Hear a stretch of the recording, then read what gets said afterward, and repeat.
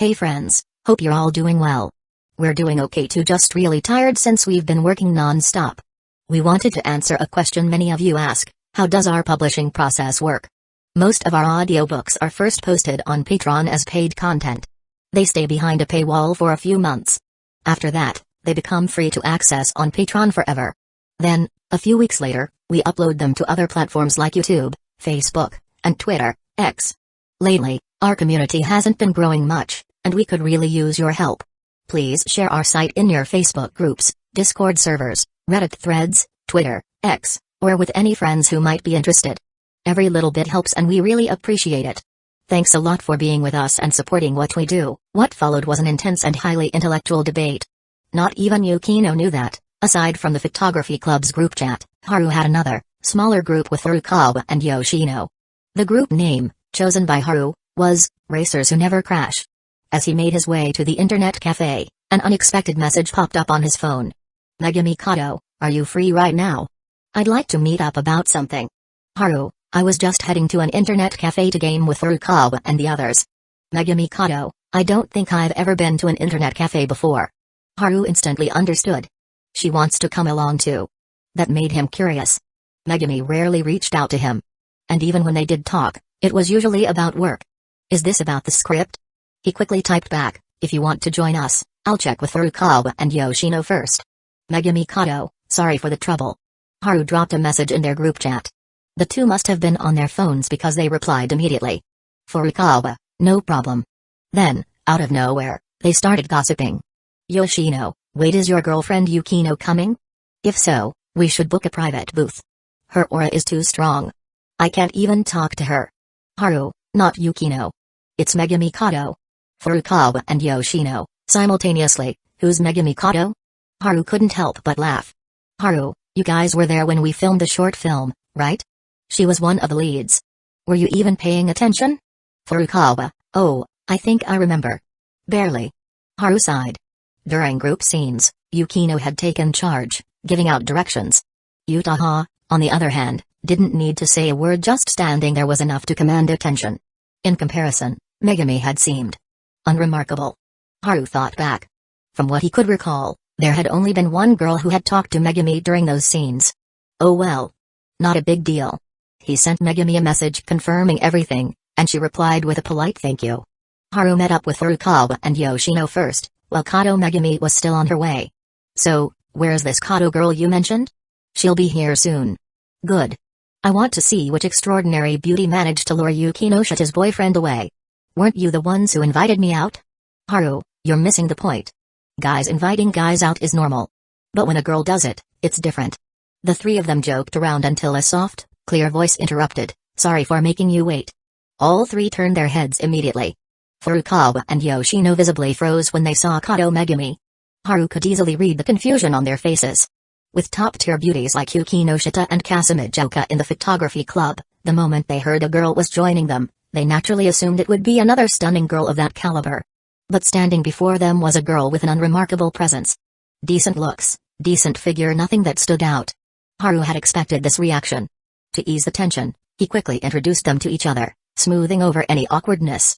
Perhaps because Kato Megami was so unassuming, Furukawa and Yoshino soon relaxed, chatting casually along the way. They picked an internet cafe with a nice atmosphere. Since there was no open hall, only private rooms of varying sizes, they had to decide how to split up. How about we take 2 double rooms? We guys take one, and you share with Kato. Are you sure we don't want a 4-person room? Haru, you really don't get it, do you? Furukawa sighed dramatically. Yoshino chimed in, Kato came all this way to spend her holiday with you, which is already a big deal. By the way, where is she? I've been right behind Amamiya-kun the whole time. Megami said slowly. Furukawa and Yoshino nearly jumped in shock. Their reaction was almost identical to Haru's when he first experienced this phenomenon. Megami simply pressed her lips together without saying more. She no longer felt too disappointed when people overlooked her. After all, there was one person who always noticed her. In the end, they went with the 2 double rooms, and Haru quickly paid for everyone before the others could protest. When Furukawa and Yoshino tried to refuse, he grinned and said, you guys worked hard during the film shoot. Consider this a thank you. In reality, he still felt a bit guilty for using them as test subjects for his hypnosis experiment back then. Even though the incident was in the past, he now fully understood how absurdly powerful hypnosis was. It still made him a little uneasy. Seeing that they couldn't argue their way out of it, Furukawa and Yoshino simply bought 2 bottles of cola and handed him one in return. As friends, they understood that friendships were about mutual support, not one-sided generosity. The private room was comfortable, with soft cushions for sitting or lying down, as well as a designated space for hanging up clothes. Once Haru and Megumi were settled, he booted up both their computers and asked, "So, what was it that you needed to meet up to talk about?" He noticed the concern in Megumi's eyes as soon as he spoke. "Have you been doing okay lately?" she asked softly. Haru blinked in mild surprise. "Which part are you referring to?" Megumi hesitated for a moment before saying, "The news about the hooded hero has been appearing less and less online. I kept an eye on it, and it looks like someone is deliberately suppressing it. So, I started wondering if something had happened to you." Her concern was genuine and heartfelt. Haru waved a hand dismissively. "Don't worry. Something did happen, but it's already been taken care of." Megumi nodded. Since he didn't want to elaborate, she chose not to press further. "So, was that the reason you wanted to meet up?" he asked, logging into his social account and launching League of Legends. Megumi didn't touch her computer. Instead, she continued gazing at him. "There's actually something else I wanted to ask, but I'm not sure if I should." Haru smirked. "Well, since you brought it up, it means you want to ask." "Good point." After what seemed like a moment of internal debate, Megumi folded her hands neatly over her lap and looked up at him. "Kasumijoka-senpai seems to be doing much better these days. Did you encourage her again?" "No, she encouraged me." With her mouth one the moment Megumi mentioned Utaha, Haru's mind flashed back to the events of the previous night. He could tell that if the timing had been right, she truly would have given him everything rather than simply using her mouth to make him happy. That was also the first time he had personally measured just how incredible Utaha's body was. No doubt about it, she was spectacular. Completely different from Yukino. If Yukino was a proud and elegant bloom, then Utaha was fire melting into passion. Snapping out of his thoughts, Haru casually responded, "Not really. She's always been talented." Once she adjusted her mindset, her state naturally improved. Just as he finished speaking, his phone suddenly rang. Glancing at the caller ID, he saw Utaha's name flashing on the screen. Speak of the devil. Chapter 95, The Humble and Studious Kasumijoka. When Haru saw Utaha calling, he initially thought she just wanted to chat or ask for advice about script writing. But as he glanced at Kato Megumi, signaling that he was taking the call, he was met with a deliberately lowered, almost seductive voice from the other end. "Good afternoon, Amamiya-sensei." Keeping a straight face, Haru was relieved that his phone wasn't on speaker, otherwise, this would have been quite the awkward situation. He stole a glance at Kato Megumi, who was focused on her computer, then calmly responded. "So, are you calling to ask for my advice?" "That's right. Are you free right now? I'd like to come over and hang out." Utaha made no effort to conceal her intentions.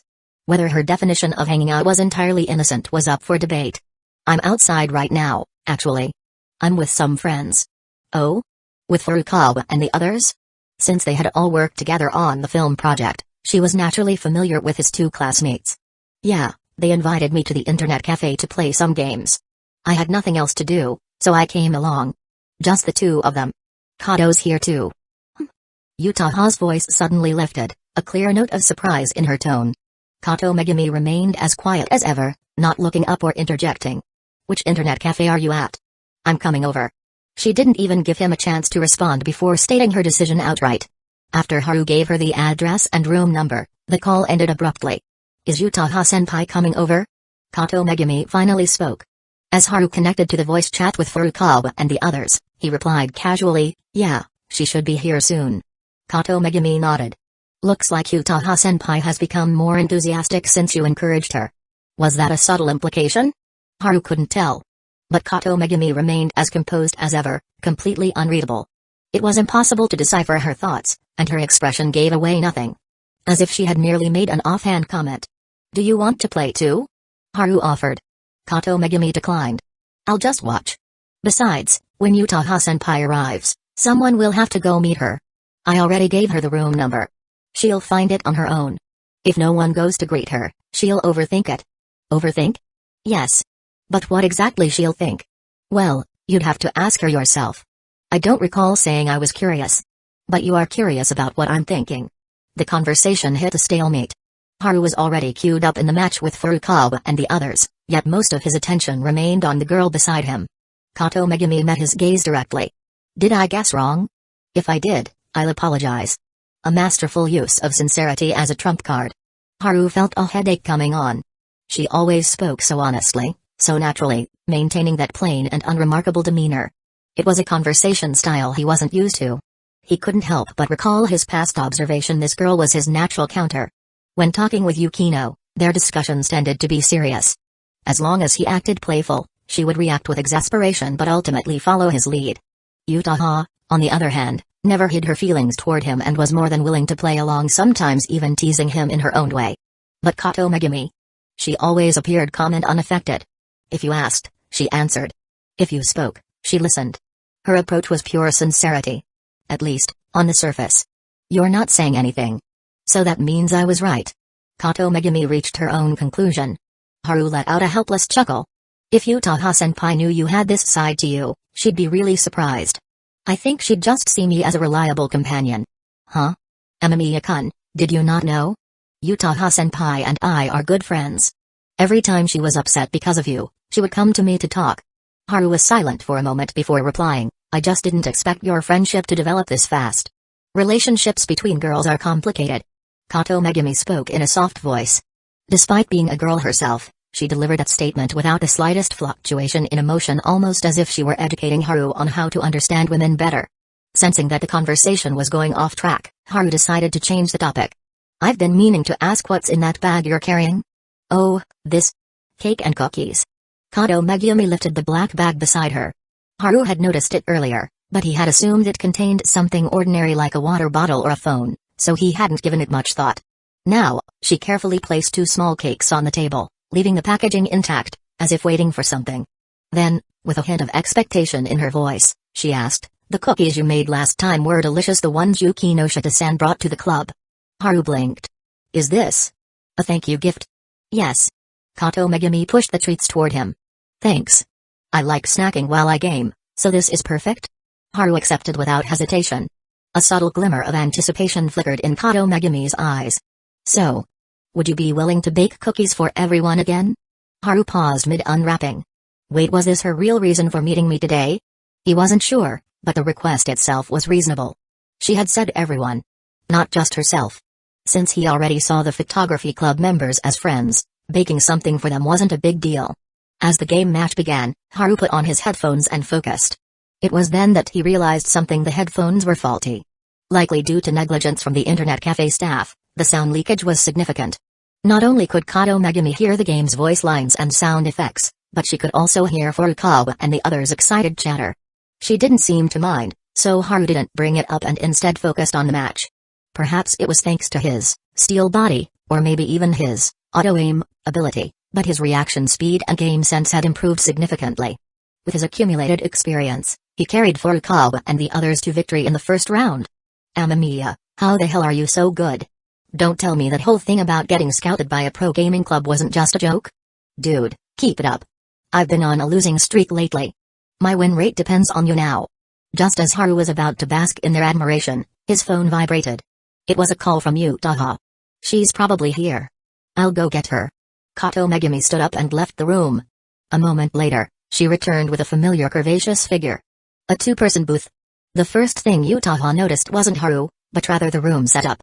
I originally wanted a 4-person booth, but Furukawa and the others refused. Haru explained. Without commenting further, Utaha adjusted her skirt and gracefully took a seat beside him. Although the booth was meant for 2, if they sat side by side, it could comfortably fit 4 people. Senpai, do you want to play? Kato Megumi asked, shifting slightly inward to accommodate the new arrival. Utaha, sitting right next to Haru, seemed completely unfazed by their close proximity.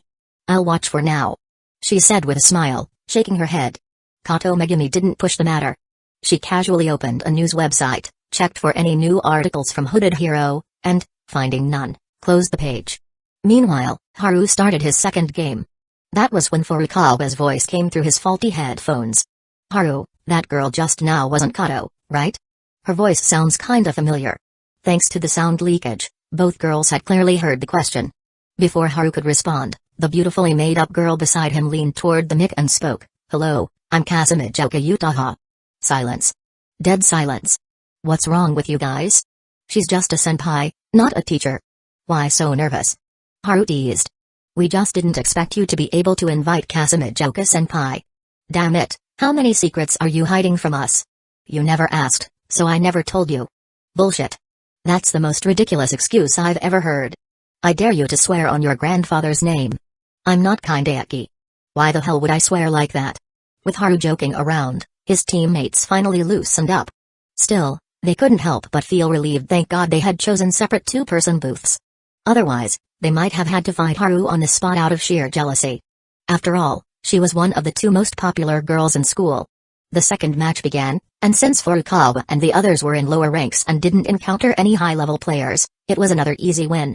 Seeing that neither of the girls beside him were interested in League of Legends, Haru shifted the conversation to stories from his past. This time, both Utaha and Kato Megumi seemed intrigued. Furukawa and the others, too, listened intently. Haru mostly talked about trivial childhood experiences like how the Yukinoshita sisters weren't always as composed as they were now, and how, as a child, he used to be the leader among them. He and Yukino had met in elementary school, and they had truly become close through an incident involving school bullying. Bullying was something he had always despised. Even after all these years, his stance hadn't changed. Bullying can affect someone for their entire life, and most of the time, the perpetrators feel no remorse. Instead, they take pride in what they've done. That's why, at the beginning of the school year, I didn't hold back.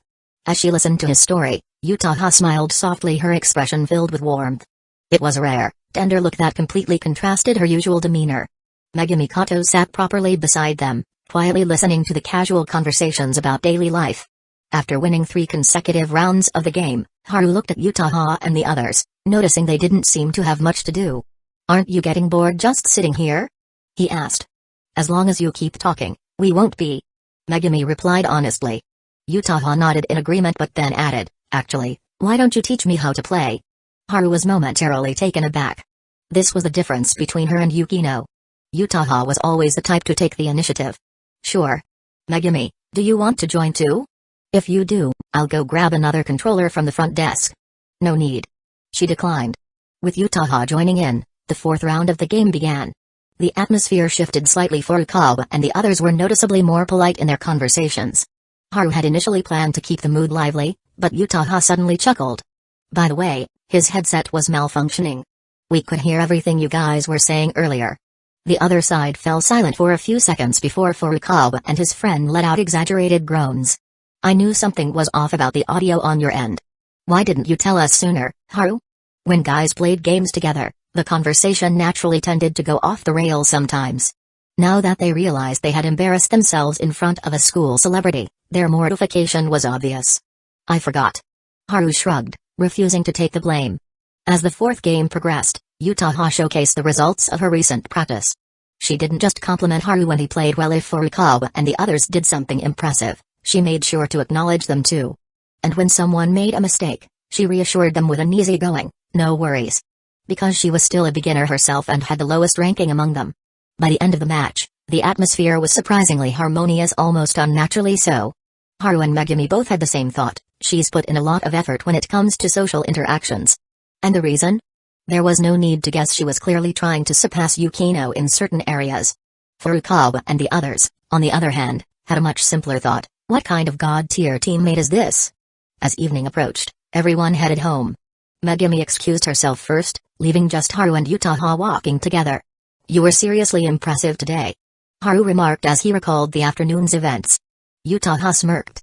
Didn't you once say I was too eager to improve? I just happen to feel the same way about this, so I put in the effort. So, in a way, I'm like a walking encouragement buff? Haru mused. Suddenly, Utaha slipped her arm through his, the warmth of her touch spreading through the fabric of his sleeve. You owe me a lesson, she murmured. Haru raised an eyebrow. Aren't you heading home for dinner? I am, she admitted, but I want you to come with me. So, I'm going to your place for dinner again? Not quite. My mom has been overthinking things lately, and I haven't fully convinced her yet. Haru processed her words before suggesting, should I go talk to her? Utaha saw right through him. He wanted to share the burden she was carrying. Her expression softened. I can handle it, she said gently. You just need to teach me. Wait. The way you said that, are you planning to sneak me in through the window? No need for that, she replied with a teasing smile. My dad isn't home yet, And my mom's out grocery shopping. We can just use the front door. Should I be impressed by your strategic thinking? Thank you for the compliment, she said with a smirk. And so, they arrived at the Kasamijoka residence. Just as Yutaha had predicted, no one was home. Haru changed into indoor slippers, but before he could react, Yutaha grabbed his shoes along with her own and carried them into her bedroom. The whole thing felt sneaky, like they were up to no good. It almost made him laugh. But the moment he stepped inside her room, all thoughts of laughing disappeared. Yutaha suddenly turned, wrapped her arms around his neck, and pushed him back against the door. Her soft, fragrant body pressed against his. Then, with a graceful movement, she lifted her long leg and nudged the door closed. Every action was deliberate. Not a single move was unnecessary. Kiss me. Her eyes burned with a smoldering intensity. It was only then that Haru realized she had wanted to do this for a while. She had simply held back because there were always other people around. But now, she didn't need to suppress her feelings anymore. Haru gazed at her flushed cheeks and asked teasingly, "So, the lesson starts now?" She curled her lips into a playful smile, her tone sultry. "I'm willing to learn anything, Amamiya-sensei." "How diligent of you, Kasamijoka-senpai." Haru slid one arm around her slender waist while the other reached up, deliberately undoing the first button of her shirt. Her long lashes trembled, but she didn't resist. Instead, she looked at him and asked, "Why do you keep calling me senpai?" "Because it makes things more exciting," Haru replied. "Should I be calling you a pervert, then?" "Thanks for the compliment." This time, it was Haru's turn to thank her. The roles had reversed. As they spoke, his fingers continued their unhurried work. The first button. Then the second. And the third. No words were needed. Time blurred until a door opened in the distance, followed by footsteps in the living room. "Yutaha, are you home?" A woman's voice called out. The footsteps stopped just outside the bedroom door. Foreheads pressed together, Haru watched the deep flush on Yutaha's face. He whispered, "Do you want to go out?" She didn't answer. Instead, she glanced at the door before calling out, "I'm working on something." "Oh, okay. Take your time." Her mother responded before walking away. Yutaha giggled, her flushed face brimming with amusement and mischief. "Now, where were we?" "What?" Haru could only stare in disbelief. The first day of the new school term. The classroom buzzed with energy. Some students excitedly shared stories about their vacations, while others slumped in their seats, still reluctant to let go of their holiday mindset. Haru exchanged a few casual words with classmates before settling in. The lively atmosphere lasted until the teacher arrived. Clearly used to this routine, the teacher chatted with the students about their holidays before eventually reminding them about the upcoming start of term exams. As expected, groans of despair echoed through the classroom. Haru, however, was lost in thought. Yutaha's enthusiasm for learning had been overwhelming. If her parents hadn't returned last night, he probably wouldn't have had the chance to leave. Then again, the outcome wouldn't have changed. In the end, she would have been the one to lose. At lunch, Amamiya sat with Yukino in the cafeteria as she casually mentioned a recent development at home. "My mother started a film production company. Since you agreed to help, she's planning to have my sister gain some experience there." "That was fast," Haru mused. "My mother has always been like that," Yukino replied. As they ate, Haru noticed she kept looking at him. "Do I have something on my face?" he asked. Yukino's tone was calm. "I was just wondering. How many times did Kasamijoka-senpai meet up with you over the break?" Haru. Chapter 96, Elegance Never Goes Out of Style. Haru nearly praised Yukino with a "you truly foresee everything." Fortunately, he corrected himself just in time. "Senpai did look for me. Just as I expected. No matter how much she suppresses her feelings, one day, she won't be able to hold back." Yukino gazed at him expressionlessly. Knowing he was at fault, Haru resigned himself to her scolding. But Yukino didn't seem interested in scolding him. She continued eating with her usual grace and composure. "The short film has been completely shot. Can you handle the editing?" "Of course. But I thought you would want to do it yourself." "I've been learning, but I know my skills aren't good enough yet. If I were to edit it now, I'd probably produce something I wouldn't even be satisfied with." "Then should we find a time to go to the company?" Since she had brought it up so directly, Haru figured she wanted to observe the editing process in person. "That works." Yukino agreed without hesitation. During the lunch break, the school was buzzing with energy. With the holiday just ending, the relaxed and excited mood still lingered. "Yukinoshita-san, is the short film completed?" "Yukinoshita-san, do you want to go shopping with us tonight? Kanako really admires you." "Ugh, no, I don't." As Haru and Yukino walked out of the cafeteria, a few students who had helped with the film earlier greeted them. Of course, all the girls were there for Yukino. The rumor that they were dating had long since spread, and after witnessing Yukino's leadership and personality during filming, the girls wisely refrained from chatting with Haru. As they walked, Yukino responded to each greeting with quiet politeness. When they reached the deserted end of a hallway, Haru chuckled and teased, "So, how does it feel to be admired and respected by your classmates?" Yukino actually took a moment to consider it. "Though I prefer quieter environments, I must admit it's not a bad feeling." Then, she turned to him, amusement flickering in her beautiful eyes. "For this, I should thank you." Haru had been the one who convinced their classmates to help with the shoot. The snacks and drinks on set? All provided out of his own pocket. Yet, he never took credit. Instead, throughout the filming, he kept emphasizing that she was the director, the one in charge. After hearing it enough times, everyone naturally assumed that the delicious snacks and wide variety of drinks had been arranged by Yukino herself. And so, her reputation at school had shifted for the better. Coupled with her fair and impartial demeanor, she had, on the very first day back, earned the admiration and goodwill of many. "It was nothing," Haru said casually, smiling. "We're going to be in high school together for 3 years. If I can help you have a better time here, why wouldn't I?" To him, it really was a small thing. Something he felt he should do. Yukino's smile deepened. "To be honest, I wanted everyone to know that you were the one who bought everything. It's in the past now. Besides, there's no need for us to keep things so separate, is there? Are you confessing to me right now?" "I've already confessed, haven't I?" "Still the same as always." Yukino chuckled to herself, then thought of another remarkable girl. "I really can't escape this scumbag, can I?" Her gaze drifted toward the sports field, and in her mind, an image of Kasumijuka Utaha surfaced. Before she could stop herself, she asked, "Senpai didn't come looking for you today?" "Nope," Haru answered honestly. "First day back, she's probably busy." Yukino had forgotten about that. Utaha was also top of her grade, a school celebrity in her own right. Of course, she'd be swamped today.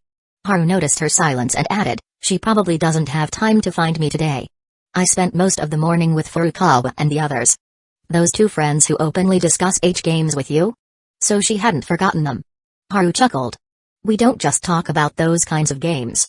It's like how manga fans sometimes read those kinds of books, but people who only read those books rarely touch regular manga." Yukino shot him a helpless look. "Only you could say something so ridiculous with a straight face. Was my logic wrong?" "Absolutely." "Alright, fine. What I meant was Furukawa and the others aren't just any friends. They helped a lot during filming." "Helped?" "Yeah. They kept the atmosphere lively and looked after classmates who were grumpy from the heat." "Fair enough. But that doesn't change their image as your game discussion buddies." "Whatever, it's only the first day back. I won't argue with you today." "Giving up so easily? That's not like you, Amamiya Haru." Yukino raised an eyebrow, doubt playing on her fair face. Whenever she called him by his full name, it meant one of two things: either she was angry or she wanted the truth. And this time, it was clearly the latter. Under her sharp gaze, Haru glanced around, ensuring no one was nearby, before leaning in close. "What are you doing?" Yukino didn't back away, though her cheeks grew slightly warm at his sudden proximity. Lowering his voice, Haru whispered, "I'm giving up quickly because I'm a kind and considerate man." "Speak normally." "Cough." "Fine. It's just that you always surrender quickly when you stay over at my place, so I figured I'd return the favor." Yukino glared daggers at him. Was that really something he could just say out loud? Besides, she had never once surrendered. Not even once. She could swear on her, well, relatively flat chest. Even that one time, when she lost way too quickly and nearly begged for mercy, she still made a comeback in the end. Haru, unfazed by her glare, spread his hands. "I was just trying to be thoughtful, and now you're mad at me?" Yukino took a step back, putting some distance between them. Her anger faded, replaced by growing suspicion. Her sharp mind warned her this is a trap. "Reverse psychology?" she guessed. Haru feigned innocence. "How could I? You're too smart for that. If I used reverse psychology on you, you'd see right through it immediately." Yukino narrowed her eyes. "So it is reverse psychology." Turning away, she walked off, throwing out a casual remark, "I'm not staying over at your place tonight." "Give up." Haru sighed dramatically. "Mission failed, huh?" Yukino paused for a moment. "Kasumijuka-senpai isn't allowed to stay over either. I'll be calling to check." "Is this what they call a bed check?" Haru laughed. Yukino didn't deny it. After school, the photography club gathered, excitement filling the air as they learned the short film had entered its final editing phase. After all, this project had been built from the ground up, step by step. Everyone had poured their energy into it. Will it be uploaded online? Someone asked. Have we settled on the final name? Last time, Yukinoshita-san mentioned that she wasn't entirely satisfied with the current one and wanted to think it over some more. A group of students turned to Haru, eagerly awaiting his response. Yutaha, however, remained silent, merely glancing at Yukino, who sat calmly beside her. She quickly caught on. Yukinoshita, you've already decided, haven't you? The others immediately turned their attention to her. Yukino gave a small nod. I've decided to release it online. When I spoke to the principal earlier, I promised to include a promotional segment for the school at the end of the film. Because of that, I believe the school will help us with promotion as well. This is great news. If more people see the short film we worked so hard on, it means our efforts weren't in vain. Even Kato Megumi, who rarely spoke up, chimed in. It was clear this project meant a lot to her. Yukino nodded. I feel the same way. As for the name, I've decided on birthday gift. Yutaha gave her a strange look. Birthday gift? Is it because of the ending I suggested? Where the ghost heroine chooses to say a heartfelt farewell on the other heroine's birthday? Yes. Yukino confirmed. Yutaha's expression became even more complicated. Is this some kind of gesture of goodwill? But she immediately dismissed that thought. Knowing Yukino's personality, there was no reason for her to go out of her way to please anyone. And yet, the final version of the film had adopted her proposed ending instead of the one Yukino originally decided on. She couldn't quite wrap her head around it. Meanwhile, Kato Megumi sat quietly, lost in thought, unnoticed by the others. With everything settled, Haru didn't keep the club members for too long on their first day back. As usual, he and Yukino walked home together. But they hadn't gotten far before a black Lexus sedan pulled up beside them. It didn't exactly block their path, but it was clear that the car had stopped specifically for them. The door opened, and a weary-looking woman stepped out. Yukino's eyes flickered with surprise. Mrs. Hisada? Haru stood by silently, observing. Yukinoshita-san, do you have a moment to talk in private? The woman forced a smile, but her exhaustion was evident, making it look rather unconvincing. Yukino still vividly remembered the things her mother had warned her about. Without hesitation, she declined. Sorry, but Haru and I are heading home for dinner. I can treat you both to a meal. There's no need. I have no intention of getting too close to the Hisada family. Yukino's response was blunt. The woman's smile faded, replaced by a look of irritation. Is the Yukinoshita family really going to drive us into a corner like this? We've known each other for so long, do you really have to go this far? Yukino frowned. I think you've misunderstood something. I don't know much about my family's affairs. The woman clearly didn't believe her, letting out a cold chuckle. That's exactly what Haruno-san said earlier. Oh, so you already spoke to my sister? Then coming to me is a waste of time. Seeing the woman's lack of courtesy, Yukino didn't bother being polite either. The woman clenched her fists, lowering her voice. My son is still in the hospital. The doctors say it'll take at least a year for him to fully recover. Yukino looked confused. And you're telling us this because Haru and I have no involvement in your family's matters? Haru quickly nodded. Yeah, I gotta be honest here, we really don't. The woman gritted her teeth and softened her tone slightly. My brother's career plummeted because of your family's ruthless tactics. He was crushed to the very bottom and still hasn't recovered. Now Yukino understood. I see. You want me to ask my mother to show some mercy? Then you're bound to be disappointed. I have no knowledge of these matters, nor any interest in them. Haru, on the other hand, had a pretty good idea. For things to have escalated to this extent, it likely wasn't just his family involved. Yukinoshita's mother must have collaborated with others as well. Did you really have to take it this far? Our family has already suffered enough. I went to see Haruno-san this morning, and the first thing she said was that she didn't know anything.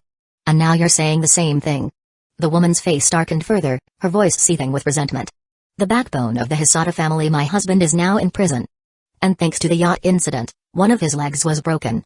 He has to use a cane just to walk. Yukino was already growing impatient. She was about to reject her outright when Haru suddenly spoke up. Mr. Hisada lost a leg. So now he's literally taking life one step at a time? The air went still. Yukino quickly turned her head, barely stifling a laugh as she shot Haru a sideways glare. Her eyes clearly said, did you really just crack a joke in this situation? The woman stared blankly at Haru. What? Did you just say? She looked as though she couldn't believe what she had just heard. How could someone say something so cold-blooded with such a casual expression? Haru pretended not to hear and turned to Yukino. Let's go. Yukino only nodded, staying silent. She was mostly worried she'd laugh out loud. That would be way too rude. Wait. The woman reached out, trying to grab Yukino, but Haru swiftly caught her wrist. Let go of me. The woman's voice grew sharp, her expression turning frantic. Haru released her hand and calmly reminded her, Mrs. Hisata, you're a respectable person. Don't make a fool of yourself here. Losing your composure will only end up hurting you in the end. Yukino, who had been keeping a straight face, blinked in surprise. She remembered Haru saying something similar while playing a game once. If she recalled correctly, there was another line after that, elegance never goes out of style. Are you threatening me, Amamiya Haru? The woman's face twisted in anger. The driver who doubled as her bodyguard stepped out of the car, a tall, imposing man glaring at Haru with clear hostility. Haru suddenly raised his fist. With a sharp whoosh, his punch stopped just an inch from the man's face. The man froze. The sheer force of the punch sent a gust of wind through his hair. Everything had happened so fast that, despite his professional training, he hadn't even been able to react. The woman stood there, stunned. Haru lowered his fist and smiled at her. That wasn't a threat just now. But this is. The bodyguard hesitantly touched his own face, still in shock. With that speed and explosive power. If Amamiya Haru had actually gone through with the hit, he'd be out cold sleeping like a baby by now.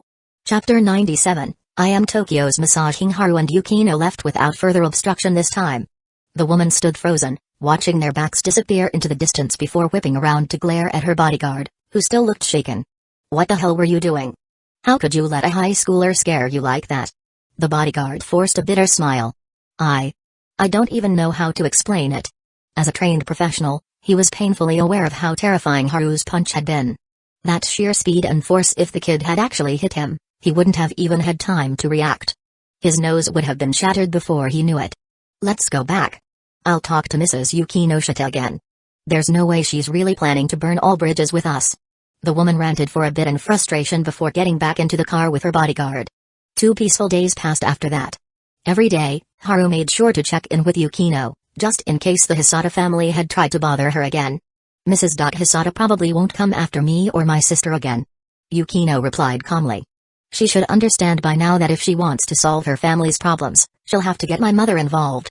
She still didn't ask for details, only stating the situation as it was. But Haru was always cautious. He didn't fully relax just yet. He decided to pay a friendly visit to Hisata Keisuke in the hospital that evening.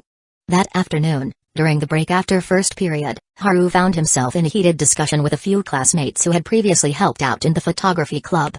Their voices were hushed, but their expressions were anything but serious. They were talking about Eroge. What had started as a private conversation between Haru and his close friends, Furukawa and 3 others avid industry insiders, had somehow been overheard. That single slip had unearthed a surprising revelation. There were far more enthusiasts in class than expected. Some argued that older games were better, full of nostalgia and gripping storylines. Others countered that modern games were superior. Their refined graphics alone put older titles to shame. Then, a boy with neatly parted hair chimed in with a calm, knowing tone. It's never about the land being barren. It's about whether the ox can endure. No matter how hard you plow, a dry field will only ever become a rice paddy at best. Silence. Everyone stared at him in awe. So this was the true master among them. Meanwhile, Haru was lost in thought. Wait. My situation seems different. This ox isn't even close to exhaustion. In fact, it only grows stronger with every battle. After school, Haru had just stepped out of the classroom when he ran into Yutaha. You're heading to the club too? Perfect, let's go together. She said casually. Haru smirked. Not busy anymore? For now. Yutaha sighed dramatically, pretending to be exhausted. Then you should take the chance to rest properly. I expected you to say something like, want me to make you a schedule? Or how about I give you a massage? Haru raised an eyebrow. Wait, how do you know I can massage? Huh? Wait, you actually can? Yutaha blinked in genuine surprise. She'd only been joking. Haru straightened up and declared proudly, I am Tokyo's massaging. The last time he told Yukino, he had modestly claimed to be Tokyo's #1 massage expert. But now that his auto-aim skill had improved significantly, he saw no need to hold back. After all, when he massaged Yukino last time, he barely used any force. Yet she still had to change her underwear afterward. Yutaha chuckled. Alright then, if you have time, how about giving me a massage? Sure, but you should mentally prepare yourself. Haru's tone was serious. For a massage? Yutaha looked skeptical. Yes, My techniques pack quite a punch. I'm worried you won't be able to handle it.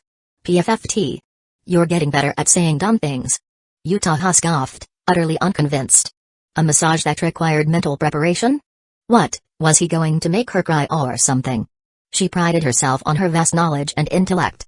She had studied a little bit of everything including massage techniques. Haru claiming that she couldn't handle it. Nonsense. If anything, she was more concerned about whether he could handle her. After all, my body is quite something. When the time comes, I'll take the lead. Let's see if you're the one who breaks first. Yutaha's face grew slightly warm as she imagined Haru struggling to keep up. She couldn't help but giggle. Haru shot her a puzzled glance. Before he could ask, their path was suddenly blocked. You two? Together? Hiratsuka Shizuka frowned at the sight of them walking side by side. Haru replied smoothly, Yutaha-senpai and I were just discussing a highly professional academic topic. It's too advanced for you, Hiratsuka-sensei. Oh? Hiratsuka crossed her arms, tilting her chin up. Is that so? Then explain it to me. Are you sure you want to hear it? Quit stalling and spit it out. Haru smirked. We were discussing the energy absorption of sand walls and their effect on blast waves. Huh? Hiratsuka blinked in confusion. The topic sounded so technical, so dense, that she wasn't entirely sure if he was messing with her. She turned to Yutaha for confirmation. As a top student and a model pupil in the teacher's eyes, surely Yutaha would tell the truth. But what Hiratsuka didn't know was that this black-stocking senpai had long been conquered by this cunning pig. So when Yutaha noticed Hiratsuka's questioning gaze, she simply smiled politely and nodded. That's correct. Hiratsuka. Haru put on a concerned expression. Hiratsuka-sensei, your confused face says more than words ever could. Yutaha maintained her gentle smile.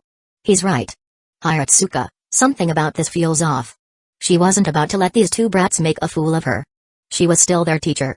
No way was she going to let Haru spread rumors about her being clueless, especially not to Yukino. So, keeping her cool, she challenged him. I still think you're messing with me. Haru gestured toward Yutaha. She's the top student in the entire grade. Hiratsuka immediately changed tactics, avoiding that point. Fine. She said, acting unimpressed. Then just explain that sand wall thing to me. It's sand wall energy absorption. Haru corrected, earning himself a glare. He chuckled and quickly searched his memory.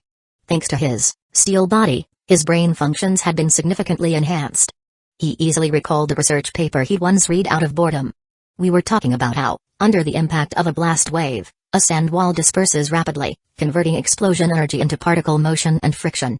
This absorption effect helps protect structures from the shockwave's destructive force. Hiratsuka was stunned. Then Yutaha, still smiling, smoothly added, according to the reports I've read, a sand wall can reduce peak overpressure by up to 6 times.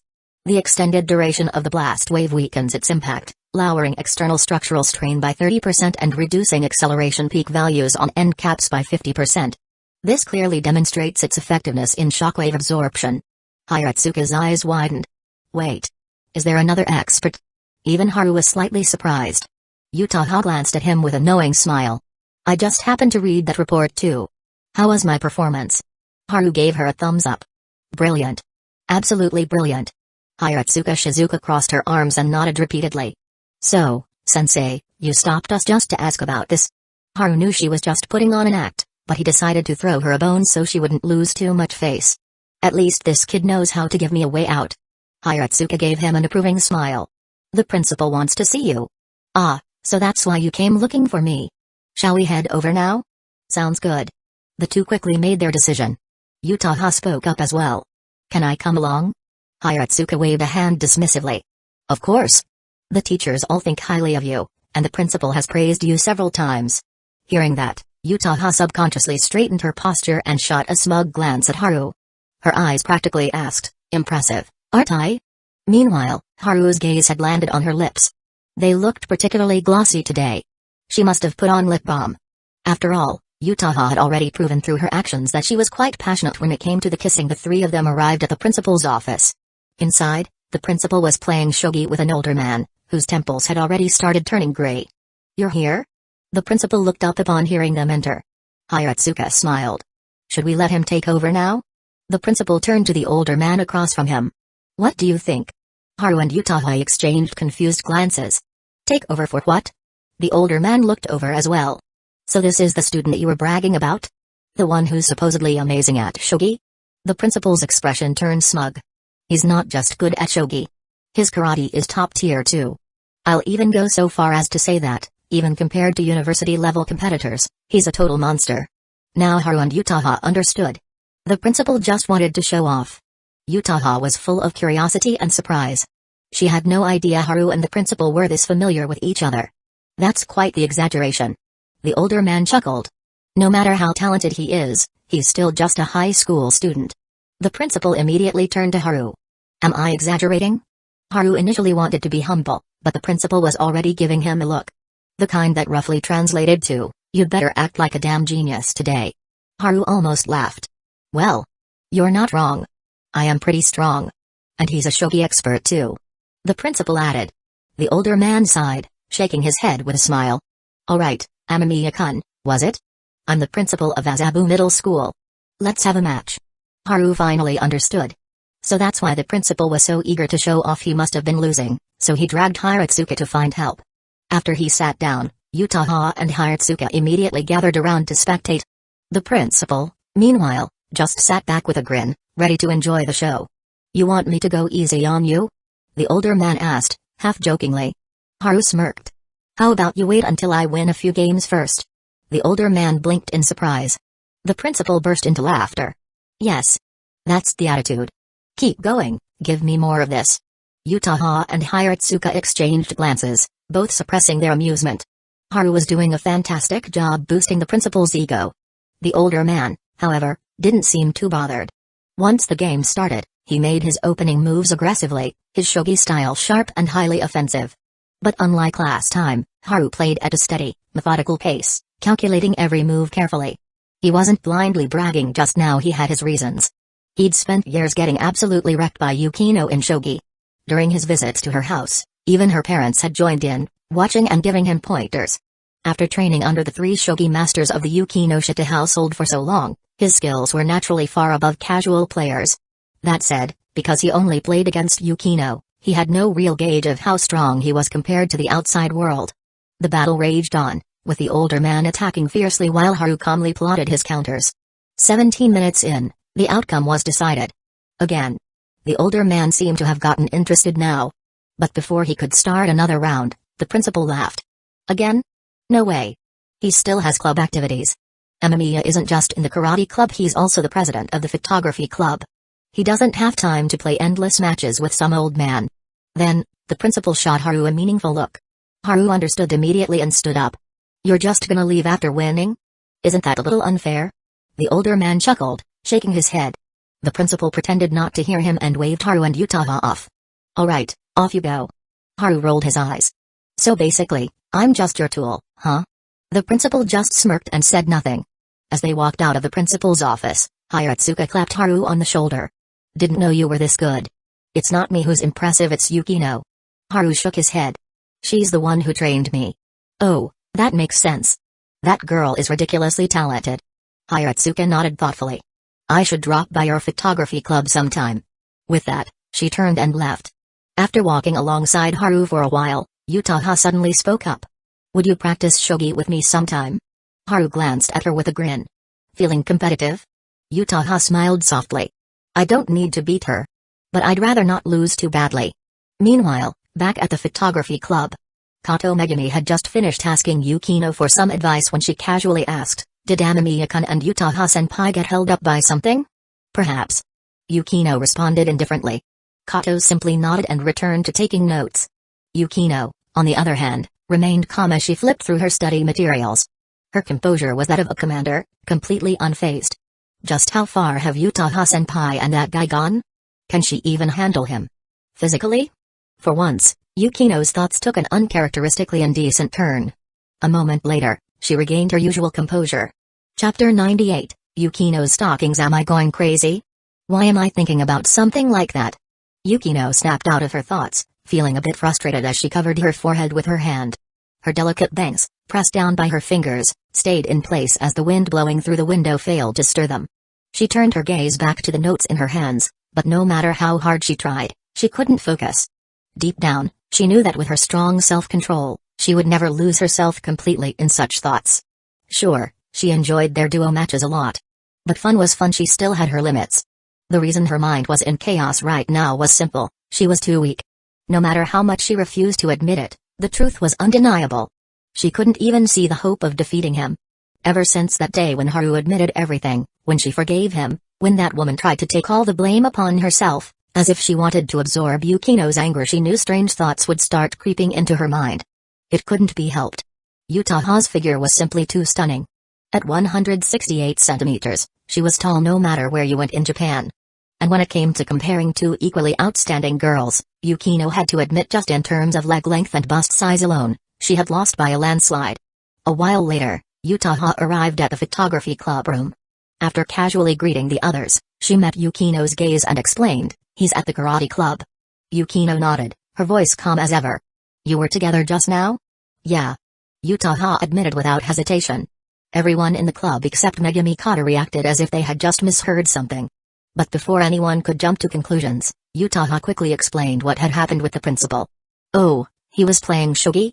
Yukino didn't seem surprised in the slightest by Haru's victory. "Considering how many times he's lost to me, his level should be quite decent for an amateur." Hearing that, Yutaha's curiosity was piqued. "You're good at shogi?"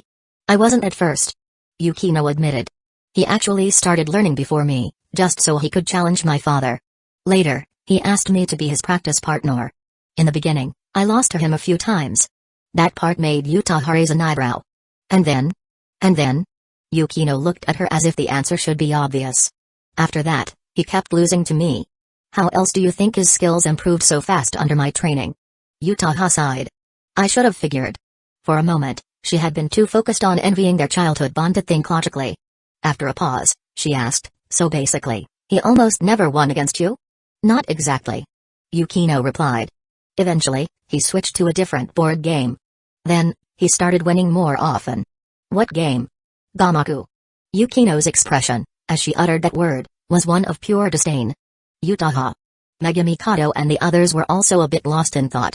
That's exactly the kind of thing he would do. Yutaha couldn't help but chuckle. Gamaku was an easy game to pick up but difficult to master, especially with the additional forbidden move rules. She could already picture Haru shamelessly pulling tricks while playing against Yukino. Yeah, that's totally something he would do. She reaffirmed the thought in her mind. "You seem quite interested in shogi." Yukino's voice suddenly rang out. Yutaha was caught off guard. "You could tell?" The corners of Yukino's lips curled into a faint, unreadable smile. "I can also guess that you're probably thinking about learning it with him." Yutaha fell silent. This woman is way too sharp.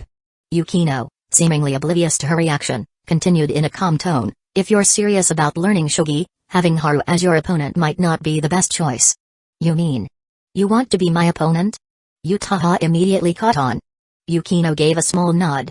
Her gaze, her posture, it was as if she was outright telling Yutaha, "I'll give you the opportunity to be crushed by me." Yutaha took a deep breath. This was getting exciting. "Alright, I'll be in your care." "No problem." Just like that, they reached an agreement. But the moment Yutaha sat down, she couldn't help but feel a hint of regret. Had she agreed too quickly? It was just like when Yukino had chosen her as the lead actress for the film she had accepted purely out of defiance. This time, though, it felt a little different. She actually invited me first. I really don't understand her anymore. About 10 minutes later, Haru returned from the karate club, having finished grinding his experience points. He also brought back a piece of news. There's going to be an anime convention in Kyoto in mid-September. Any of you interested? Yukino was the first to shake her head. She had absolutely no interest in such things. But she figured Yutaha might say yes.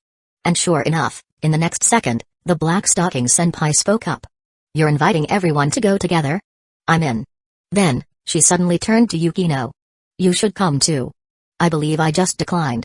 Yukino met her gaze head-on. Yutaha remained unfazed. "If the vice president doesn't attend, then the club outing won't feel complete." "This counts as a club outing?" Yukino countered while trying to decipher her intentions. Haru immediately chimed in, "Yeah, sure. Let's make it a club event. I'm the president, so I make the rules." Yukino didn't say anything further. She simply shot Haru a look. "Do you know what she's up to?" Haru met her gaze with equal understanding. "No clue yet, but I'm curious." Yukino gave up trying to read him. Figures. After checking with Megumi and the others, and getting their approval, Haru officially announced the club's next outing. That day, instead of going home with Megumi, Yutaha followed Haru and Yukino. I've decided to learn shogi from Yukino," she declared. Haru froze, his eyes shifting between the two girls with suspicion. Yukino didn't hesitate. "Is something wrong with your eyes?" "No, it's just. I don't get it." Haru spoke his honest thoughts. "What don't you get?" "Utaha, you do know what Yukino is like, right? If you ask her to help you improve in shogi, you're basically signing up to be tortured." "I'm prepared for that," Utaha replied firmly. Yukino nodded in approval. "Good mindset. I hope you can maintain it." Despite being her junior, she spoke in a tone as if she were the senior here. But Utaha wasn't surprised. After all, they'd known each other for nearly half a year now. Yukino never cared about strict seniority, only talent and character. Seeing that the two had already reached an agreement, Haru decided not to interfere. He would just sit back and watch the fun unfold. After all, being crushed by Yukino was an experience he knew far too well. As the three of them passed by a park, they spotted a man with long hair, wearing earrings, and with expertly applied makeup. He was pushing a baby stroller while speaking into his phone in an oddly delicate, submissive voice. Yukino and Utaha both grimaced at the sight, quickly looking away and picking up their pace. Haru, on the other hand, stared for a few extra seconds. Naturally, this little act didn't go unnoticed by the two girls. Their expressions darkened in unison as they snapped, "What are you looking at?" Haru caught up with them, rubbing his chin in thought. "I was just reminded of a really famous series." Instantly, both girls became wary. "What series?" "Nothing." Haru wasn't dumb. No way was he saying it out loud. That man just now had a very Zero kind of vibe. In other words, a passive partner. For the baby in that stroller, this was literally a starting life in a different world from Zero situation. "I have a feeling he's thinking something weird," Utaha muttered, unconvinced. Yukino's sharp gaze swept over Haru. "Are you thinking something disgusting? If you are, don't answer." Haru obediently shut his mouth. Yukino scoffed and turned away in disgust. Utaha, meanwhile, sighed and rubbed her forehead. "Why do I even like this guy?" Since the three of them had different routes home, Utaha parted ways with them at an intersection. It wasn't until then that Haru voiced his lingering suspicion. "You were the one who suggested the whole chess thing, weren't you? You're so smart." Yukino's compliment was completely devoid of sincerity. Haru frowned. "Why, though? You said it yourself earlier I'd torture her. Come on, you're not the type to do something like that just for fun." "That's my thing." "You certainly have an accurate understanding of yourself." Yukino nodded approvingly. Haru was completely lost. The last time he'd felt this way was during that ballroom dance on the cruise. Back then, he'd sensed Yukino's unease, but even after all this time, she still hadn't given him any clues. "Before you and Utaha arrived at the club today, Kato suddenly reminded me of something," Yukino said out of nowhere. Haru played along. "Reminded you of what?" Instead of answering, Yukino fixed him with a stare. "How well do you know Kato?" "She completely counters me." Hearing his response, Yukino actually seemed calm. Given what she knew about Haru's personality, when it came to Kato, his usual joking style and sharp social skills didn't work. That plain and unremarkable girl was one of the few people who could disrupt his conversational flow. Even Yukino herself couldn't say for sure that she could always control the rhythm around Kato. "You're not telling me this so I can spy on her, are you?" Haru joked. "What if I was?" Haru straightened up and saluted. "Your problem is my mission, Commander Yukino. I'll carry it out with everything I've got." "Great. Now I don't have to consider it anymore." It had only been a passing thought, she would never actually do something like that. Besides, the real issue was that she still wasn't sure how Kato felt about Haru. After all, Kato had once said outright, "I don't have any feelings for Amamiya." At the time, Yukino had studied her carefully and confirmed that she was telling the truth. But as time passed and their interactions grew, Yukino had begun to question her own judgment. Is she just that good at hiding it, or am I overthinking things? For now, Yukino had no answer. Haru's voice broke through her thoughts. "Wanna come over to my place today?" Yukino didn't mind the sudden shift. "For what?" "The usual. You teach me Spanish, I teach you Chinese. My Chinese is already quite proficient." Hearing that, Haru switched to Chinese without missing a beat. "Back then, I departed, the willow trees swayed. Now I return, snow drifts all around." Yukino smirked. "You think I wouldn't recognize a passage from the Book of Songs? You've read that too?" Haru was, once again, surprised by her dedication to learning. Yukino seemed to enjoy the look on his face, her smile radiant. "I've proven my proficiency. What about you?" "I can read and write Pride and Prejudice in Spanish." "Impressive, right?" Haru revealed his trump card. Not bad. That was all the praise she offered. Just as Haru was about to continue bragging, she suddenly said, "Let's go to your place." Huh? What made you change your mind? I kind of miss Jelly. Oh, well, Jelly definitely misses you too. You always bring treats. You just reminded me I should stop by the pet store for some snacks. That evening, fresh out of the bath, Yukino sat contentedly in the living room, petting the cat. Meanwhile, Haru, who had earlier bragged about his Spanish skills, was now pinned to the desk, forced to take study notes. This is ridiculous. I'm already so fluent, yet you still make me study. He muttered, deliberately loud enough for Yukino to hear from the couch. Diligence is the only way to prevent regression, and the key to improvement. She responded, clearly having anticipated his complaints. Oh, right. My massage skills also came from diligent practice. Are you provoking me? No, I'm agreeing with you. As soon as he said that, Yukino set down the orange cat and walked toward her room. Haru was puzzled. After 2 seconds of contemplation, he decided to follow her. But the moment he reached the doorway and took a peek inside, he froze. Yukino was putting on stockings. She had just slipped on one, leaving her other leg bare. The stark contrast between her pale, smooth skin and the sheer black stocking only made her fair complexion appear more delicate, while the leg in stockings exuded an elegant sensuality. There's a saying online, stockings are a woman's second skin. For someone like Yukino, who had grown up in a well-off family with meticulous skincare and self-care routines, her skin was flawless, rosy, smooth, and carrying a faint, enticing fragrance. I knew you wouldn't behave. Her cheeks were slightly flushed, but she remained calm as she put on the other stocking. Haru, though deeply appreciative of how stunning she looked in stockings, was utterly confused. What's with the sudden battle gear? What do you mean by battle gear? Wait, Haru. Halfway through her sentence, she realized what he meant, her expression shifting from confusion to mortification. After all, when it came to their past experiences, wasn't it always about attacking and advancing? Haru feigned ignorance. What's wrong? Yukino shot him a glare, her waist swaying slightly as she brushed past him and walked out. Haru trailed behind. You still haven't told me why you're wearing stockings. She didn't answer immediately. Instead, after settling onto the sofa, she deliberately chose the far right seat, ensuring the coffee table wouldn't obstruct the view. Then, she crossed her legs, picked up the orange cat, and asked, "Does it look good?" "Do you even have to ask?" Haru countered. A faint smile graced her lips. "Well, now that you've had your fill, you can go back to studying." Haru froze. This is cruel. How am I supposed to concentrate now? Yukino leaned back, lifting her legs slightly. Wrapped in sheer black stockings, her delicate toes curled playfully, resembling tiny, mischievous pearls under the warm light. The side-sitting position only accentuated her leg line. Haru sighed. This move is too ruthless. Yukino gave him an innocent look. Could you move aside a little? You're blocking the TV. Haru begrudgingly shifted 2 steps to the right. Then, an idea struck him. His gaze landed on the cat nestled in her arms. By the way, can I pet it? Yukino immediately saw through his scheme and gave him a look of disdain. When you say it, do you mean the cat, or my legs? Haru tossed the question back. That's for you to think about. Thanks for the reminder. I'll give it some thought. Meanwhile, you should go study. Yukino's response was effortlessly dismissive. Haru sighed and reluctantly returned to his desk, muttering under his breath. Yukino, enjoying her small victory, deliberately asked, "What are you mumbling about?" Haru grumbled, "I want to go to the kitchen, turn on the stove, and dice up some tomatoes into little pieces before tossing them in the pan to stir-fry." Tomato. Chapter 99, Kazamijoka, who can't focus on studying tonight. Yukino stayed over again. Neither she nor Haru found this unusual. It had become a common occurrence. After all, she had already showered here and changed into her nut dress.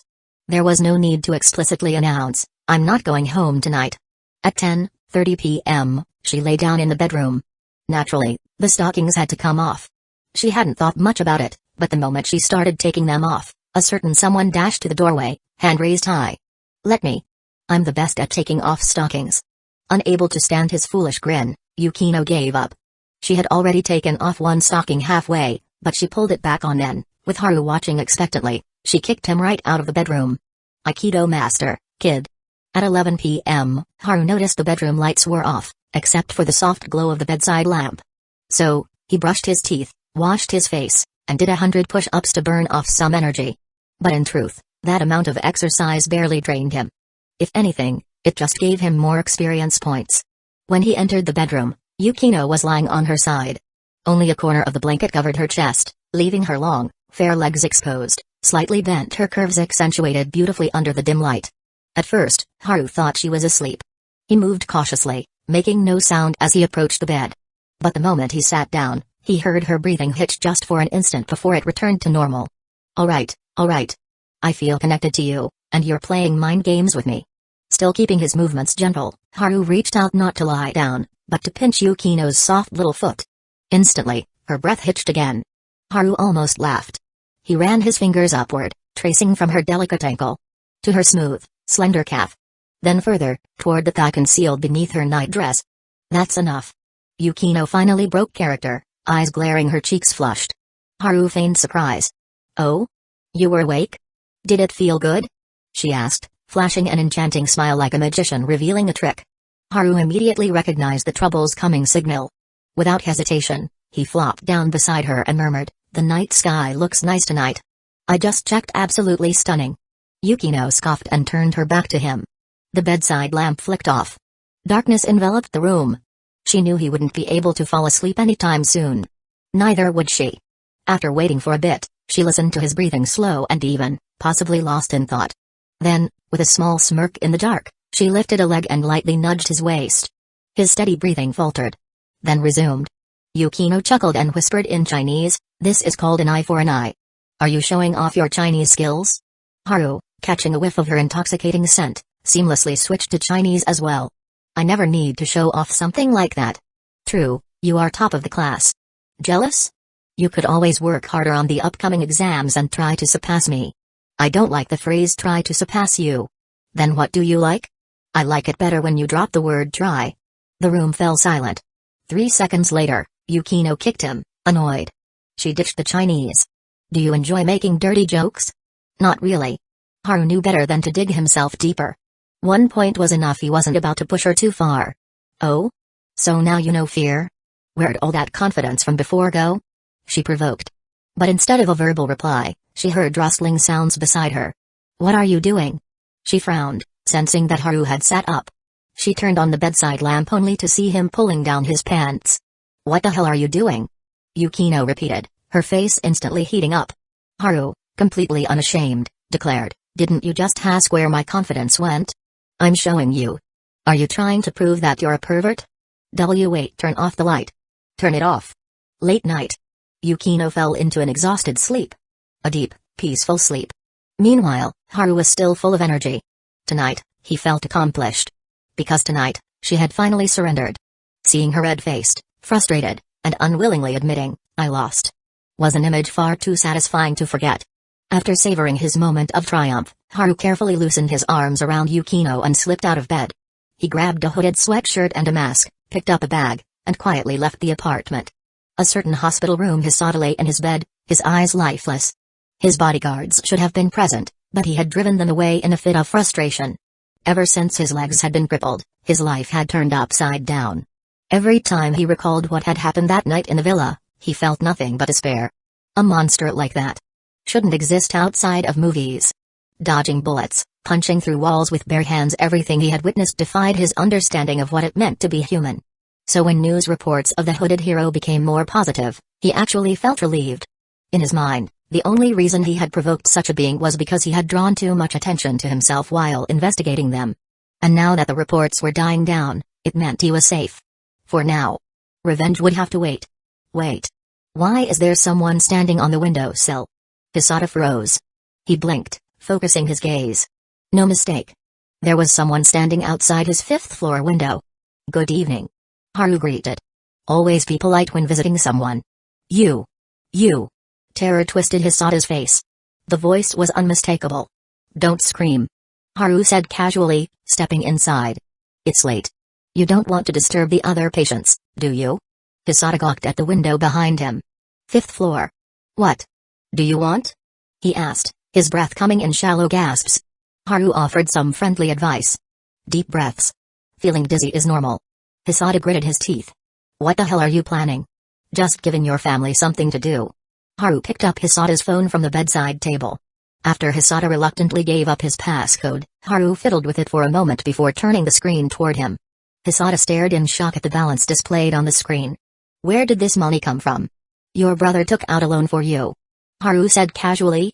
Don't worry, I only sent a few messages to your family. As for what happens next.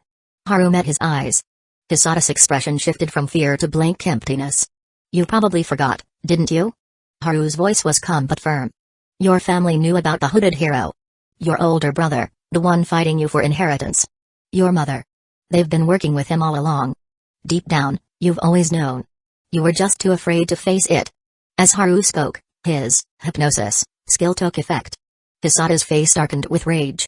Yeah, I remember now. They were in contact with you all the time. No wonder you found me so easily that night. It was them. They didn't want me to inherit the family business. His fists clenched. His expression twisted with fury. You knew the truth all along. Haru repeated. You just didn't have the courage to face it. As Hisata spiraled into rage and paranoia, Haru silently slipped away. With his fragile mental state and extreme personality, the Hisata family was about to descend into chaos. Haru had no interest in watching the fallout. As long as they were too busy tearing each other apart to bother Yukino, his job was done. 1 week later, Friday, the results of the entrance exams were announced. Yukino and Utaha tied for first place in their grade. Haru placed in the top 3. During lunch, Yukino smirked at him. I thought you said you'd surpass me. Looks like you still couldn't do it. Haru smiled back. Why are you holding a grudge? That happened a week ago. Yukino's face turned red. She knew exactly what he was referring to the moment she had given in to him that night. I should have held out longer. She regretted it. But at the time, she hadn't been able to think straight. Her body had been overwhelmed, struggling against both pleasure and humiliation. She took a deep breath. From today onward, she was going to double her training. Until she saw real progress, she decided no more duo matches with Haru. Of course, Haru had no idea. Otherwise, knowing his personality, he would have grinned and said, give it up. You'll never win a fight against me. That evening, Yukino stayed true to her decision. Even though she went home with Haru, she ultimately chose to return to her own house. Haru didn't overthink it. He simply went home, started washing vegetables, and was just about to start cooking when his phone rang. It was Utaha. The call had barely connected when she got straight to the point. I want to come over for dinner. Am I welcome? You are. Haru replied without hesitation. You called at just the right time. I was just about to start cooking. A little while later, Utaha arrived. Haru glanced at the youthful, elegant figure at his doorstep, then at the bag she was carrying. What did you bring? Utaha smiled and took out 2 cans of pineapple beer. Drinks. This stuff has alcohol in it, doesn't it? Haru took one of the cans and examined it, quickly spotting the label that read 0.5% alcohol content. I asked a senior editor at the publishing house to help me buy it. Utaha explained as she stepped inside and changed into slippers. She greeted the orange cat peeking in from around the corner. Meow. The cat had seen her a few times before, but since they weren't quite familiar yet, it simply let out a lazy meow before turning away and strutting off. I originally wanted to get actual beer. Utaha continued as she followed Haruka inside. But then I heard some classmates who've tried it say that beer tastes awful. So I switched to something else. They're not wrong. Haru agreed. Beer isn't great. Then he gave her a sidelong glance. But from what you're saying, were you planning to get me drunk tonight? To his surprise, Utaha's smile became even more radiant, almost seductive. Or maybe you could be the one to get me drunk. That escalated quickly. Haru had a feeling she was up to something. But he didn't ask, at least for now. As they ate, Utaha opened one of the pineapple beers, pouring herself a glass. She took a sip, then thoughtfully commented, it tastes a bit like soda. It's basically just a carbonated drink with a hint of alcohol. Haru drank with her, finishing a can between them. Later tonight, you're going to teach me again, aren't you, Haru-sensei? She said with a dazzling smile. Teach you what? He asked innocently. Screenwriting, of course. Just that? Utaha blinked in surprise, then blushed. But she didn't back down. What else do you want to teach me? Haru glanced at the bag she'd left beside the sofa. Maybe you should explain why you brought a nightgown over. If I saw correctly, there's a purple lace set inside. Stop talking. Utaha shot him an embarrassed yet amused glare. Did you rummage through my bag? I'd never do something so childish. Haru scoffed. I just happened to catch a glimpse when I was setting the table.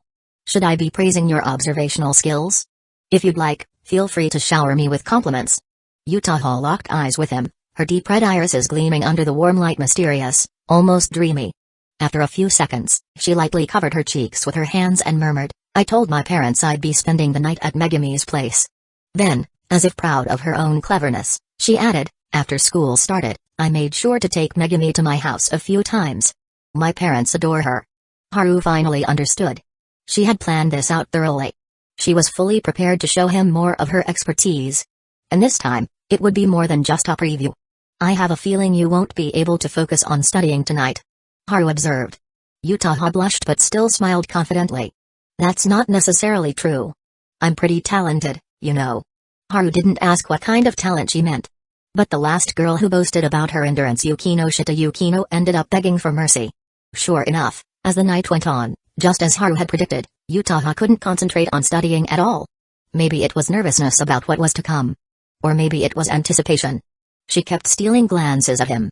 And as she did, her legs clad in black stockings restlessly shifted under the table. I'm warning you, Haru said, giving her a pointed look. If you keep rubbing your leg against mine, I won't hold back. Yutaha cupped her chin in her hands, eyes smoldering. Then wait until I've showered first. Haru sighed. That's basically like hitting pause on a movie right at the best part. She chuckled. Either way, you're just gonna have to be patient for now. And with that, she reached out again, trying to nudge his leg with her foot. But this time, she didn't succeed. Haru caught her by the ankle, his auto-aim level 6 instincts kicking in. He pressed his fingers into the delicate arch of her foot, kneading just the right spots. Yutaha trembled, blushing furiously as she nearly collapsed onto the table. Meeting her misty, surprised gaze, Haru leaned back with a smirk. Do you have any idea how valuable the title of Tokyo Massage King is? Yutaha bit her lip. She might not have fully understood it yet. But she was willing to find out. After all, for a girl who stood at 168 centimeters, height didn't really matter, especially when she was kneeling.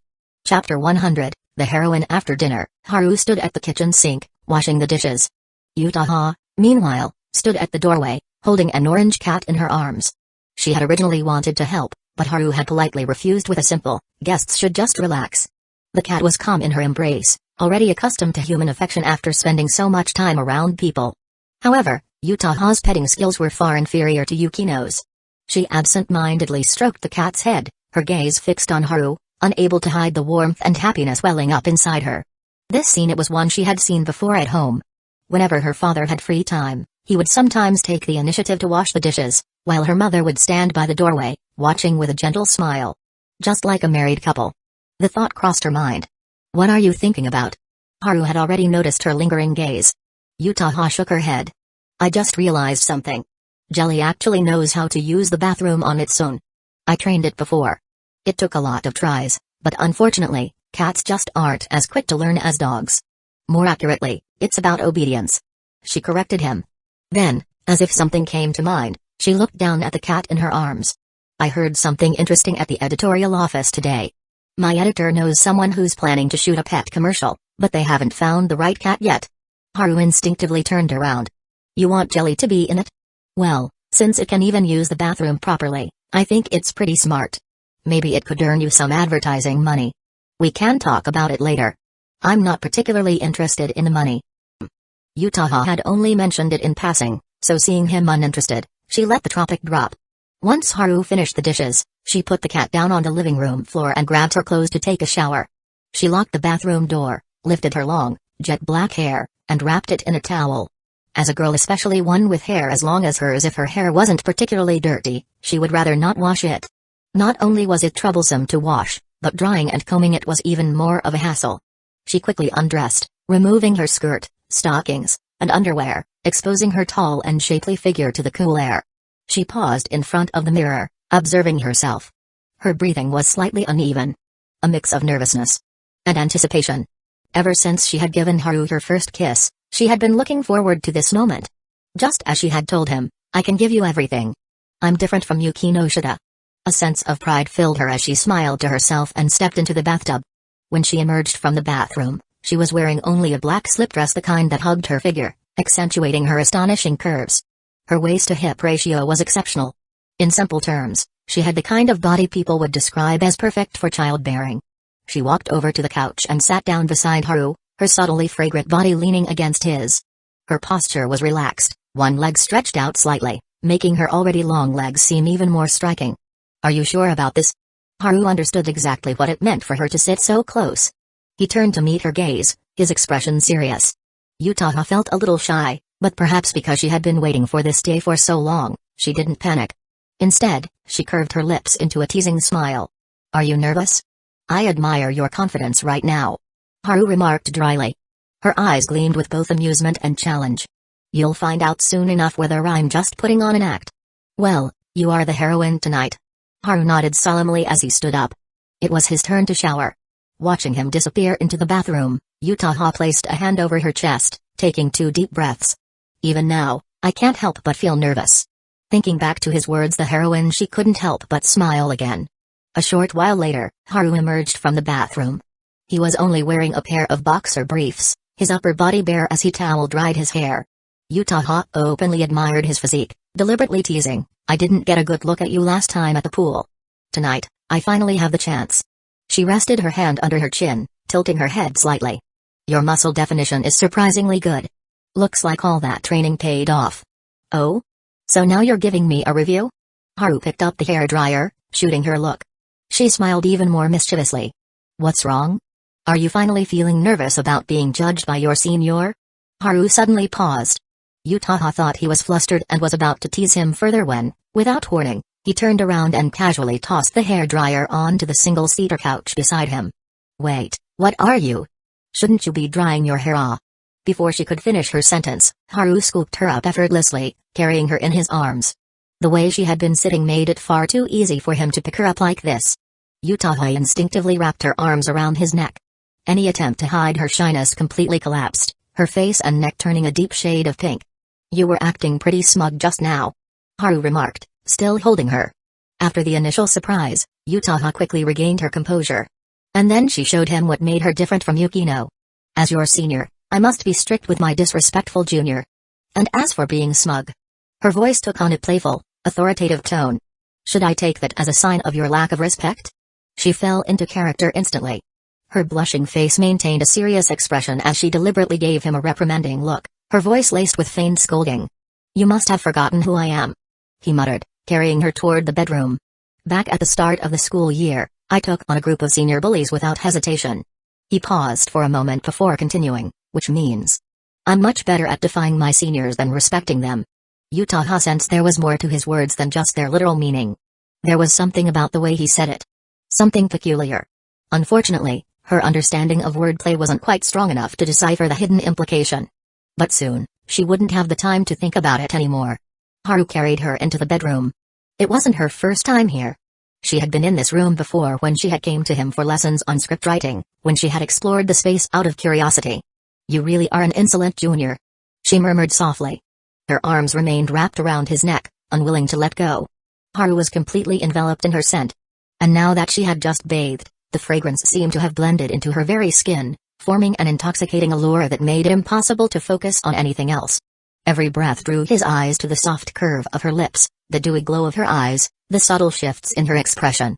Every fleeting moment, every delicate movement right now, nothing could compare to the beauty before him. The evening breeze of this season was anything but gentle, but at this moment, her radiant smile and fiery gaze outshone even the softest night wind. Saturday morning. When Yutaha woke up, Haru was already awake. On a normal day, he would have been out for his morning run by now. But today was different. This was when she needed company the most, when she longed for warmth and closeness. Morning. She saw Haru's face beside her and instinctively smiled, though she quickly averted her gaze, feeling a bit awkward. Only she knew just how quickly she had surrendered last night. If, before stepping into the bedroom, she could still pretend to carry the dignity of a senior, then once inside, she had become a knight who abandoned her sword without a fight. Not only had she lost quickly, she had surrendered even faster. Yes. Compared to Yukino, who had bravely charged forward and held her ground for days, she had completely given up on the very first night. "It's still early. You can sleep a little longer. I'll make breakfast later." Haru, of course, understood why she was feeling embarrassed, so he smiled and changed the subject. Yutaha's cheeks were tinged with a rosy hue. She looked back at him, a mix of shyness and disbelief in her voice. "How is your stamina even human?" "That's just the result of regular exercise. Even if you train a lot, this is ridiculous." Seeing the rare, almost sulky expression on her face, so different from her usual composed demeanor, Haru suddenly realized just how adorable she could be. "I'll work hard from now on too," she muttered. She was still the same determined senior, unwilling to back down after being provoked by Yukino. Barely minutes after waking up, she was already regaining her fighting spirit. Then do your best. Haru chuckled and pulled her soft, fragrant body into his arms. She closed her eyes, completely at ease as she savored the warmth of her lover's embrace. And this beautiful morning one she had never experienced before. Half an hour later, Haru finally got out of bed and dressed. Seeing Yutaha still curled up under the covers, her bright, captivating eyes watching him intently, he bent down and placed a gentle kiss on her forehead. Just the forehead. She arched a brow, her lips curving into a teasing smirk. In response, Haru began unbuttoning his shirt. Yutaha's smile froze. And then panic. Get out. Her flustered voice rang through the room, but Haru simply laughed like a mischievous trickster waiting for the perfect ambush. Still, he was considerate enough to close the door behind him as he left. Yutaha felt the heat lingering on her cheeks, memories of last night flashing through her mind. She chuckled softly. But after a while, her delicate brows furrowed, her exquisite eyes filled with deep contemplation. There's no way Yukinoshita hasn't already reached this stage with him. Looking at how radiant and refreshed she always looks at school. A sudden realization struck her. Could it be that she's that good at this? Yutaha bit her lip, her expression the very picture of someone who had just failed every pull in a gacha game. Last night, her performance was terrible. Though Haru had reassured her that it was completely normal for a first time, she had still felt embarrassed. At the time, his words had been sweet, making her heart melt. But now, with the morning calm giving her space to think, other thoughts began creeping in. Naturally, she thought of Yukino. After all, they had gone to the swimming pool together before, and she had seen Yukino's figure up close in the changing room. Wait, I overlooked something important. Yutaha recalled Yukino's slender frame. She was delicate, her legs showed no sign of the toned muscles that frequent runners usually had. That meant her stamina probably wasn't that great. Could it be she was even worse than me? The more Yutaha thought about it, the more likely it seemed. Though, she wasn't quite sure how to verify it. She'd have to find a way to casually bring it up with Haru another time. At 9 in the morning, Yutaha, now dressed in fresh clothes, was comfortably nestled against Haru on the couch. She loved this feeling of being alone with him. If possible, she wished they could stay like this forever, uninterrupted. Unfortunately, reality had other plans. Her phone buzzed with a message from Kato Megumi. She glanced at it and her expression stiffened. Haru noticed. What's wrong? Yutaha cleared her throat. Megumi said. My mom just called her. She told her I was in the shower and couldn't answer the phone. Haru immediately understood. Do you want me to take you home now? No way.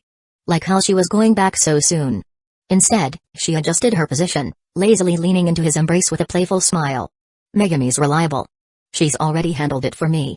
As long as I go home for dinner, it'll be fine. She reached up, gently caressing Haru's face, her voice laced with amusement. In other words, we have the whole day to ourselves?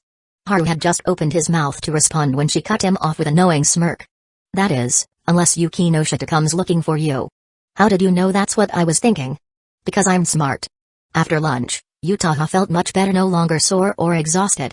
At her insistence, Haru accompanied her on a shopping trip. She didn't have anything in particular she wanted to buy. She just wanted to spend time with him. It was different from the times she had gone shopping before. For example, when she picked out clothes for Haru in a store, she noticed the female store clerk sneaking glances at him. That gave her a small sense of pride. See? My taste is impeccable. Later in the afternoon, they sat on a bench in the nearby park to rest. Being a Saturday, the park was bustling with parents and children. Normally, Yutaha would have found the noisy environment of shouting kids annoying. But today, she didn't mind. In fact, as she watched the children play, her gaze softened. Someday, I'll have his child too. That thought made her heart race. What her family would think. She didn't care. She was happy right now. She didn't want to think about anything that might ruin it. Then, she noticed Haru had been staring at a group of kids for a while. Do you like children? She asked, curious. Huh? Not particularly. Haru pointed ahead. I was looking at what they're playing with. Only then did Yutaha realize what had caught his attention. A yo-yo. She raised an eyebrow, then chuckled. Are you seriously that childish? Yo-yos aren't childish. There are actual professional tournaments, and the tricks people pull off in those competitions are insane. You'd be shocked if you saw them. That impressive? Here, I'll show you. Haru got up and walked over to the kids. Yutaha watched with amusement as he chatted with them. Before long, one of the children eagerly handed him a yo-yo. And then, In a flurry of spinning strings, Haru performed a few amateur but still impressive double-handed tricks. The kids gasped in awe. Even some nearby boys who had been playing soccer ran over to watch. Yutaha chuckled as she watched him bask in the excited cries of "Big bro, you're amazing!" from the children. And then completely serious he told them, "If you master this trick, the next time you go to a toy store to buy a new yo-yo, the shopkeeper will revere you like a god." Hoa! The kids' enthusiasm exploded. Haru returned to Yutaha's side, grabbing her hand without a word. She blinked, surprised. "What's wrong? Time to run." His tone was grave. "Run? Why?" She was confused but followed him anyway as he quickly led her out of the park. It wasn't until they had walked a few streets away that he finally explained, "They got way too hyped. And kids that age love trying things out for themselves. If we didn't leave now, we'd be stuck watching a disaster unfold." Yutaha didn't entirely get it. So Haru pulled out his phone and showed her a compilation of yo-yo fail videos, kids accidentally hitting themselves in the face, tangled string snapping back at high speed, absolute chaos. She burst into laughter. "Ah! I see now." That afternoon, the park witnessed an unusual spike in yo-yo-related accidents. By the time bewildered parents saw their children sporting fresh bruises and frantically searched for the culprit, Haru and Yutaha were long gone. That evening, Yutaha reluctantly returned home. Haru had offered to walk her back, but she refused, worried about running into her parents. Yet, the moment she stepped inside, she pulled out her phone and dialed Megami's number. "Hey, are you free tomorrow? As thanks, let me treat you to a meal." Chapter 101, Haruno, I'm here to see Kato Megami. Sunday, 1:30 p.m. Having called Haru in advance, Haruno arrived right on time. Trailing behind her was Yukino. When Haru opened the door, he was greeted by the sight of the Yukinoshita sisters, each carrying a bag of fruit. Judging by Yukino's expression, she had clearly been dragged here against her will. Sure enough, after Haruno greeted him with a cheerful smile, Yukino sighed in exasperation. "She showed up at my place while I was in the middle of yoga." Haru nodded knowingly. "Got it." Your workout session was rudely interrupted by the villainous Haruno. He even put on a "don't worry, I'll avenge you" kind of look. Then, stepping aside, he let them in to change their shoes. "I half expected you to turn that line against me," Haruno remarked, amused. She was wearing sheer nude stockings today, while Yukino had on plain white ankle socks. Both sisters had stunningly well-shaped legs. It was impossible to say who had the edge. The Yukinoshita genes were truly remarkable. Haru took the fruit from them and smirked. "You brought me all this, so if I didn't at least show some manners, I'd be an ungrateful jerk." Haruno blinked. "How do you know I was the one who bought them? What if Yukino and I picked them out together?" "Because if Yukino were bringing me fruit, she'd usually call in advance," Haru answered. Yukino confirmed, he doesn't like overly sour fruits like pineapples or lemons. "If he ever pisses me off, I make sure to bring those specifically. I didn't come here just to watch you two flaunt your relationship." Haruno sighed in mock annoyance. The three of them made their way to the living room. Haru went to rinse some apples and grapes, while Yukino, as if second nature, walked over to the orange cat lounging in front of the TV. Meow, the cat purred and nuzzled into Yukino's palm affectionately. A smile appeared on her face as she reached out to pick it up, but before she could, a pair of fair, slender hands swooped in and snatched the cat first. "Whoa, when did it get so fat?" Haruno examined the chubby cat in her arms with interest. She had visited Haru's place before, and back then, the cat had been much slimmer. Casually ignoring the sharp gaze her sister was throwing at her, Haruno poked the cat's belly and gave Haru a suspicious look. "Don't tell me you overfed it?" Yukino deadpanned, "Jelly is his cat, not mine." "Sure, but knowing you, I bet you bring it loads of snacks whenever you have the chance." Haruno smirked. Yukino blinked, looking at the cat in her sister's arms with sudden realization. "Now that you mention it, I might be partially responsible." She had always been generous with Jelly, frequently bringing over the latest trending cat treats. Not to mention the high-quality cat food. "At this rate, if I come back next month, it's going to be the size of a gas tank." Haruno chuckled. Yukino fell silent. Now that she thought about it, Jelly was getting noticeably plumper. A tiny, round, gas tank-sized jelly? She pictured it for a moment and immediately rejected the thought. That would be far from cute. Not to mention unhealthy. Once they settled down on the couch, Haruno, satisfied, handed the cat over to her sister and casually glanced toward the bedroom. "The last time you stayed over, you slept in that room, right?" Yukino said nothing. Because that was, in fact, true. Resting her chin on one hand, Haruno tilted her head in thought. "So, have you two done it yet?" "On-san." Yukino's voice shot up, her face turning bright red. Haruno let out a soft chuckle. Yukino, it seems your heart isn't as strong as you think. Yukino pressed her lips together, finally realizing her mistake. If she had just stayed quiet earlier, she wouldn't have given herself away so easily. Seeing her fall silent again, Haruno leaned in slightly, her cheeks tinged with a playful blush. So, how does it feel? Yukino's gaze turned ice cold, sharp enough to kill. But Haruno was unfazed. She mused to herself, to think I'm still single, yet my little sister has already overtaken me. Yukino took a deep breath, trying to calm the irritation stirring inside her. Her rational mind kept reminding her, sure, Haruno might genuinely be curious about that kind of thing. But more than anything, she was just messing with her. So she kept her cool, though her sharp gaze was enough to pierce through steel. When Haru returned with a plate of fruit, he was met with an unusually quiet sight: the Yukinoshita sisters sitting together on the sofa. As he brewed tea, he glanced at them and instantly picked up on the situation from Yukino's cold expression. As her official boyfriend, he didn't hesitate to step in. Haruno, were you teasing Yukino again? Before Yukino could respond, Haruno covered her mouth and giggled. Teasing? Who, me? You're one to talk. Weren't you the one who tricked me into climbing a tree to steal bird eggs when we were kids? Told me that only brave girls could become strong women? You still remember that? Haru feigned surprise as he handed her a cup of tea. Haruno sighed dramatically. Of course. You left such a deep impression on me it'd be hard to forget. She blew gently on the tea before taking a sip, her expression almost nostalgic. Yukino, caught up in the memory, found herself spacing out for a moment as well. Haru sat down beside them and picked up a fruit knife, beginning to peel an apple. So, Haruno, you're just here for a visit today? Not exactly. Haruno set down her teacup and crossed her legs under the table. Her toned thighs pressed together without a gap, casting a shadow in the room's warm lighting. She continued, Mom mentioned the film company to you before, right? She has the connections to set everything up quickly, but you're the key player in all of this. Haru remained calm. I doubt she intends to hand it over to you so soon. She probably just wants you to familiarize yourself with it first. The real transition will take a few more years.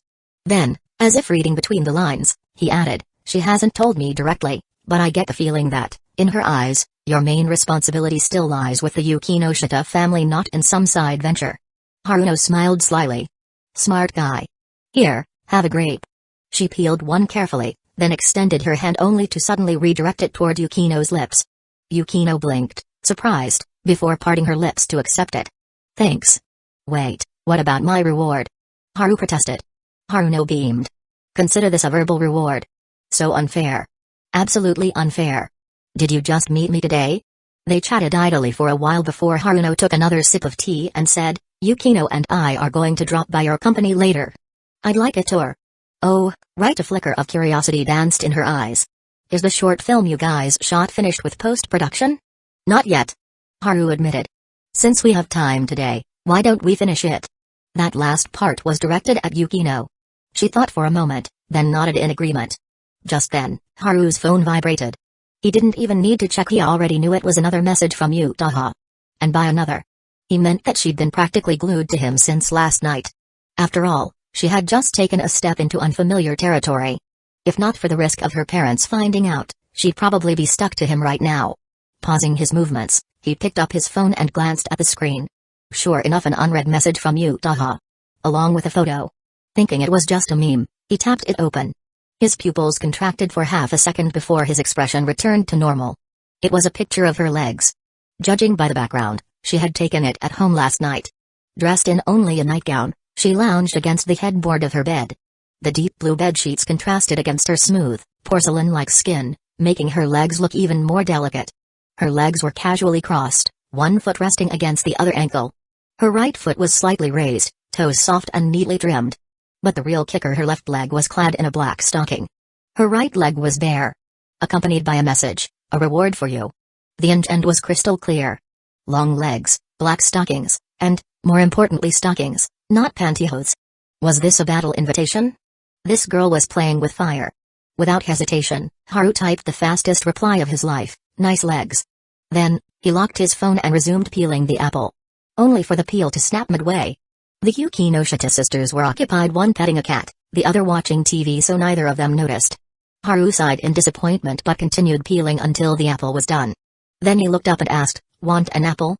Yukino reached out without hesitation and took it. But then she frowned, studying his face. What's with that expression? Haru held up the broken apple peel as proof. Yukino looked away in exasperation. Are you seriously doing this again? Haruno, however, watched with great interest. A broken apple peel has no soul. It's an insult to my peeling skills. Haru declared solemnly. Could you stop being so childish? It's making me uncomfortable. Yukino's voice was flat. How so? Because my sister is watching you. Just as Yukino finished speaking, Haruno laughed and shook her head. Oh, don't mind me. I think it's pretty amusing. She even beckoned him over. Keep peeling. I want one too. And hey, if you count yourself, that means you get 2 extra lives. Haru straightened up. Haruno, despite all the times you've tormented me and Yukino, at this moment, you're undeniably a good person. Haruno pouted. You're only realizing that now. I'm hurt. Stretching lazily, she leaned back against the couch, causing her already ample chest to rise subtly. With her sitting like that, Yukino, who had been keeping perfect posture, was now faced with a problem. If she didn't turn away, her peripheral vision was entirely filled with her sister's cleavage. But Yukino was unfazed. If she were the type to feel insecure about that, she wouldn't be able to hold her ground against Yutaha's teasing and still maintain her composure as the rightful girlfriend. You mentioned a revival token earlier. Does that mean he still has 2 full chances to recover? Yukino asked casually. Haruno lazily nodded. If we put it in gaming terms, Haru still has 2 extra lives to challenge the final boss. Then, her gaze drifted past Yukino's flowing hair and landed on Haru. She playfully blinked. So, what do you think? Pretty accurate comparison, right? Haru gave her a thumbs up. Yep, just a little less accurate than Yukino's explanation. Yukino's lips curled up slightly. Haruno rolled her eyes at him with a smile. I ran into 2 people on my way to pick up Yukino. Wanna guess who? If she was bringing them up specifically, then they were definitely people Haru and Yukino knew. The 2 exchanged glances and answered in unison, Senpai? Oh? That's synchronized? Haruno raised an eyebrow, then continued, and the other one? Yukino replied matter-of-factly, if someone is out with Senpai on a day off, who else could it be besides Kato? Haru had the same thought. Haruno, however, suddenly looked as if she'd just realized something. Oh, right, I almost forgot her last name was Kato. Yukino gave her sister a knowing look and sighed. Didn't I introduce her to you before? Is there really a need to pretend not to remember? Well, she's just way too unremarkable. I've never sat down and talked to her. If I hadn't greeted Kasumijoka just now, I wouldn't have even noticed there was another girl standing beside her. That comment made Yukino pause. Even her sister, someone far more perceptive than herself, found it difficult to notice Kato Megumi. She had always assumed that the last time her sister overlooked Kato, it was simply because they were meeting for the first time and had no prior knowledge of her. But now, her sister still had that same surprised reaction. Instinctively, Yukino glanced at Haru. Haru immediately picked up on her thoughts. He set down his fruit knife and slowly raised both hands. It was the signature hand sign for dust release. Yukino's face darkened. That's enough. You don't have to say it. If she let him speak, he'd probably just drop another one of his classic lines. If you're bad, just practice. If you can't handle losing, don't play. You know, now that you mention it, I do think there's something a little strange about your Kato girl. Haruno suddenly mused, sitting up straighter in her seat. I've had that feeling for a while now. Yukino added. So, even in your photography club, everyone finds her hard to notice? Haruno's expression was full of curiosity. Yukino chose her words carefully. I wouldn't go so far as to call her invisible. At the very least, when she asks me for advice or participates in discussions, I can tell she's there. That doesn't make sense. Haruno remarked bluntly. Yukino discreetly glanced at Haru, thinking to herself that his level of physical ability was what truly didn't make sense. Since we're heading out later anyway, I'll stop by that area. If they're still at the ice cream shop, I'll bring them along. Haruno was clearly intrigued by Kato Megumi now. Neither Haru nor Yukino objected. At 2:20 in the afternoon, the 3 of them set out together. However, when they arrived at the ice cream shop, Haruno was a little disappointed to find that only Kato Megumi remained, casually sipping a drink while scrolling through her phone. Judging by her relaxed posture, she was probably planning to finish up and head home soon. I was kind of looking forward to chatting with Kasumijoka. Haruno murmured, parking the car by the roadside. Haru raised an eyebrow. What did you want to talk to her about? Oh, that's... Haruno's lips curled into an enigmatic smile. Not telling you. Haru suddenly felt a chill down his spine. It was as if Haruno had seen through his true nature as a scumbag. Yukino remained calm and composed. After all, Her sister was questioning him, not her. So, how does she perform in your club? Haruno asked, her gaze fixed on Kato Megumi. Haruno unfastened her seatbelt and casually asked Haru and Yukino, Kato, huh? How is she in your club? She's quite serious about it. From start to finish, her performance has been decent. Yukino answered honestly. Haruno turned her gaze toward Haru. After a brief pause, he replied, when it comes to acting, Yukino is currently the best in the photography club, followed by Senpai. As for Kato, her reputation surpasses her actual ability. But, as Yukino mentioned, she makes up for it with her dedication. Both Yukino and Haruno exchanged puzzled glances. Wait, she has a reputation? Haru responded with a completely serious expression, no, she doesn't. But her reputation still exceeds her ability. The Yukinoshita sisters.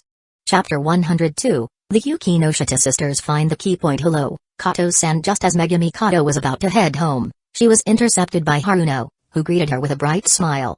She only hesitated for a moment before glancing at the two people standing behind Haruno, Yukino and Haru.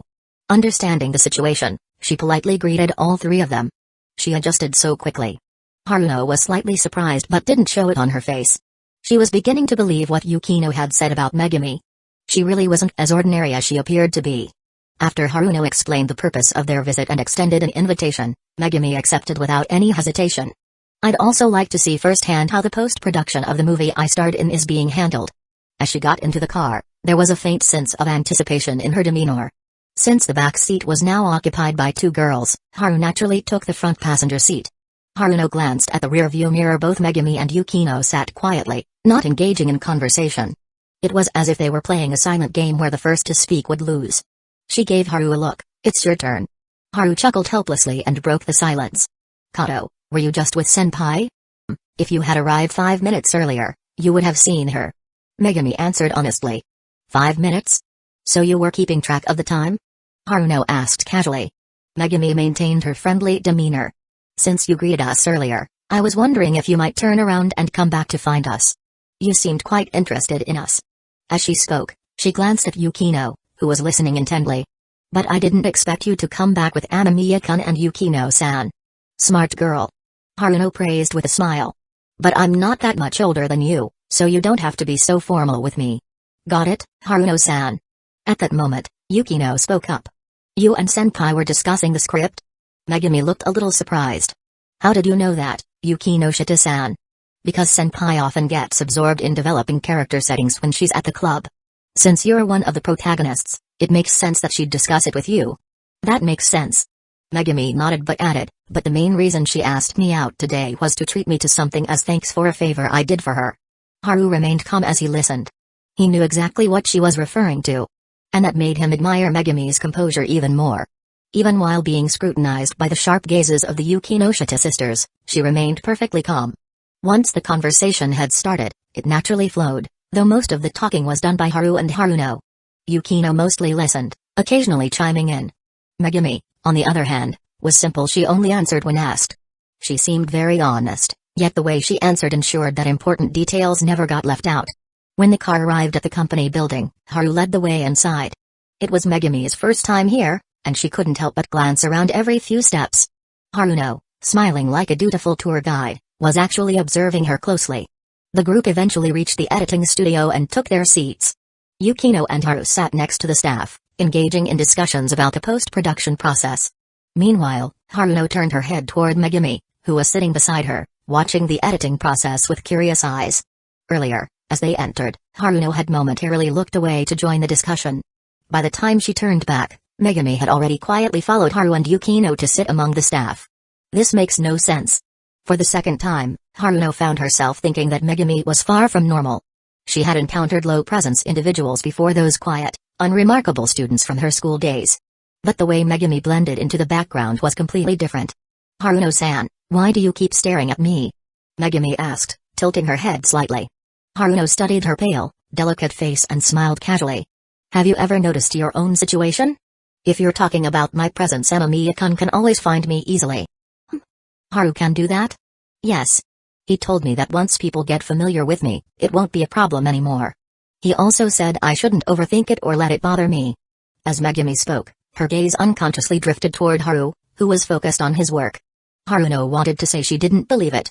But her instincts and logic both told her Megami wasn't lying. Unless her deception skills were so advanced that even Haruno couldn't detect them, there wasn't a single hint of a lie. Having been groomed as the heir to her family since childhood, Haruno rarely experienced moments like this where she felt mentally exhausted. Her ability to read people was what gave her confidence and control in most situations. But when she couldn't see through someone, she had no way to take the initiative. She must have gone through something significant recently. Haruno glanced at Haru and Yukino, who had influenced Megami's change. When she snapped out of her thoughts, she realized Megami had already moved to stand behind Yukino. What if we start the movie with an audio montage? Haru greeted Megami before diving back into work. An audio montage? Yukino considered the idea. Haru gestured toward Megami, who was clearly paying close attention. The opening scene features Kato, and she has a monologue. Instead of showing visuals right away, why don't we start with just the audio? That way, we give the audience more space to imagine. Megami instinctively responded, but right after my monologue, the scene shifts to the school setting. Are you sure you want to hold back the visuals? Haru smiled. We can enhance the background chatter of the students to establish that the story starts in a school. Once those voices fade, the camera can lock onto you. Great idea. Yukino agreed without hesitation. She was familiar with such artistic techniques. If we introduce the movie through sound first, the audience will be immersed in the setting before they even see anything. Having been studying filmmaking recently, Megami softly asked, wouldn't that create a preconception? It would. Yukino confirmed. From what Haru has taught me and the books I've read, film relies heavily on separating sound from visuals. How a director uses sound is a key test of their skill. Megami nodded thoughtfully, glancing at Haru once more. Yukinoshita-san still has a long way to catch up to him. No wonder even someone as talented as Senpai feels frustrated around these two. But at least, thanks to Senpai, I've found my own path. The three of them quickly became absorbed in their discussion, leaving Haruno sitting alone, bored. She picked up the coffee a staff member had brought her, but instead of drinking, she simply stared at Megami's back. Is she deliberately using her interest in post-production to avoid me, or is she genuinely focused on improving herself? Under her watchful gaze, Megami remained fully engaged, listening intently, contributing without hesitation. There was no chance for Haruno to pull her aside for a private conversation without being rude or disruptive. Of course, post-production wasn't something that could be completed in a single day. They stayed until after 5 before finally leaving. Haru suggested having dinner together, but the Yukinoshita sisters declined first. I've learned a lot today. I need to go home and organize my thoughts. Yukino explained. I have to head back too, but I think I'll stop by Yukino's place first. Haruno added, though she wasn't being entirely truthful. Since they both refused, Megami naturally chose to go home as well. Not that she would have minded going with Haru. The four of them parted ways. At the Yukinoshita household, as soon as they stepped inside, Yukino bent down to change her shoes and asked calmly, did you notice anything? She was referring to Megami Kato. Haruno let out a small sigh, as if in mild exasperation. I've never seen someone quite like her. I only met someone like her after getting to know her myself. Yukino agreed. But I did pick up on something. That one sentence immediately caught Yukino's attention. All right. Haruno said leisurely. I know you're curious, let's sit down and talk. Unlike her impatient younger sister, Haruno took her time. The two of them settled into the living room, and Haruno casually picked up a biscuit from the table, taking a small bite. That girl is hard to read, she said softly. But one thing I'm sure of, she's been through something important recently. Yukino frowned slightly. What do you mean? Hearing the word important, the first person that came to Yukino's mind was Haru. Haruno spoke slowly. When I first met her, I didn't pay much attention. But I do remember she wasn't as composed as she was today. Yukino blinked, recalling their earlier encounters. Now that she thought about it, her sister was right, she had overlooked this detail. Compared to when Megami first joined the film club, she had clearly grown. But because she was so unassuming, hardly anyone had noticed. Yukino suddenly recalled something Haru had once said, keep growing in the shadows, then amaze everyone. Haruno's voice brought her back to the present. In your club, who interacts with her more, you or Haru? Yukino answered seriously, I do, more often than not. And in private? In private, it should be Kasumijoka-senpai. Wait a second. The two sisters exchanged glances, reaching the same conclusion at the same time. Haruno chuckled. So, the person who influenced her change, it's neither you nor Haru. It's Kasumijoka Utaha. Yukino's expression turned serious. She was well aware of the relationship between Utaha and Haru. If the person responsible for Megami Katu's transformation was Senpai, then this was a much bigger issue than she had anticipated. Who could say for sure that Megami wasn't aware of Senpai's indiscretions? Yukino lifted her gaze and, in a complicated tone, thanked her sister. But Haruno simply shook her head. There's an old saying in Chinese, the one in the game is lost, while the spectator sees clearly. It's always been this way. Yukino hummed in agreement. As the person caught in the situation, she had indeed overlooked this. She suddenly realized that even Haru himself might not be aware of Megami's change. Should we find a chance to invite them both out? Haruno suggested. Yukino hesitated. Megami and Senpai? Who else? I have to ask, are you just doing this for entertainment? Huh? Is that really the impression you have of me? Yes. Hearing Yukino's immediate and unwavering response, Haruno pressed a hand to her forehead, looking devastated. Yukino, however, remained unmoved. She muttered to herself, getting them both together wouldn't be too hard. All we need is to notify Haru and say we're coming over for dinner. Didn't he invite us today? We can use that as an excuse, and no one will suspect a thing. Haruno smoothly finished the thought. Yukino fell silent. She was tempted. And so, the plan was set. Just before leaving, Haruno left her sister with one last remark. If my intuition is right, then your dear Megami's level might be far higher than you think. Yukino said nothing. That night, Haru received a message from Haruno. Seeing that she planned to bring people over for dinner, he naturally didn't mind and agreed right away. Over the next 2 days, Haru found himself dedicating more time to practicing his cooking skills. Partly, it was because he wanted to show off his improvement the next time Yukino visited. But more importantly, his cooking skill was about to level up. When he got home on Wednesday afternoon, Haru stood in front of the meal he had just prepared, momentarily frozen. Your cooking skill has reached max level. It has now evolved into drugging level 1. Well, that was an aggressive name for a skill. Since it was called drugging, Haru figured he should probably test it out first. Because who the hell knows what kind of drug it actually applies? What if it's clothes explosion? Recalling a certain enemy, Haru brought his dinner into the living room. 2 dishes and a soup. The color, fragrance, and presentation were all perfect. Nothing was glowing ominously or looking remotely suspicious. This wasn't something he could ask someone else to test. He had to be his own guinea pig. He took a bite. Nothing happened. But it was delicious. Better than anything he had ever cooked before. Second bite. Third bite. As he continued eating, Haru's body suddenly stiffened. Something was happening. The good news, he didn't lose his clothes. The bad news, it was a very intense and very familiar sensation. His mind felt completely blank, yet crystal clear at the same time. Grinding levels. Filmmaking? All his aspirations suddenly felt meaningless. His entire being was wrapped in an overwhelming sense of peace, utterly free of worldly desires, yet his mind remained sharp and focused. His body seemed to be telling him, I have transcended all mortal attachments. Isn't his the sage mode? Using his steel body level 2, Haru forcibly pulled himself out of the state. Chapter 103, Your ignorance is a lie. Logically speaking, a skill upgrade should provide more than just this effect. Haru reflected on the sensation he had just experienced.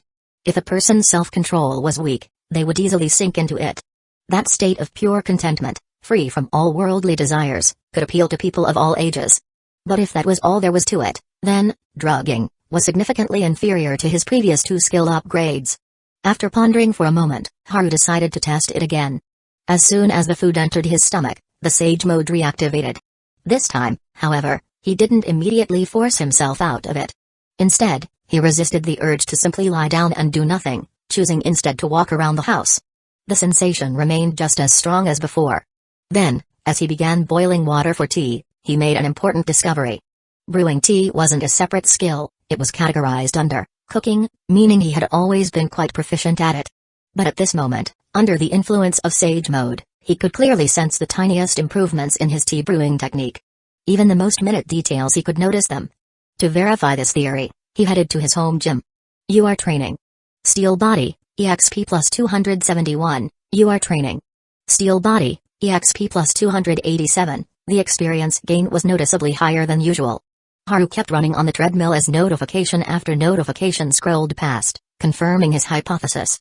While in sage mode, any activity he performed granted significantly better improvements than normal. The only problem was that the effect was too strong. He had to constantly fight against the overwhelming desire to do absolutely nothing and instead focus on tasks that could help him grow. Haru concentrated for a moment, and, Steel body level 2 allowed him to break free with ease. Turning off the treadmill, he returned to the living room to continue eating. This self-inflicted buff felt like a blatant bug exploit. But he had to admit it was an incredibly efficient way to grind experience. So, Haru decided to pull an all-nighter. Cooking meals in the middle of the night, immediately using the drugging skill boost to grind more EXP. He repeated the process over and over. By the time dawn arrived, he had figured out the duration of drugging. Around 30 minutes, give or take. Feeling refreshed, Haru headed to school. The all-nighter didn't leave him fatigued at all. And thanks to his efforts, he had leveled both combat and jumping up to level 9 in a single night. After greeting his classmates upon arrival, Haru had just taken his seat when Furukawa and the others arrived. Furukawa had a new hairstyle today, and the moment Haru saw him, his expression turned odd. What?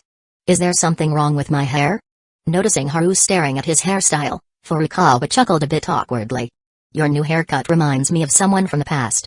Haru said calmly. Seeing you resemble him even slightly makes me feel sentimental. Who? You should check out Koji's stream later. He's been dancing with the same hairstyle lately. You might learn something from it. Huh? Oh, you mean Koji the streamer? He's a huge deal now. A dinner invitation that afternoon, during club activities, Yukino brought up the dinner at Haru's place. They decided on Thursday, since Haruno was busy the next few days. Naturally, Haru welcomed the idea. You'll be the one cooking. I won't help. After some thought, Yukino decided to give him an early warning. Haru immediately thought of his drugging level 1 skill and nodded without saying much. Considering the self-control of the Yukinoshita sisters, they should be able to break free from sage mode. If they could resist the urge to lie down and instead focus on productive tasks, they would gain even more from it. In that sense, it might actually be beneficial for them. Just then, a pleasant fragrance wafted through the air. Both Haru and Yukino turned their heads simultaneously. Utaha had approached them, leaning forward slightly and resting one hand on the desk in front of them. Yukinoshita, did you tell him about it? Yukino instinctively frowned. Standing before them, Utaha lowered her head slightly, her clear, glossy eyes carrying just the right amount of curiosity. It looked like a casual question, but it wasn't. Because at that moment, she was also subtly emphasizing something else. The way she leaned forward, the way her hands rested on the desk, her already impressive curves were now accentuated even further. Her uniform's top, already snug, seemed to be straining under pressure, as though the buttons could pop off at any moment. Meanwhile, her long, well-proportioned legs, wrapped tightly in black stockings, extended smoothly beneath her skirt, drawing attention with their graceful contours. Had Yukino not deliberately lifted her gaze, she would have been staring directly at Utaha's chest. And since she was seated next to Haru, he was in the same predicament. So Yukino quickly shot a glance at Haru. Why are you looking at me? Haru remained composed. He had instinctively glanced at Utaha for a split second before immediately averting his gaze. He might be an expert at reconnaissance and detecting traps, but he wasn't foolish enough to walk into one right in front of Yukino. Instead of answering him, Yukino turned to the woman in front of her, eyes narrowing slightly. You did that on purpose, didn't you? On purpose? Utaha blinked in confusion. Following Yukino's gaze downward, she saw her own chest and chuckled. I'm not that petty. Yukino remained expressionless. The underlying message was clear. I don't need to show off on purpose. I've already told Haru he'll be cooking tomorrow. Yukino didn't bother dwelling on Utaha's subtly flirtatious posture. Then I'll let my parents know when I get home, she replied. Utaha nodded. As Hashimoto and the others waved at Haru, calling him over, Utaha seized the opportunity the moment he left, immediately taking his seat. Yukino eyed her warily. Something on your mind? Utaha parted her lips, hesitating. Yukino disliked roundabout conversations. Just say it. Well, Yukinoshita. It was rare for Utaha to be so hesitant in front of her. After a few seconds, she finally asked in a quiet voice, have you been keeping up with exercise these past few years? Yukino's brows furrowed slightly. Yes. Have you seen much improvement? What exactly are you trying to ask? It's nothing. I just wanted to know. Between us, who's in better physical shape? Yukino's tone cooled instantly. Senpai, if you insist on lying, at least make an effort. Take a moment, think of something more convincing, then come back and try again. Utaha looked a bit embarrassed. She knew her excuse had been weak, but still some things were just too awkward to say outright, even for her. The real issue was, what if Yukino was actually better than her at that sort of thing? That would be another hit to her pride. Forget I asked. Utaha muttered, deciding to retreat for now. But Yukino, now intrigued, Wasn't about to let her escape so easily. Are you sure you don't want to explain yourself properly? I haven't figured out how to phrase it yet. Oh? Yukino casually picked up her notebook. So it's something difficult to talk about? Yutaha sighed. Yeah. Remaining composed, Yukino pondered for a moment. Things that typically make girls uncomfortable. Aside from periods, the only other thing I can think of is bra size. She glanced briefly at Yutaha's well-developed figure. If it was just about size, why would I need to ask you? Yutaha laughed lightly. Fair point. If you were trying to brag about that kind of fat, I'd think you were an idiot. Well, thanks for the vote of confidence. Hearing Yukino's detached response, Yutaha could only offer a helpless smile. Honestly, if things were different, she wouldn't mind teasing Yukino by flaunting her figure. But things were different now. She was entangled in Haru and Yukino's relationship. Bragging about something so trivial didn't suit her current position. In the end, Yutaha simply concluded, I'll ask you when I figure out how to say it. As she walked away, Yukino's usually cold expression shifted just slightly. After club activities wrapped up, everyone headed home. Yutaha had just said goodbye to Haru moments ago. Yet, when Haru arrived home, taking his time, he was surprised to find her already waiting at his door. Surprised? Noticing his expression, Yutaha's lips curled into a playful smile. Of course I am. You literally just told me you had to head home early. Haru replied. And because I left early, I got here ahead of you. She had a way of being alluring without even trying. Haru understood immediately she probably just wanted another excuse to show off her dedication to studying. The two had barely stepped inside when the sound of light rain began pattering outside. It wasn't heavy, and it looked like it would pass soon. You're not eating at home today? Haru asked while tying his apron. Of course I am. Her unexpected response caught Haru off guard. As he turned toward her with a puzzled look, she bit her lip and smiled softly, her cheeks flushed. But I did tell my mom I'd be home later than usual tonight. Thud. Haru closed the refrigerator door. Dressed in an apron, he turned around thoughtfully. So, should I start cooking now? If you don't think cooking is a waste of time, then go ahead. Yutaha shifted her posture, turning her body slightly.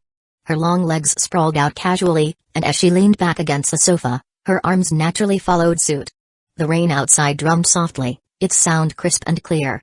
Yet, it did nothing to quell the fire in her eyes. If anything, it burned even fiercer. She had been holding back for days. Haru met her gaze, finally piecing things together. So back at the club, you were standing like that on purpose? She lifted her chest slightly, tilting her chin upward. Her cheeks were flushed, but her lips curled into a seductive smile. What do you think, sensei? Lies. You totally knew. Haru's mind screamed, charge. Attack. Chapter 104, Yukinoshita's love rival. For days, Yutaha had been suppressing her emotions. But the more she suppressed them, the more they grew like flames feeding on oxygen. After tasting the forbidden fruit, she should have been able to indulge in the warmth of the person she liked. Yet, for all sorts of reasons, she had been delayed. Now that the opportunity was finally here, how could she possibly let it slip away? From the very beginning, she had always been on the offensive. Watching as Haru removed his apron and approached her, Yutaha instinctively raised her arms, making it easier for him to pick her up. Even though she usually carried herself with confidence and independence, the right to act spoiled in front of the person she liked. That was something she wanted, too. When Haru wrapped his arms around her waist and lifted her effortlessly, her gaze grew hazy. Take me to your room. As you wish, senpai. Haru replied with a grin. I called you sensei, and you're still calling me senpai? Does that even make sense?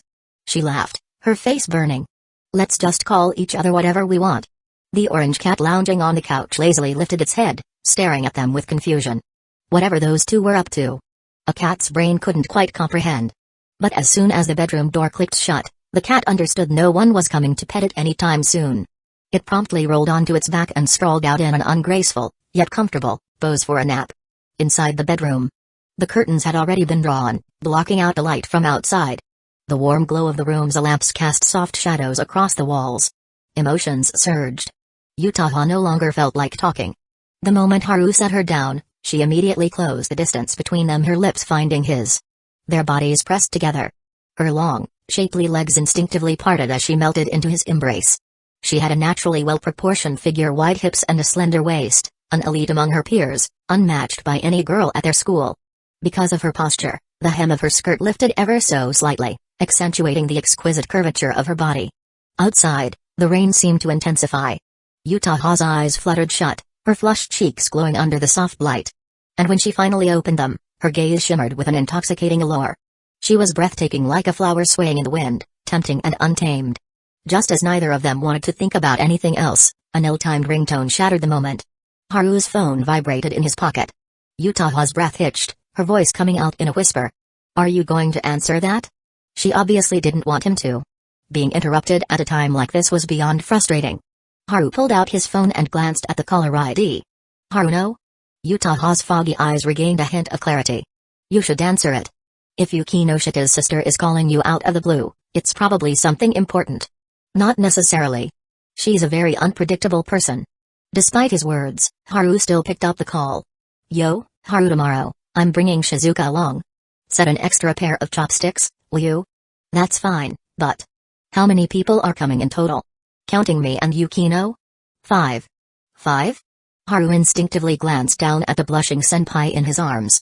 So that meant Kato Megumi was coming too? "Yep. 5 adorable girls." Haruno's voice carried a teasing lilt. Haru replied honestly, "I don't think adorable is the right word for Hiratsuka-sensei." Haruno chuckled. "Oh? So you only singled out Shizuka, but didn't deny Kasamijoka and Kato?" "Haru, you're not being very honest, are you?" Yutaha blinked. She could have sworn she just heard her name. Haru shot her a reassuring glance before responding, "Anything else?" "I was about to start cooking, and my hands are kinda full." As soon as the words left his mouth, Yutaha locked eyes with him, her gaze saying, "You're quite the liar, aren't you?" Haru wisely kept silent. "I do have something I want to ask you." Haruno paused for a second in an oddly deliberate way. Then, her tone turned teasing. "But I have a feeling you wouldn't tell me the truth." Haru responded calmly, "Why do you say that?" "For example, that girl Kasamijoka, she doesn't look at you like you're just a regular classmate." "How should I put it? She probably likes you, don't you think?" "If that's the case, then she's Yukino's rival in love." At that moment, Yutaha was practically draped over Haru like an octopus. Naturally, she heard every word. Her affectionate gaze instantly turned sharp and alert. Haru quickly shook his head at her, signaling that Haruno was just testing him. But Yutaha merely smiled seductively, lifted a strand of hair, and slowly leaned down. Haru froze on the spot. "Come on, girl, can't you see I'm on the phone?" Yutaha looked up at him, a playful yet coy expression on her face. She silently mouthed, "I am Yukinoshita's love rival." Haru hurriedly kept his cool and threw a few half-hearted replies at Haruno before ending the call. If he didn't hang up soon, who knew what kind of sound he might accidentally make? After all, this so-called love rival of Yukinoshita's was up to no good. Thursday. The Yukinoshita sisters and Hiratsuka Shizuka arrived at 5. When Haru opened the door, they were carrying groceries clearly bought on purpose. "Shizuka bought these. She said you treated her to ramen once, and after hearing from Yukino that you're a great cook, she decided to cover the ingredients herself." Haruno explained as they entered and changed shoes. Haru couldn't help but comment, "Sensei's principle of never freeloading is truly admirable. Flattery won't get you anywhere. If you want to impress me, then give tonight's dinner your absolute best effort." Hiratsuka Shizuka was in a good mood, her voice lively. "No problem. I'll give a 200% effort." Haru answered confidently. Haruno casually asked, "Between you and Yukino, who's the better cook?" "Haru's cooking skills were taught by me," Yukino replied. Haruno sighed dramatically. "In that case, tonight's dinner might not be that impressive after all." Haru smiled.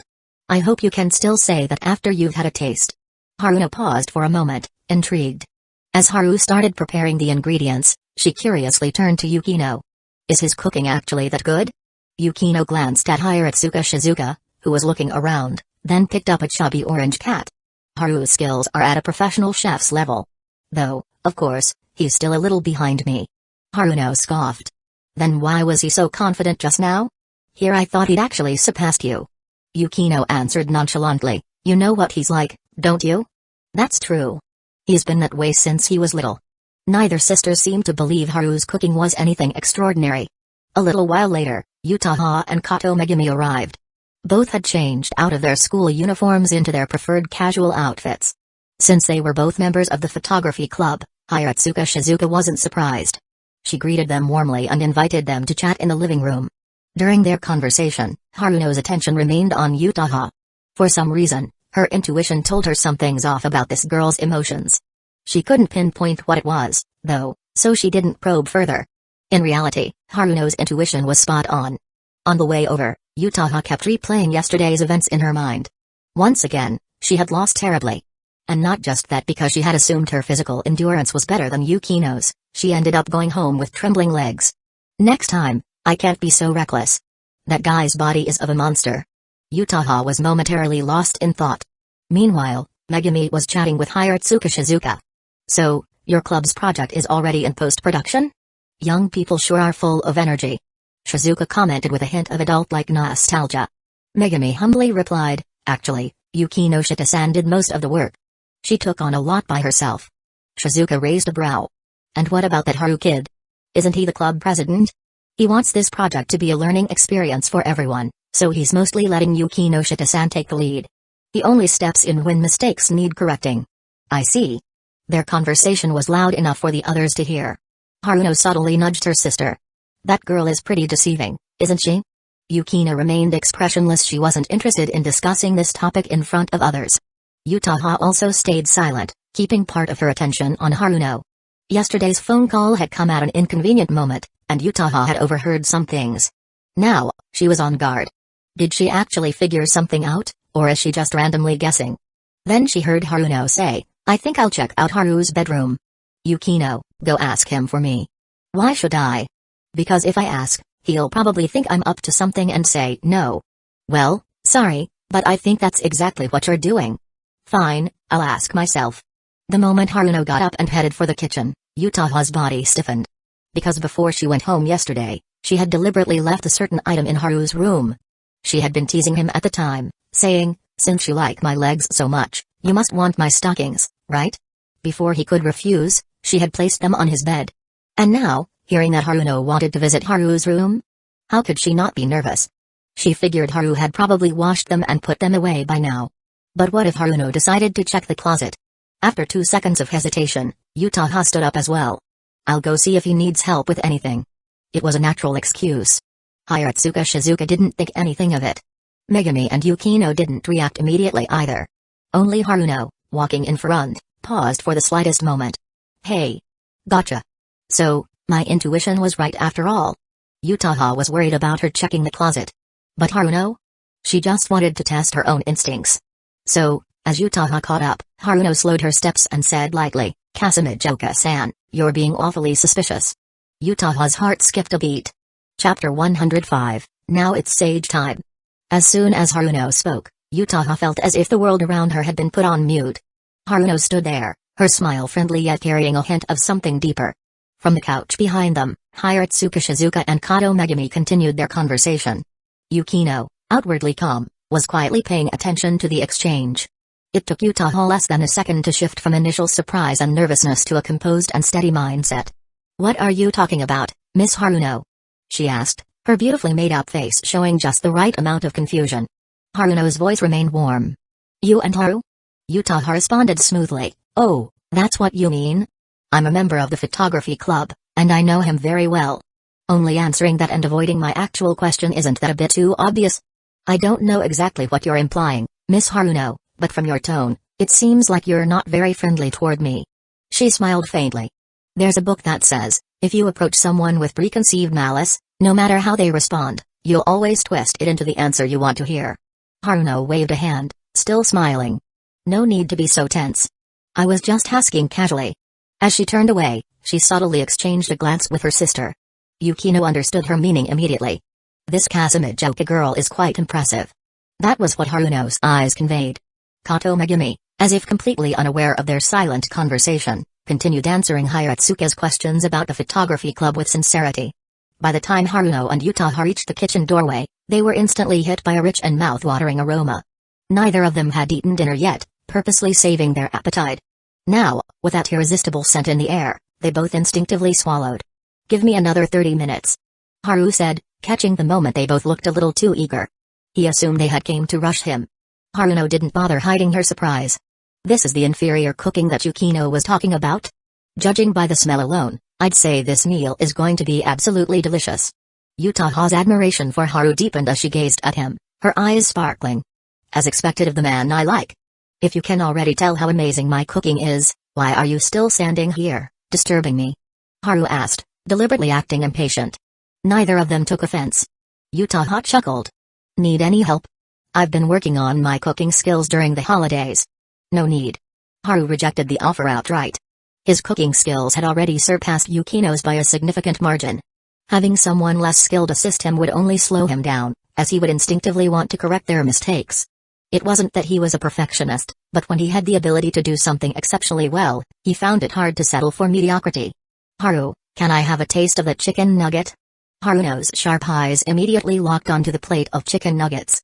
Without even turning his head, Haru replied, no sneaking bites. But I'm really hungry. Haruno's unusually honest response caught Haru off guard. If you're hungry, go to the living room and have some cookies. I prepared cake and biscuits for you all. He refused again.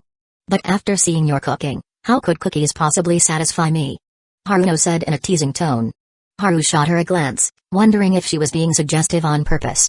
Yutaha also wanted a taste, but she wasn't as thick-skinned as Haruno. Instead, she simply leaned against the doorframe, silently watching Haru cook, enjoying the view. Seeing that Haru wasn't giving her a chance to sneak a bite, Haruno sighed dramatically. Haru, you've really changed. You used to care about me first and foremost. Haruno, stop talking nonsense. Came a voice from behind. Haruno and Yutaha turned to see Hiratsuka Shizuka walking over, rolling her eyes. That last comment of yours was way too misleading. Don't talk to your juniors like that. Shizuka scolded. But Haru and I are so close, it's fine. Haruno responded with an unconcerned smile. Shizuka was about to say more when her nose twitched. She caught the irresistible scent wafting from the kitchen. This smell. Haru, are you making beef? No, wait. I also smell vegetable salad. She swallowed unconsciously. You have a sharp nose, Hiratsuka-sensei. Yes, I'm making beef and vegetable salad. The next dish is wakame tofu soup. Haru confirmed. Shizuka nodded instinctively. Soup is definitely essential for dinner. Then, as if drawn by an invisible force, she started moving toward the kitchen. Haruno grabbed her hand. Where do you think you're going? Shizuka coughed, forcing a smile. I just want to observe his cooking up close. Are you sure you're not just trying to steal a bite? Haruno exposed her without hesitation. What are you talking about? Why would I do that? It's normal for a chef to taste test their food while cooking. So, Shizuka, you want to be the taste tester? Get in line, and make sure I'm ahead of you. Haruno. So you also? Watching their back and forth banter, Yutaha's eyes showed a hint of surprise. Is this what Hiratsuka-sensei is like in private? She recalled that Shizuka was quite popular at school. Because of her excellence, Yutaha often heard bits of gossip from other teachers. For instance, while Shizuka seemed straightforward and carefree, she was actually thoughtful and possessed a mature woman's unique gentleness. Her car was an outrageously expensive sports car, way out of reach for the average household. And once, a teacher had seen hidden shonen manga tucked away in her desk drawer. Now, looking at the mature beauty in front of her, Yutaha had to admit whether in figure or appearance, Shizuka was undeniably attractive. Her well-maintained black hair was striking, and her fitted suit pants accentuated her long legs. Perhaps due to her maturity, her thighs and waist-to-hip ratio were particularly well-proportioned. Yutaha thought to herself if she strictly maintained her figure, she could probably achieve a similarly voluptuous body in the future. Then, Haru's voice broke the moment. Hiratsuka-sensei, no sneaking bites in my kitchen. Shizuka, who had been joking around with Haruno, froze. Haru continued, unfazed, and as for taste testing, that's my job. After all, I'm the one responsible for making sure the meal tastes perfect. Caught red-handed, Shizuka's face flushed. Having her craving exposed so bluntly, she had no choice but to cover up her embarrassment. Fair enough. I'll just wait outside, then. She quickly retreated, afraid that if she stayed any longer, she might actually blurt out a request for a bite. Haruno chuckled helplessly. Fine, I'll go sit down too. As she walked away, she deliberately muttered, Haru's all grown up now. He doesn't like me anymore. How heartbreaking. Haru remained unfazed. Haruno, watching him from the corner of her eye, saw his lack of reaction and finally gave up her act, sighing in defeat as she left. Now, only Yutaha remained by the door. Haru plated the beef and vegetable salad and gestured toward her.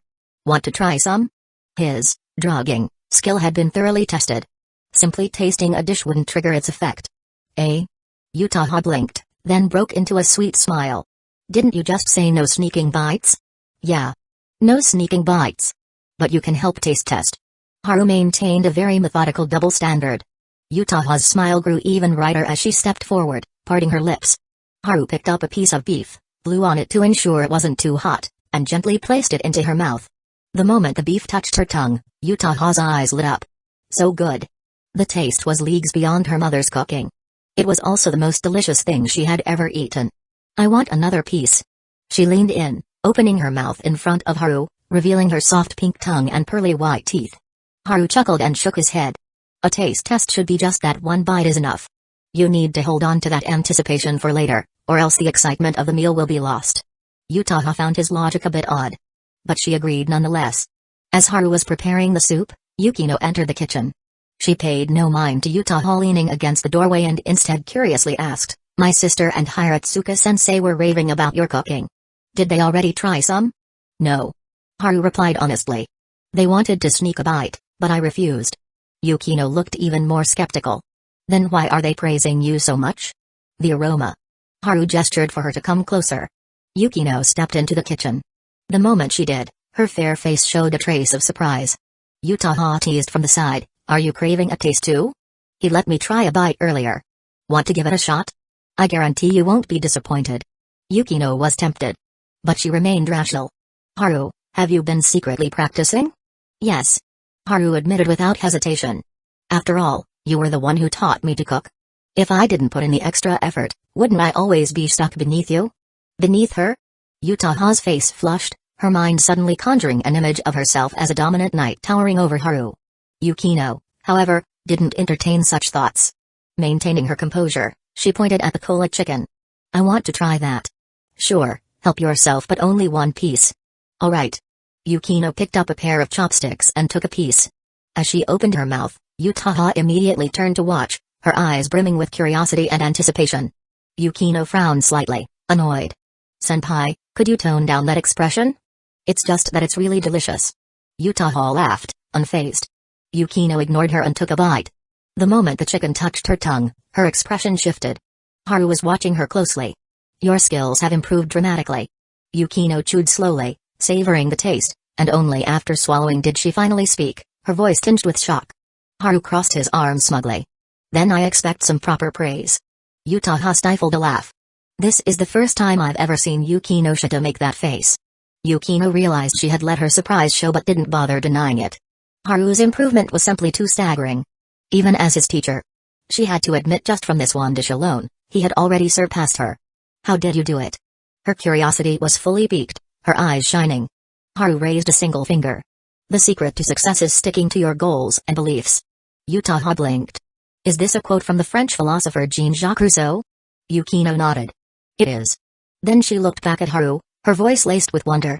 "You mean just through perseverance, you improved this much?" Haru had his explanation ready. "You're forgetting something, Yukino." "What?"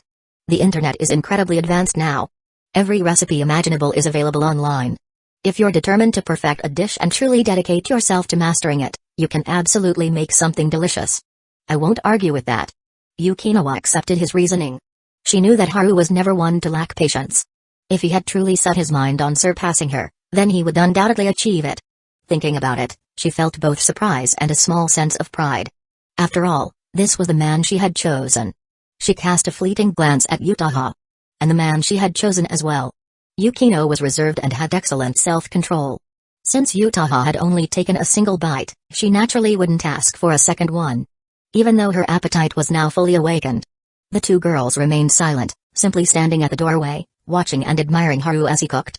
Once dinner was ready, they both moved to help carry the dishes to the table as if they had planned it in advance.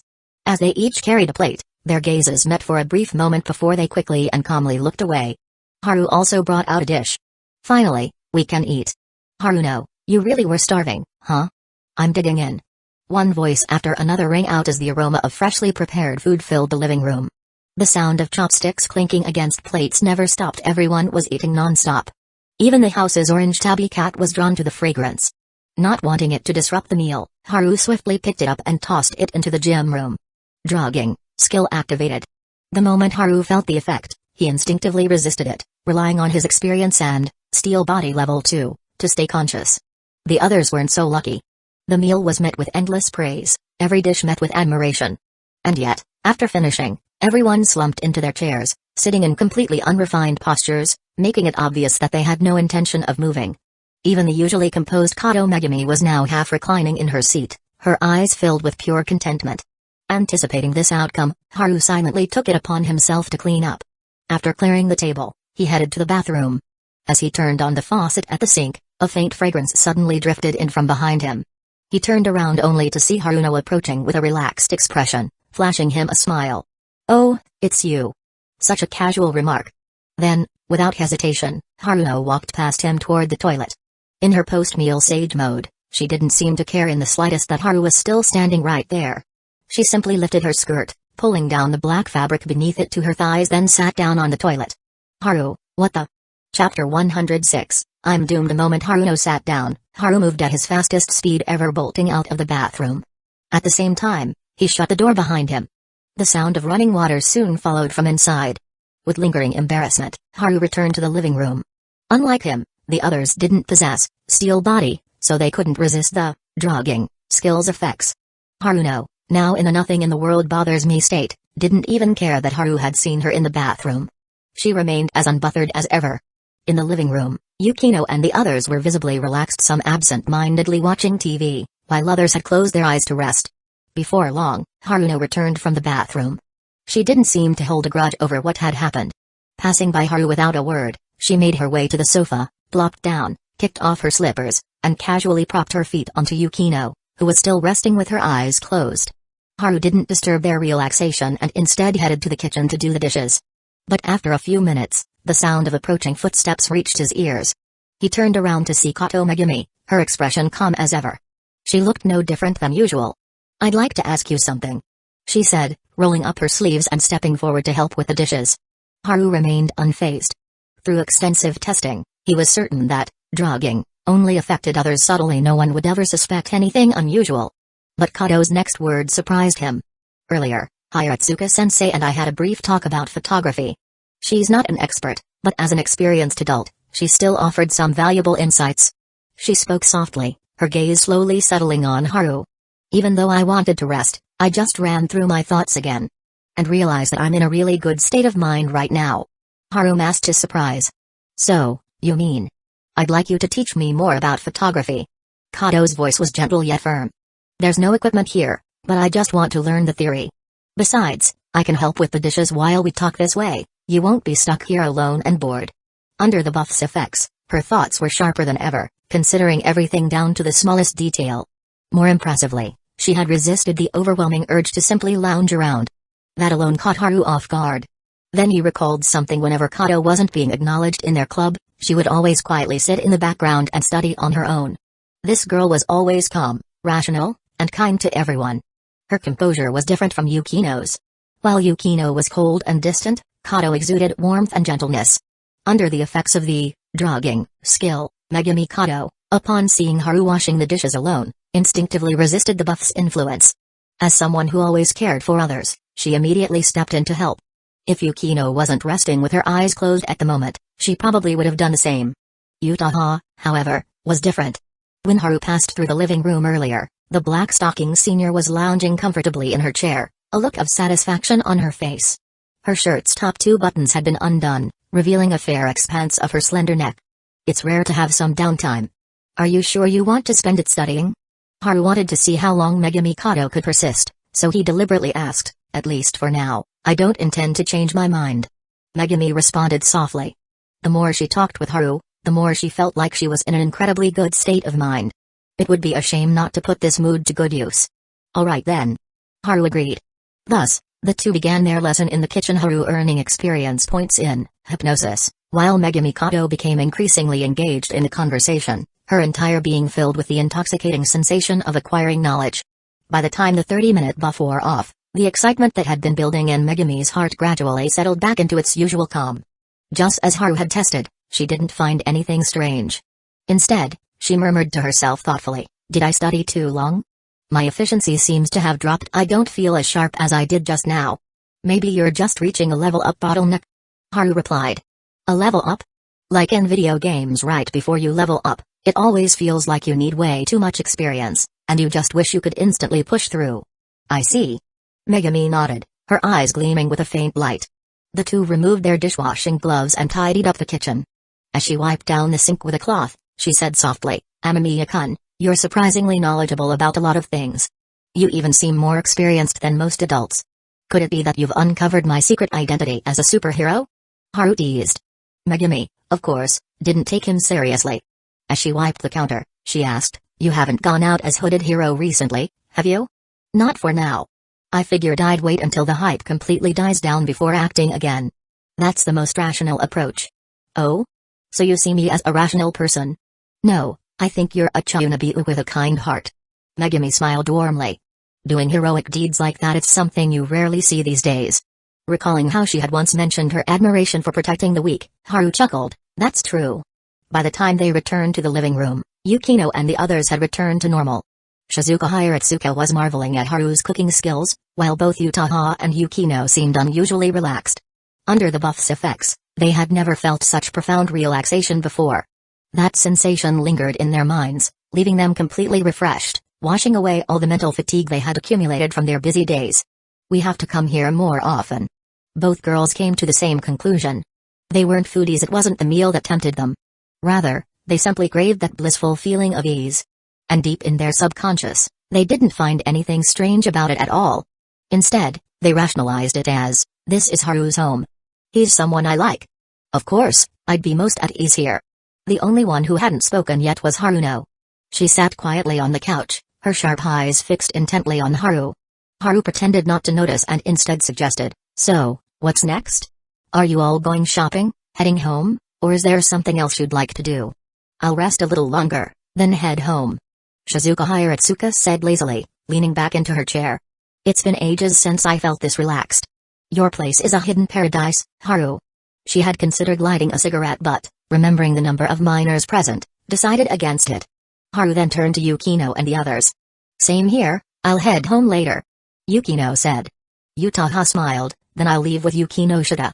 She did want to stay longer, but recalling how she had struggled to walk home last night, she decided to retreat strategically. Translation, I'll let him have his fun for now. Once I recover, I'll return as a knight to challenge the Demon Lord. Megumi Kato also followed suit, stating that she would leave with the others. That left only Haruno, who had yet to say a word. Both Yukino and Shizuka found this strange. Normally, in moments like this, Haruno would be the most talkative one. But today, she had been uncharacteristically quiet. Noticing her own unusual behavior, Haruno immediately put on a bright smile. I'd love to stay the night, but unfortunately, someone wouldn't approve. She smiled mischievously at Yukino. This is Haru's house. Yukino replied expressionlessly. If he agrees, then it's fine. No need to look at me. But you'd get jealous. Yukino responded with a look that could only be described as concern for the mentally challenged. Why would I be jealous of my own sister? In her mind, even if Haruno stripped naked and lay in Haru's bed, he'd probably just lock the door and immediately call her, Yukino, get over here. Your sister's lost her mind. Haruno, you're coming back with me. Shizuka Hiratsuka cut in, stopping Haruno's teasing before it escalated. Haruno sighed dramatically and nodded, but her gaze remained locked onto Haru. She had easily dispelled her sister and friend's doubts, but she couldn't erase the awkward memory in her own mind. He definitely saw. Just thinking about the fact that she had used the bathroom right in front of him made her chest tighten with anxiety. No matter how confident or dominant she was, at the end of the day, she was still a young woman. And she was single. Her skirt wasn't particularly short today under normal circumstances, there was no way she'd have an accidental exposure. But earlier, she had lifted her skirt herself. And even pulled down her underwear. Unless Haru was blind, there was no way he hadn't seen anything. Haru also felt awkward, but he had no choice but to play dumb. He busied himself slicing fruit for everyone after dinner, then quickly escaped to make tea. When there was nothing left to do, he still didn't want to sit back down, so he simply pretended to be engrossed with his orange cat. Thankfully, Yukino was also drawn to the cat. She came over, held down her skirt, and crouched beside him, joining in on the petting. With someone accompanying him, his decision to stay off to the side didn't seem odd. A short while later, Megumi Kato was the first to say her goodbyes, leaving with Shizuka Hiratsuka. Shizuka initially wanted to drag Haruno along as well, but the latter dodged with a simple excuse, I'll leave with Yukino. I should be heading back too. By 7:30 p.m., Yukino and Utaha stood up to leave. Haruno was the last to rise. As she walked alongside Haru, seeing off the others downstairs, she suddenly curved her lips into a seemingly casual smile. Haru, your eyesight's pretty good, isn't it? Strictly speaking. Not really. Sometimes, I have trouble seeing things clearly. Haru subtly admitted defeat, implying he'd forget everything. But Haruno wasn't about to let him off so easily. She turned to Yukino and Utaha ahead of them. Is that true? No. Yukino bluntly exposed his lie. Utaha, on the other hand, was willing to play along. Since he said so, he must have his reasons. Haruno chuckled softly and said no more. Haru finally breathed a sigh of relief. Not long after the three of them left, just as he stepped into the hallway, his phone suddenly rang. It was a call from Haruno. Haru sighed internally, so this matter was indeed not so easy to resolve. He picked up, and Haruno's smooth, pleasant voice came through the receiver. Look down. Look down? Instinctively, he walked to the hallway entrance and glanced below. Standing at the apartment entrance was none other than Haruno, looking radiant as ever. She was even waving at him with a smile. One thought popped into Haru's mind: I'm doomed. Chapter 107, Who Asked You? Haruno had returned. It was obvious she had come back to settle accounts with Haru. Or, perhaps, she just wanted to clear up the awkwardness from earlier. Haru had no choice but to head back downstairs. Seeing her put away her phone with a bright smile, he kept his composure and asked, Do you need something? Haruno's smile didn't waver. Shouldn't you already know? No idea. There was no way he was going to bring up that incident himself. Playing dumb won't get you out of this. If you have any requests, just say the word. Haru responded at lightning speed. Haruno paused for a moment, then burst into laughter. So that's what this is about? You were waiting for me to make demands? Haru remained calm. I don't have a choice. Since it was my fault, I should apologize and make it up to you. Your fault? Haruno's eyes flickered with doubt. From her perspective, the whole thing had been a result of her own carelessness. She had always been casual about things, and since she had known Haru since childhood, she had let her guard down. That was why she had ended up getting seen. But hearing him take the blame so readily, that genuinely surprised her. It was my mistake. Haru reiterated. So, you can name your terms. Haruno had a nagging feeling that something was off, but she couldn't put her finger on it just yet. She smirked. Then, how about accompanying me for some shopping? That's it? Not just that. I've always wanted to go to an izakaya one with a guy, but I never found the right person. Why don't we take this chance to go together? No problem. Let me go change first. You agreed that fast? Haruno was caught off guard again. Haru's tone was sincere. When I say I'll make it up to you, I mean it.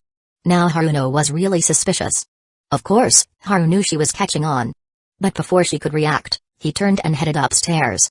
And so, the ever-curious Haruno was left standing there, wondering what he was up to. Haru took almost 10 minutes to change. Haruno nearly lost patience and considered going up to check on him when he finally strolled back down. You look great, but I have to ask, why did it take you so long? She was determined to get to the bottom of this. If she took him out without knowing what was going on, the unanswered question would eat at her all night. And if she was still thinking about it before bed, wouldn't that just ruin her sleep? Haru tapped his temple. You could always think harder about it. Haruno rolled her eyes. Oh, come on. Are you just trying to be mysterious to cover up something else? Haru smiled silently. Initially, he had planned to just go with the flow, but now, he was fully confident in his plan. Because while he was upstairs he had secretly called Yukino. If everything went as expected, she was already on her way here. And as long as Haruno was stuck pondering her unanswered questions, she wouldn't rush to drag him off. That gave just enough time for Yukino to arrive. Are you really not going to tell me the truth? Haruno thought for a while but still couldn't figure it out. Haru smiled. With your intelligence, I bet you'd figure it out if you thought just a little harder. Haruno sighed. I'm not a detective. Why should I bother searching for the truth? She was certain he was hiding something. She just had no clue what. Wait a second. Something clicked in her mind. She eyed Haru suspiciously. You've been stalling for time, haven't you? But why? Haru clapped his hands together. Impressive as always, Haruno-san. But he still didn't answer. Haruno was speechless. This is the downside of knowing each other too well. She had always boasted that she understood both Haru and Yukino better than anyone else. But didn't that mean they also understood her just as well? Yukino was still growing. As her older sister, Haruno could always keep her under control. But Haru was different. Even back in elementary school, she had thought he was a little too mature. Just then, a taxi pulled up outside the apartment. Haruno turned toward the sound of the engine as the door opened and out stepped her little sister. Seeing Yukino's adorable face, she blinked in surprise. Then she turned to Haru, both amused and exasperated. I see. So you called for backup? I wouldn't say I qualify as backup. Yukino interjected without hesitation. But if my sister was planning to cause trouble for Haru, I can play the role. Haru kept his warm smile. See that, Haruno-san? This is our passionate teamwork. The Yukinoshita sisters both glared at him. Haru nudged Yukino. Hey, I'm on your side. You're glaring at the wrong person. Yukino, who had rushed over because of his call, felt her initial curiosity shift into sheer exasperation. If you didn't say such stupid things, I wouldn't be glaring at you.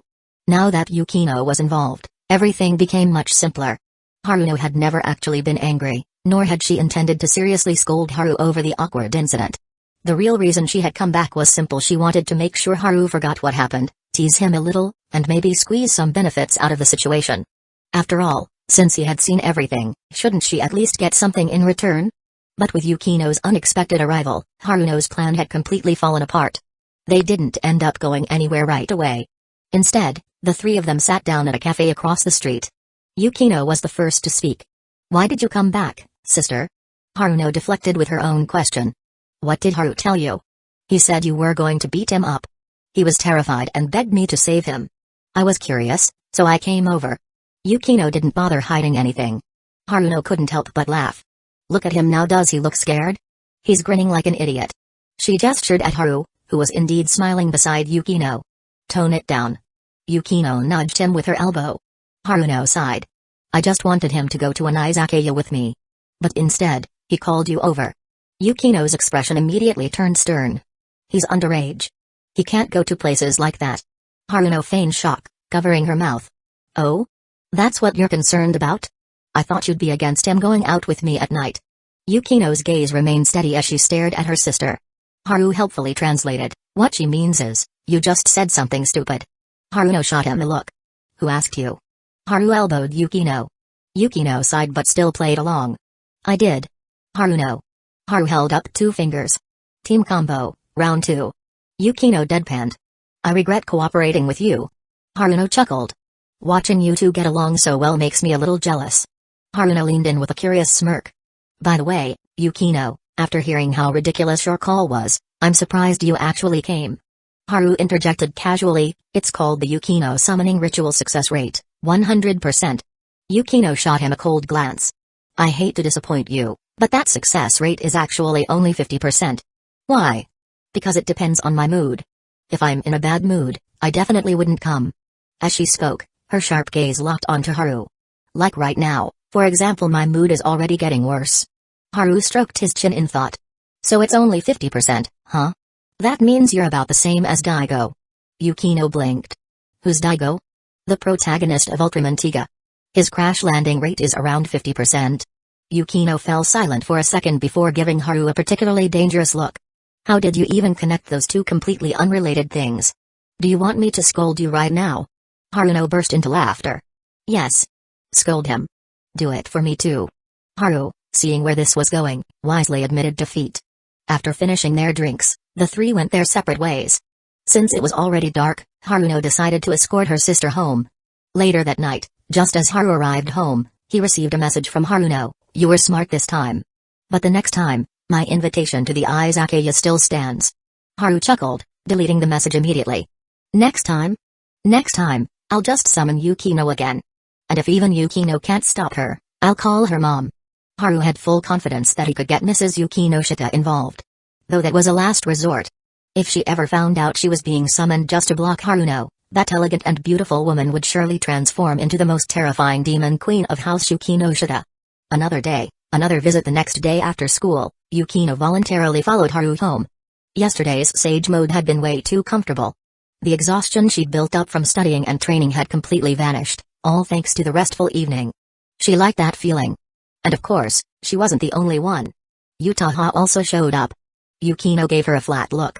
Not even pretending anymore, are you? Utaha, utterly composed, responded, I simply found yesterday to be incredibly peaceful at his place. That kind of tranquility and comfort. It was a first for me. Yukino scoffed but said nothing. Because, well, she felt the same way. Haru, sensing the atmosphere, wisely offered to make dinner. The two girls had no objections. As they walked home, passing an empty street corner, Haru was lost in thought about what dishes to cook when Yukino suddenly spoke up. Haru, Isn't that the high schooler we saw sitting on the lawn last time? Lon? Haru immediately recalled that guy. The wind is whispering today guy. Oh, yeah. That's him. Back then, the pretentious monologue from that glasses-wearing boy had left such an impression on Yukino that even now, she still remembered it. Utaha glanced in the same direction. Ah, those three? I've seen them before too. Ahead, on the deserted sidewalk, three high school boys stood together. One wore glasses. One had blonde hair. One had a delicate, pretty boy face.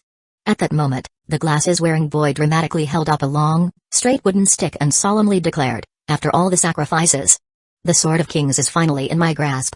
The blonde-haired boy, fully playing along, nodded seriously. Brave hero, you now have the right to challenge the Demon Lord. The pretty boy clapped in admiration. As expected of our hero. Even the Sword of Kings bows before you. Then they noticed Haru and the girls watching them. The atmosphere instantly froze. And then clatter. The Sword of Kings slipped from the glasses-wearing boy's grasp, hitting the pavement with a dull thud. Chapter 108. Everyone has their own skills for high school students. Picking up a random stick on the street and acting out a fantasy battle wasn't anything unusual. Plenty of their peers had done the same at some point. The real problem? The high school trio got caught. It was still too early for most working adults to be out and about, so the street was mostly empty. However, just as fate would have it, Haru's kitchen had run out of ingredients. Yukino and Utaha had suggested stopping by the store to buy groceries. And that was how the two groups ran into each other. Chaunabiu? Yukino's expression screamed second-hand embarrassment. Utaha wasn't much better. Chaunabiu? Among them, Haru was the only one reacting normally. Meanwhile, the three high school boys shrank inward, faces darkened in sheer embarrassment. Heads lowered, they slowly turned around and began inching away, ostrich style. Clearly, they thought they had humiliated themselves beyond redemption and needed to retreat. But wait a second. An idea sparked in Haru's mind, and he quickly walked toward them. Yukino and Utaha exchanged glances, both seeing the same confusion in each other's eyes. They had no clue what Haru was planning, but they still followed. The trio, reluctantly turning back, saw Haru casually pick up the wooden stick, inspecting it as he walked toward them. A perfectly straight stick like this is a rare find. He mused. I've only come across two in my entire life. The trio froze. Their embarrassment was still there, but now, there was a faint glimmer in their eyes. Their expressions practically screamed, wait. Is he one of us? Still holding the stick, Haru gave it a closer look. No joke, if I'd found this first, I probably would have called it the Sword of Kings too. You're kidding. Their faces were a mix of disbelief and awe. Especially when they noticed the two stunning girls standing beside Haru. Two beautiful girls. What kind of sick joke was this? This guy, clearly the epitome of a super normie, could actually get the concept of the Sword of Kings?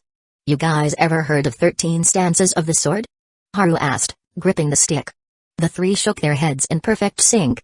Perfectly in sync, like pilots undergoing Pacific Rim drift training. It goes something like this. Haru suddenly shifted his stance, sinking his weight and angling his body. Then with a burst of power, he lunged forward, thrusting the stick with such force that the air whistled around it. The trio was stunned. Yukino had been prepared for Haru to join in on the Chaunabiu antics. Instead, she found herself unexpectedly impressed.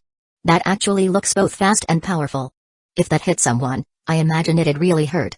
Utaha voiced what Yukino was thinking. But Haru wasn't done. That's not all.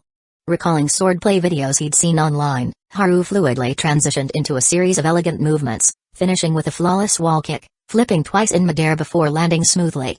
He twirled the stick behind him in a reverse grip, completing the sequence in one seamless motion. Thanks to his steel body, level 2 skill, every move was precise, powerful, and above all aesthetically perfect. Even Yukino and Utaha were left speechless. 13 stances of the sword is actually more refined than what I just did. Haru admitted with a smile. I didn't memorize all the techniques, so I could only demonstrate a few. Amazing. That was insane. So smooth. The trio practically shouted their praise. For high school boys like them, those moves were definitely something they could use to flex at school. If they could pull that off in front of their classmates, they'd instantly become the coolest guys in the room.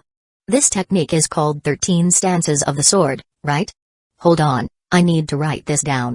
The blonde one was the first to react, pulling out his phone excitedly to take notes. Haru helpfully added, the full name is Wudang Swordplay, 13 stances, from China. It was originally just a basic sword technique, but over time, people have refined it into something visually spectacular. That makes sense. The other two also whipped out their phones. Even Yukino, eyes filled with intrigue, took out hers. She had assumed Haru had just made it up on the spot, but when she searched online it was real. It actually exists. Yutaha peeked at her screen. Yukino nodded and even handed over her phone to show her. At this point, the trio was completely convinced Haru was one of them. If even he had his Chunabiu moments, then there was no need for them to feel embarrassed anymore. Thanks for the lesson. We really learned something today. The three boys bowed in gratitude. Seeing that the timing was just right, Haru finally brought up his real reason for stopping them. By the way, are you guys interested in a part-time job? A part-time job? The trio blinked, caught off guard. You can think of it as earning some pocket money. When I saw you guys just now, an idea popped into my head. Haru said with a nod. The idea he was referring to was filming High School Return of a Gangster. It was a ridiculous, over-the-top comedy with plenty of chaotic energy. A long time ago, Haru had done some research and found that neither a manga nor a live-action adaptation of this story existed. Back then, he had been interested in producing it, but as his parents' business expanded and money was no longer a concern, he had put the idea on the back burner. That is, until he witnessed the trio's overly dramatic roleplay just now. If there was ever a perfect cast for an absurd, comedic story, it was these three. They didn't even need to act, they could just be themselves. Most importantly, High School Return of a Gangster required a certain level of wild, over-the-top energy. And these guys had it in spades. Hold on a second. Hearing Haru's suggestion, the three finally realized he wasn't joking. They quickly sobered up, taking the conversation seriously. The bespectacled boy was the first to speak, his tone cautious. If you don't mind me asking, what do you do for a living? I'm a high school student. Just like you. Haru replied, fully expecting this reaction. Huh? A high school student? Offering us a part-time job? The three of them looked baffled, as if this was the most ridiculous thing they had ever heard. That was when Yutaha stepped forward, her expression serious. Even though we're students, what he's saying is completely true. Haru gestured toward her. This here is a newly debuted author whose work is already a bestseller. Then he turned to Yukino. She's the vice president of our photography club. We recently filmed a short movie that will be released online soon and she was the director. Finally, Haru pointed at himself. As for me, I happen to write a few scripts and know a bit about filming. My parents even helped set up a small production company, so I guess I'm semi-professional. The three boys were stunned, their mouths hanging open in disbelief. A full 5 seconds passed before the blonde boy slowly nodded, as if processing everything. So, you guys are basically insanely talented. The other two followed suit, nodding stiffly. Haru chuckled. You could say that. After introducing himself, he went on to formally introduce the two girls standing beside him. I'm Shihara Tadakuni. I'm Tabata Hidenoa Arai. I'm Tanaka Yoshitake. The three took turns giving their names.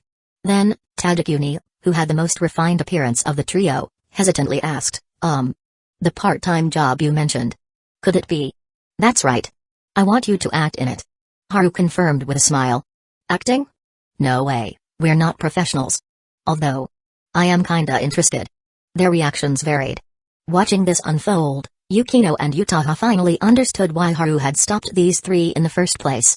It's because they match the image you have in mind, isn't it? Yukino mused after a moment of thought. Haru nodded without hesitation. Exactly. The energy they have is a perfect fit for what I envisioned. Yukino instinctively glanced at the trio, her expression turning slightly odd.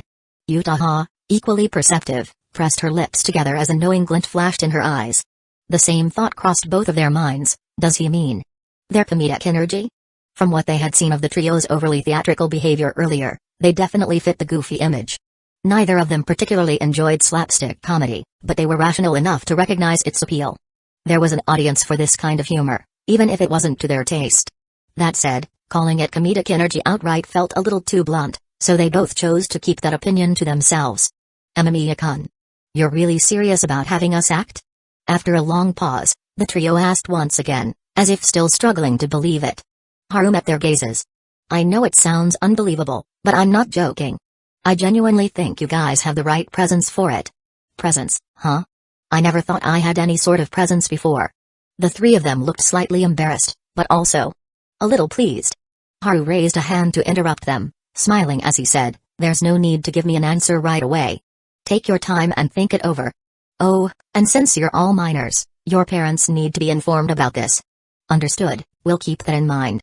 The trio was still nervous, but Haru's consistently friendly attitude put them somewhat at ease. Instead of outright rejecting the offer, they decided to at least consider it. After exchanging contact information, Haru handed the wooden stick back to them. The Sword of Kings returning it to its rightful owner. The blonde-haired boy, named Yoshitake, blinked in surprise before accepting it with a grin. Thanks. With that, the trio bid farewell, and Haru and his group continued their trip to the supermarket. You chose them because of their comedic potential, didn't you? Yukino finally voiced her guess. As expected of you, you figured it out so quickly. Haru praised with a smile.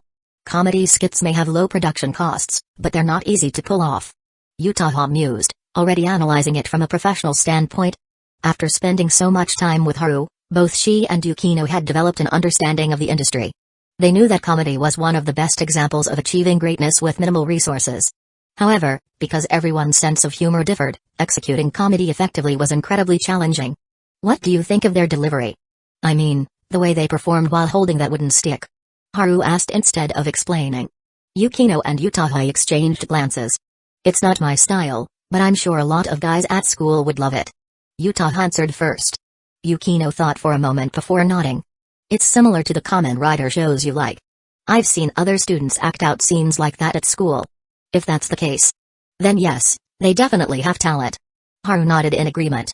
The lead character of High School Return of a Gangster's live-action adaptation had blonde hair, and among the three boys he'd just met, there was already a perfect candidate, one who didn't even need to dye his hair. After finishing their shopping, they returned home, where Haru once again took charge of cooking. As usual, the two girls thoroughly enjoyed his delicious meal, eventually entering a blissful, trance-like state. Just like before, they didn't move an inch, simply savoring the comfort and relaxation washing over them. The effect of his drugging skill effortlessly melted away their accumulated fatigue. In the days that followed, Haru frequently received messages from Haruno. She contacted him far more often than before. Not that she always had something important to say most of the time, it was just casual greetings. But Haru understood the underlying meaning behind her words. She was essentially saying, I haven't forgotten that you saw me naked. To that, Haru could only sigh. What a mess I've made. A few days later, the high school trio reached out to Haru. They had decided to accept his offer. He immediately sent them the script so they could familiarize themselves with it in advance. This wasn't common practice in the industry, as there were occasional cases of script theft or actors leaking scripts to competitors. But Haru wasn't worried about them. After all, every guy who appeared in High School Return of a Gangster was practically overflowing with kindness, genuinely good people through and through.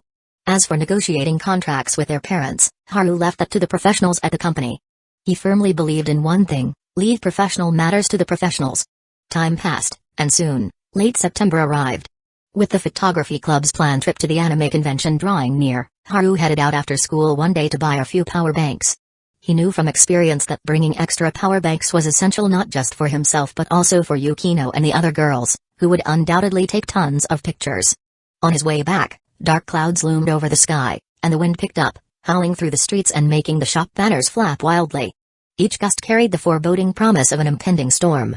Haru quickened his pace.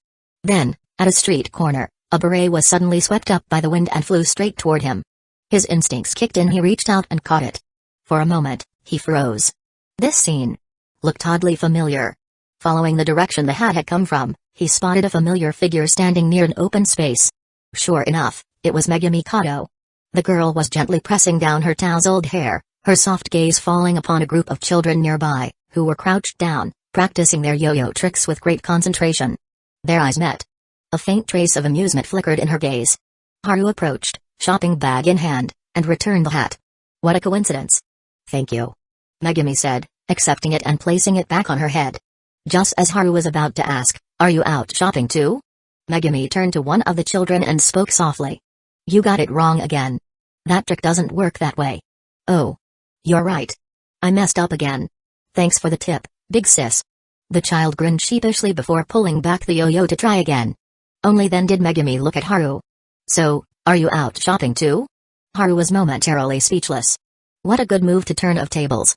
Chapter 109, Megumi Kato's move. At that moment, everything about Megumi Kato, her expression, the way she casually lifted the shopping bag in her hand, was effortlessly natural. Left with no choice after having his line stolen, Haru simply went along with it. I came to buy some power banks. Gotta make sure everyone's phones don't die when we're having fun at the convention. As expected, you're always so thoughtful, Amamiya-kun. Save the praise for later. Why are you still standing here? Just look at the sky, it's obviously about to pour. Hum. Megumi nodded slightly, pressing down her wind-blown hat as she gazed up at the dark clouds. My house is a bit far from here. Even if I run, I probably won't make it back in time. Haru couldn't help but chuckle. So you've just given up? I prefer to call it strategic rain avoidance. She pointed to a convenience store just ahead. Clearly, she'd already thought this through. Fair point. Guess I don't need to rush either. Haru decided to follow her lead and strategically avoid the rain as well. Megumi didn't seem to mind. Instead, she glanced toward the group of kids still immersed in their yo-yo practice. Aren't you going to show off a little, Amamiya-kun? Haru looked at her in surprise. Calmly, she added, Utaha-senpai told me you're really good at yo-yo tricks. And that you enjoy showing off in front of kids. That's slander. Absolute slander. I'm a man with aspirations. If I wanted to show off, I could have done it in front of you guys instead. These were Utaha-senpai's words, not mine. I'm just repeating them. Megumi replied. Overhead, the dark clouds seemed to thicken even more. Haru noticed as well. Let's move ahead first. But Megumi was still watching him. Are you really not going to show off in front of the kids? What exactly did senpai say to you? Why do I feel like I'm being framed here? You're overthinking it. Utaha-senpai only ever praises you, never says anything bad. Then why are you so convinced I like showing off in front of kids? Maybe because Yukinoshita-san also said you're childish. Great. As if bringing Utaha into the conversation wasn't enough, now she'd seamlessly dragged Yukino into it as well. Now, even if Haru wanted to argue back, it'd take him twice the effort. She's too good at arguing with me. What he didn't see was Megumi, now walking ahead of him, her lips curling into a small, amused smile. Just as they reached the convenience store's awning, the rain finally broke loose. Pedestrians hurried along, those with umbrellas calmly opening them. The group of kids who had been playing yo-yos moments ago dashed into a nearby restaurant probably owned by one of their parents. Haru glanced at Megumi, who stood quietly beside him. Are you in a hurry to get home? Megumi understood his implication and shook her head. Not really. But if you're in a rush, you could always call your driver. She and Utaha had ridden in his car before, after all. No rush. I'd just be lazing around at home anyway. Megumi seemed to like that answer, her tone lightening a bit. Are you preparing anything for the convention? Like what? Like cosplay. The moment he heard that, Haru couldn't help but chuckle. You mean the hooded hero? Megumi nodded. You caused such a huge stir before. There'll definitely be other hooded heroes at the convention. If you blend in with them, it'll make for an interesting scene. Haru sighed. Like a lone wolf sneaking into a pack of huskies? Megumi blinked, then smiled. That's an amusing analogy. At that moment, the convenience store owner stepped out, holding a sign that read, Umbrellas 20% off in big, bold letters. He placed it down and immediately spotted Haru holding nothing but his shopping bag. His face lit up with enthusiasm. Hey, young man, need an umbrella? No thanks. Haru replied, eyeing the sign. This guy knows how to do business. The owner chuckled. This rain's not stopping anytime soon. Are you really gonna let your girlfriend get drenched on the way home? I'm not his girlfriend. Megumi corrected him softly. The owner was about to continue his sales pitch when the kids from earlier suddenly ran back, their umbrellas bobbing as they shouted in protest. Boss, the yo-yos you sold us are defective. No matter how much we practice, we can't pull off the tricks you promised. It's gotta be the yo-yos. Hey now, you little punks. Be reasonable. If you're bad at it, just admit it. How can you blame me? Then do you even know how to do the tricks? One of the kids challenged, their faces red with frustration. Of course not. The owner declared loudly and without shame. Megumi, standing beside Haru, murmured in confusion, if he doesn't know how, why is he shouting so confidently? It makes him sound more convincing. Haru replied with a grin. The kids, unable to out-argue the owner, sulked at the store entrance, refusing to leave. Just as Haru was enjoying the drama, Megumi suddenly turned to him. It's your turn to step in. What? These kids are doubting the yo-yo's quality. Their emotions are at their peak right now. If you show off your skills at this moment, you maximize their admiration for you. Haru felt a wave of exasperation rise in his throat. So this was all part of a setup. The first act was just a warm-up. Now we've reached the climax of the show? Hearing her use terms like emotional peak, Haru finally surrendered. I swear, I really don't enjoy showing off in front of kids. Megumi blinked innocently, then turned to the children and said, this big brother here is a yo-yo expert. Are you sure you don't want to take this chance to learn from him? Haru froze. The kids froze. Then, As if a switch had been flipped, their eyes lit up with excitement as they swarmed around him. Big bro, are you really an expert? Mister, can you teach me some tricks? I'll buy you a soda. Please teach me how to be a yo-yo master. Haru could only laugh helplessly as he looked at the eager children, then turned to Megumi with an exasperated glance. What's your deal? Megumi tilted her head slightly, her lips curving into a rare, beautiful smile. I'm giving you a chance to shine. And of course, I want to see it too. Haru understood. She was in a great mood, ready to enjoy some drama, but only if it was her own. Everyone, quiet. Haru put on a stern face, taking on the role of a serious mentor. The kids immediately shut their mouths, their eyes fixed on him with excitement. I'm a high schooler, which makes me your senior. Now, let's start introductions. You're up first. I'm Yuta Hikaida. The first kid he pointed to shouted enthusiastically. Good, nice energy. Next. One by one, the children gave their names. Seeing Haru's serious expression, they unconsciously straightened their postures, looking like a group of junior soldiers fresh from a summer boot camp. Megumi Kato stood silently at the side, watching. When Haru finally began his yo-yo tricks, effortlessly pulling off a series of visually stunning moves, the kids erupted in cheers. Once the children were satisfied and left, Haru turned to Kato with a hint of exasperation. Happy now? Kato looked slightly puzzled. You don't seem very pleased. Yeah, I'm actually really mad. Haru intentionally put on a grumpy face. But just now, when they were praising you, you looked really happy. That was acting. I'm using every chance I get in life to hone my acting skills. I see. Kato mused. So you're actually really good at lying. You don't even let it show on your face. The rain gradually eased up, and Haru called for his driver, arranging for Kato to be dropped off first. On the ride home, he reflected on the events that had just unfolded and couldn't help but chuckle. I didn't expect this side of you. Which side?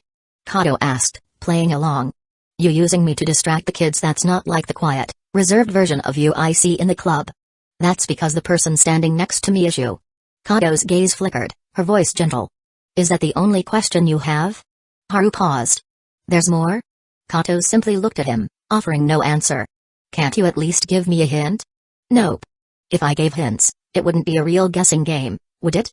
But when I play games alone, I like to use cheat codes. Then just think of this as a game where cheat codes don't exist. How cruel, Kato. Thank you for the compliment, Amamiya-kun. Before long, the car arrived at Kato's home. Haru handed her an umbrella. It's still raining outside. Take this, you can return it whenever. Thanks. Kato took it without hesitation. After stepping out of the car and opening the umbrella, she walked forward a few steps before suddenly turning back. With a small wave, she said softly, I had a great time today. Haru froze. In that moment, he finally understood what she had meant when she asked, is that the only question you have? Kato's approach was completely different from Yutaha Kasumajoka's. By the time the realization hit him, she had already turned away. From suggesting they take shelter at the convenience store, to refusing to let him call the driver too early, to making sure the kids kept him occupied, all of it was just so she could spend more time with him. Her steps became noticeably lighter. Haru remained silent on the way home. He had unintentionally charmed another one. But when had it started? Logically speaking, that magic high jump incident when they were kids only left an impression on her. It was just the reason she recognized him and joined the photography club in high school. But for that impression to develop into actual feelings, into something like this. Surely, that alone wasn't enough? Helping others at school during the day, then going out at night to play hero. Amamiya-kun, you're such a good person. A memory surfaced, something Kato had once said. Was it because of that? He wasn't sure. Saturday arrived, the day of the convention. Since club activities were cancelled, everyone met up in the city before boarding the train together. There were quite a few passengers in his carriage. Behind Haru and his group, a cluster of students dressed in baseball uniforms chatted among themselves, likely on their way to a training camp. Taking advantage of the relatively uncrowded train carriage, Haru handed out the portable chargers he had prepared in advance. His thoughtfulness was met with instant appreciation. Thanks, Prez. I was just saying how I forgot mine. Now I can take as many photos as I want. Gotta collect all the best shots for my card battles. Yukino also accepted one and gave him a rare compliment. Now you're finally acting like a proper club president. Are you saying I don't usually? Haru protested. Most of the time, you're just a slightly dumb president. How did this turn into a personal attack all of a sudden? As they talked, Yutaha, who had been quietly listening, suddenly interjected. Yukinoshita, want to walk around together later? Yukino's tone remained indifferent. Reason? I figured you might not be too familiar with this kind of event. I can be your guide. You're well versed in this? More or less. I even looked up some extra details in advance. As she spoke, Yutaha held up her phone, showing a map of the convention along with various tips and guidelines. Seeing her preparedness, Yukino didn't immediately decline. We'll see when we get there. Just as she finished speaking, a baseball player from the group behind them hesitantly stepped forward and greeted her. Hey, excuse me, she's doing great, you're not. Haru interrupted, stepping forward to block the guy's approach. Yukino smiled faintly and stayed silent, letting him handle it. The baseball player blinked in surprise, then scratched his head awkwardly. Ah. My bad, I didn't know she was your girlfriend. With that, he turned to Yutaha instead. But before he could get a word out, Amamiya stepped forward again, cutting him off. The baseball player? Yukino sighed, already guessing what was about to happen. Yutaha pressed her lips together, suppressing a laugh. The player looked completely lost. Bro, what are you? Haru said nothing, simply maintaining a mysterious air. The guy hesitated, then cautiously tried to move past him, this time heading toward Hashimoto and the others. Sure enough, Haru blocked him again. Now he was completely baffled. What the hell? Are all of them your wings or something? At this point, someone from the photography club couldn't hold back anymore and let out a snicker. Yukino sighed lightly. I knew this would happen. Yutaha, on the other hand, was fully amused. As expected of him, always willing to do things that others wouldn't dare to. Yukino shot her a glance. And that's something to praise? With a playful smile, Yutaha replied, given your position, shouldn't you be fully supporting him right now? Yukino's gaze sharpened instantly. Yutaha-senpai, there are some things you don't need to teach me. Fair enough. Yutaha shrugged, letting it go without pushing further. Seeing her sudden passiveness, Yukino thought for a moment. She invited me to walk with her earlier. Was it because she wanted to discuss something privately? Meanwhile, the confused baseball player wandered back to his group, where his teammates bombarded him with questions. I don't even know, man. He muttered, utterly lost. That guy just popped out of nowhere. I think I got targeted for no reason.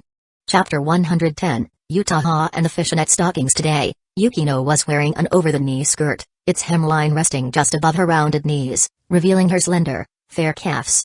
Yutaha, on the other hand, was dressed in a light-colored, cinched waist-long dress, showing only her delicate ankles. On any normal day, these two stunning girls would undoubtedly draw attention. But today was different. At the anime convention, there were simply too many eye-catching cosplayers, whether it was strikingly cool characters or those boldly showing off large portions of skin constantly stealing the spotlight. You predicted this in advance, didn't you? Yukino strolled leisurely through the venue, relishing the rare feeling of not being in the center of attention. She couldn't help but regard Yutaha with a newfound appreciation. Well, this is a convention, after all. Most people who come here, aside from the occasional visitor dragged in by friends, usually have a goal in mind. Yutaha nodded. A goal? They're looking to take photos of their favorite characters. If possible, they'd love to take a picture with them, too. Yutaha paused for a moment, then gestured toward the front. For example, him. Following her gaze, Yukino saw Haru posing for a photo with two people dressed in Ultraman suits. Earlier, when they had arrived at the venue, their group had split into two teams. Yukino and Yutaha had already planned to stick together, while Haru was tasked with carrying their bags.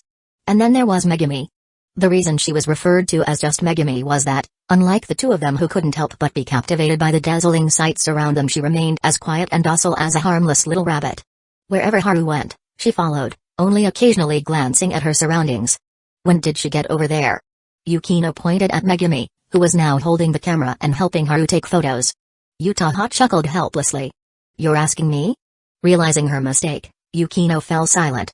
She and Yutaha had both been too preoccupied with the convention. Unless they focused entirely on Megumi, it was all too easy to be fooled by her almost ghost-like presence. Just then, Haru ran off toward a nearby Kamen Rider cosplayer, and Yukino took the opportunity to speak up. You had something important to discuss with me earlier, didn't you? Yutaha hummed in acknowledgement but said nothing more. Yukino raised an eyebrow. So? I'm just thinking about how to start. Oh. Yukino immediately understood. With a slow, deliberate tone, she mused, so. It's about that awkward topic from last time. Although Yutaha was looking directly at her, her gaze wavered slightly. Yukinoshita, how's your physical endurance? The moment she heard physical endurance, Yukino's mind involuntarily flashed back to a rather embarrassing scene at home with a certain someone. Her tone became uncharacteristically hesitant. Why are you asking all of a sudden?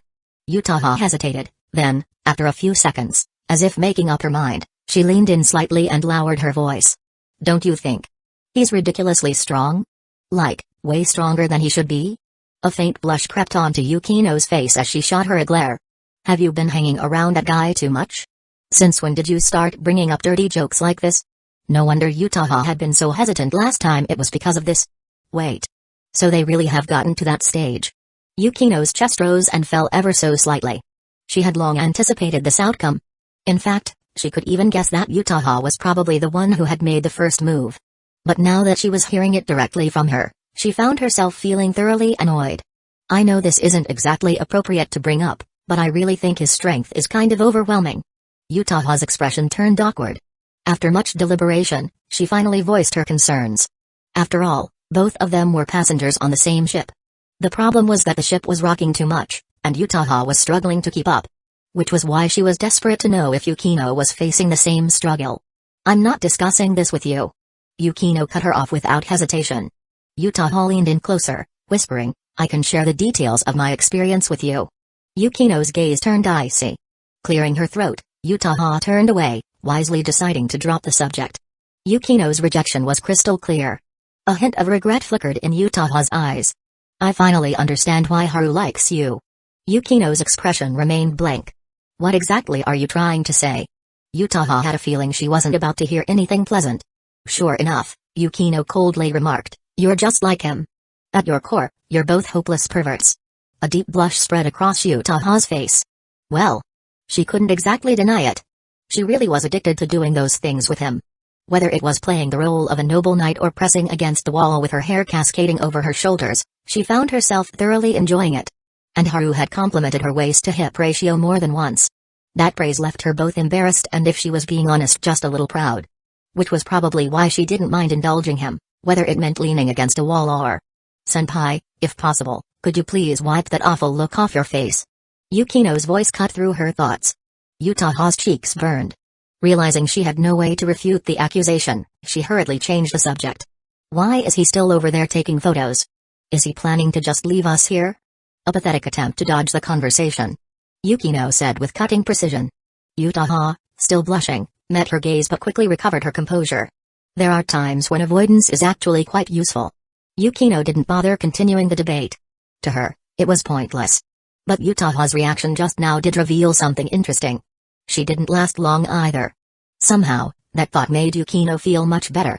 Before long, Haru and Megumi returned, and the four of them continued wandering the convention, stopping now and then to browse and pick up a few souvenirs. Yukino took out her phone and snapped a few pictures. Most of them were of cute animal plushies and outfits. You have good taste. Standing beside her, Haru scrolled through the photo album with her. Yukino generously let him look. Coming to a convention like this every once in a while isn't bad at all. Those rabbit and panda plushies we just saw were adorable. I liked the fox better. Haru interjected. Yukino hadn't taken a picture of the fox. She recalled it for a moment, then shot him a look of pure disdain. Of course you would. You exposed your perverted nature in an instant. Her memory was sharp, she knew exactly which cosplayer he was talking about. That fox had only been wearing a headpiece, while the rest of their outfit was a maid costume paired with black lace stockings. Haru remained unfazed. It's a convention. Seeing a character like that isn't unusual. You're the one overthinking it. Really? Not really. At least you know your place. Seeing how quickly he surrendered, Yukino decided to let him off the hook. Behind them, Yutaha and Megumi Kato were still busy taking pictures. When the two finally rejoined them, Yukino mentioned she needed to stop by the restroom. Haru immediately volunteered as her escort. Yukino didn't refuse, though her eyes made it abundantly clear that she found the notion ridiculous. She didn't need an escort. At the restroom entrance, they split up. Haru finished his business and walked over to wash his hands. Just as he looked up at the mirror, he caught sight of a bathroom stall door swinging open. A figure in black stockings and a bunny girl outfit stepped out. Their eyes met. Haru was stunned. So was the other person. Furukawa. For the first time in his life, Haru completely lost control of his expression. His eyes widened in disbelief. Never in a million years would he have guessed that his usually timid, soft-spoken friend at school would be dressed like this in private. Sure, this was an anime convention.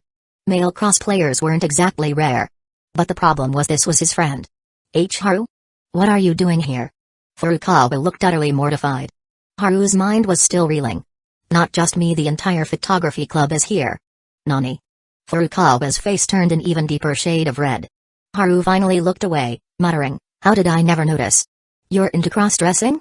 And not just any cross-dressing, you're this deep into it? Damn, you really hid it well. Haru, can I ask you a favor? Relax, I won't go around telling people. Seeing the sheer panic in Furukawa's eyes, Haru already knew what he was about to say. Thanks. With that, an awkward silence settled between them. Just then, two other young men walked into the restroom. They paused for a moment upon seeing Furukawa's outfit but only gave polite, knowing smiles before heading into the stalls. Clearly, regular convention goers were well accustomed to sights like this. Haru watched them go, then lowered his voice. So, when exactly did you awaken to this hobby? Awaken is such a weird way to put it. Furukawa muttered. My sister used to dress me up as a girl when I was little.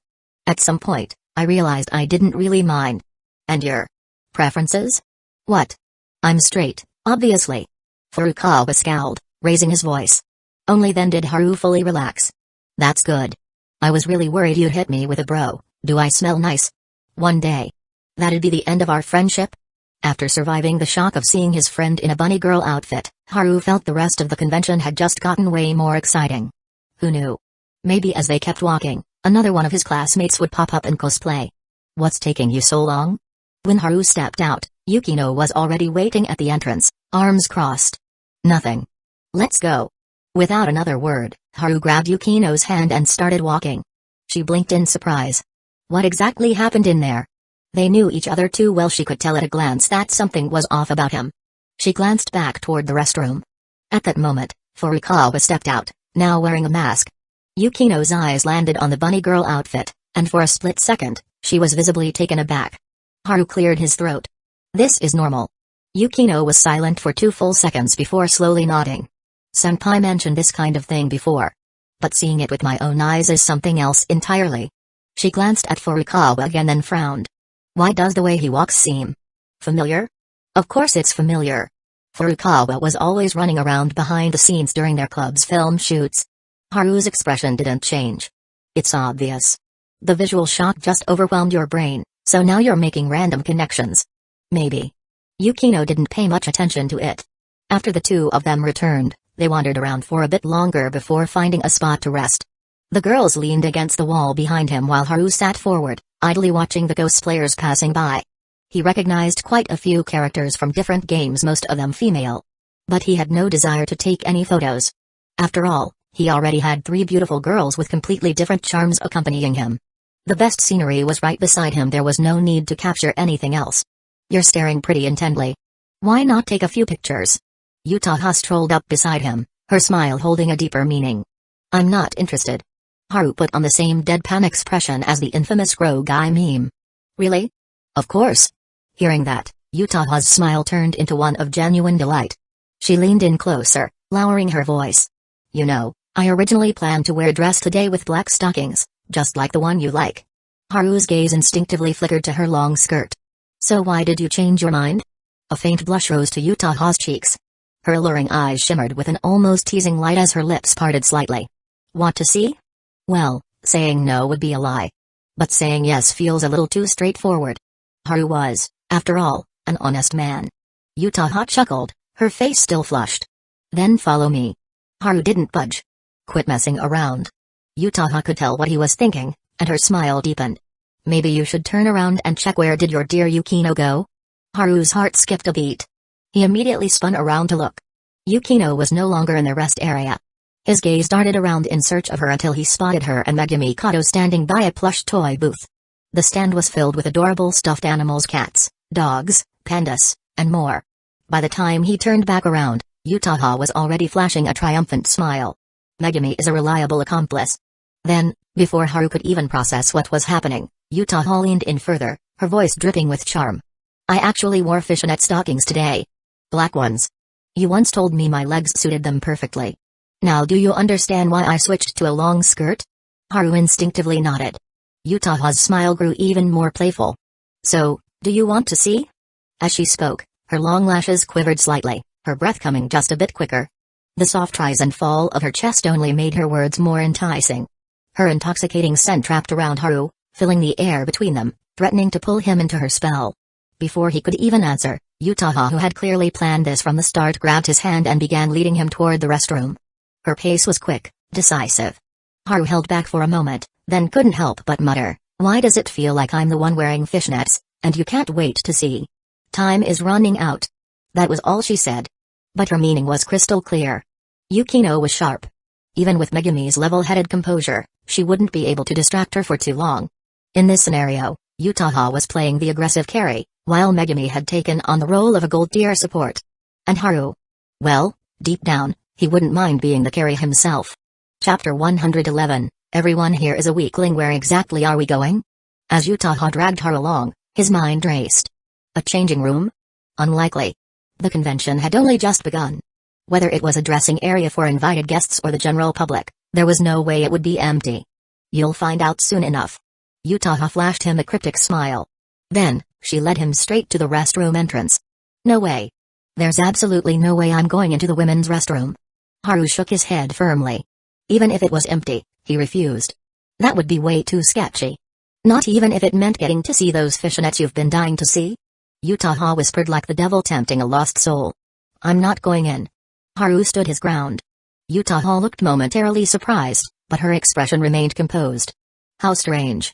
I thought, knowing you, the moment I suggested it, you'd jump at the chance without hesitation? A metaphorical question mark popped up over Haru's head. The next second, he realized something was off. Wait a minute.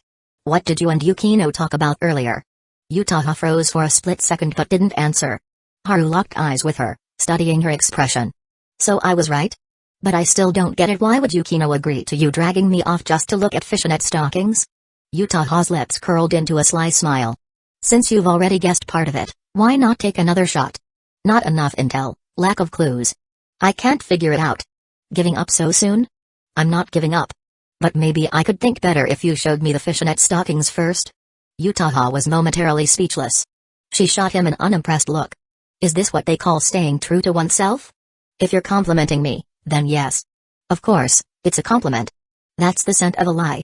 Seeing that Haru didn't buy it, Yutaha dropped the topic and turned to face the bustling crowd outside. I didn't actually ask Megami for help, she admitted. Instead, after discussing it with Yukino, she took the initiative to invite Megami along to check out some plushies. And then? Haru asked instinctively. The whole fishnet stockings thing had thrown him off, but now that he was thinking about it, he had indeed guessed right. Given how much attention Yukino paid to him, there was no way she wouldn't notice him being dragged away by Yutaha. Not even Megami's presence would have been enough of a distraction. I told Yukino that if the plan failed, I'd come back early. What plan? Yutaha didn't answer right away. Instead, she turned slightly, her beautiful eyes carrying a mix of shyness and amusement, a faint blush spreading across her cheeks. Lowering her voice, she said, even though Yukino refused to discuss it with me and acted like she didn't want to talk about it, I thought about it carefully. And I believe she shares my thoughts. Her tone turned more playful. You. Every time you do that kind of thing, you're ridiculously good at it. Could it be because you're always saving up your energy, and that's why I lose so quickly? Haru fell silent. She even pulled out the phrase saving up energy. Yutaha's face was flushed, clearly embarrassed to be discussing something like this. But since no one else was around, she managed to continue.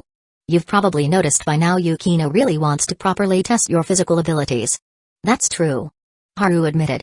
Yukino had brought it up several times before. It wasn't that he was unwilling to cooperate. It was just that his physical stats were too extreme. If he made even a small mistake during a test and didn't control his strength properly, Yukino would be so shocked her brain might short-circuit.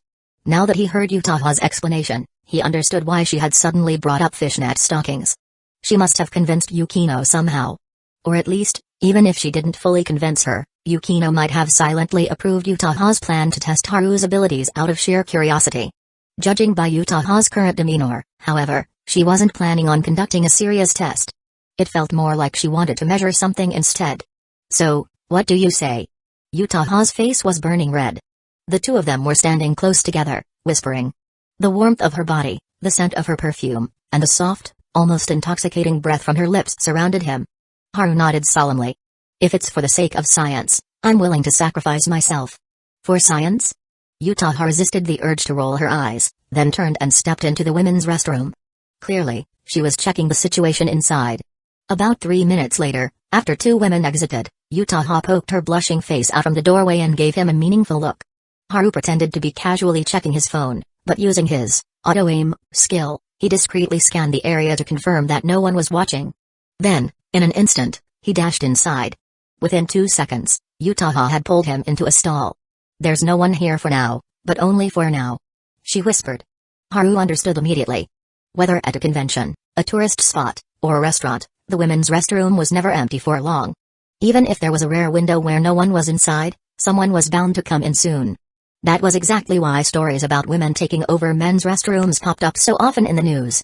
Listening for any outside movement, Haru spoke in a low voice. "Let me guess. Yukino only reluctantly agreed because you framed it as a test. But she wouldn't actually approve of this part." "Exactly." At this point, Yutaha didn't bother hiding anything.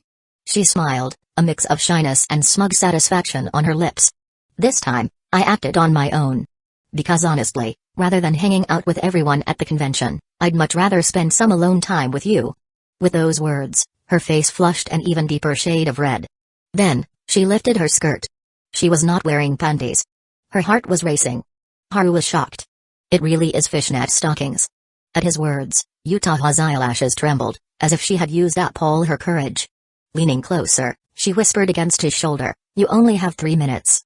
Haru had once participated in an online Mega Man speedrun competition. But since he wasn't familiar enough with the game's layouts, he only managed to secure 7th place. This time, however, it was another race against the clock. And he made sure to seize the opportunity.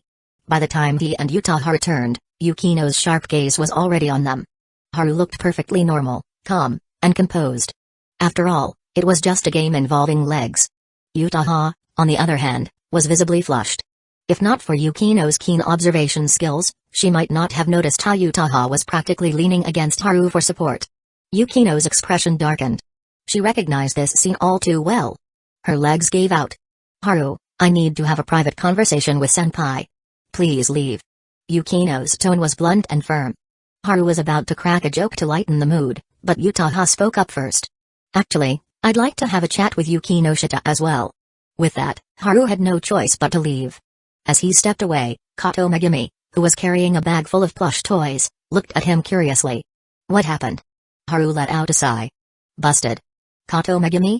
Meanwhile, Yukino and Yutaha deliberately moved to a more secluded spot, ensuring that Haru and Megumi wouldn't overhear. "What exactly did you just do?" Yukino folded her arms, her tone anything but friendly. If Haru were here, he would instantly recognize this stance. It was her interrogation mode. Yutaha's cheeks were still flushed as she answered, "Just like we agreed earlier, I carried out the plan and took the opportunity to assess his physical abilities." Yukino let out a cold laugh. "And? Did you get your data?" Yutaha nodded. "I did. But not much. For example? You might not want to hear it." That remark finally made Yukino's irritation surface. "You didn't take advantage of him, did you, senpai?" This was a noble sacrifice in the name of scientific research.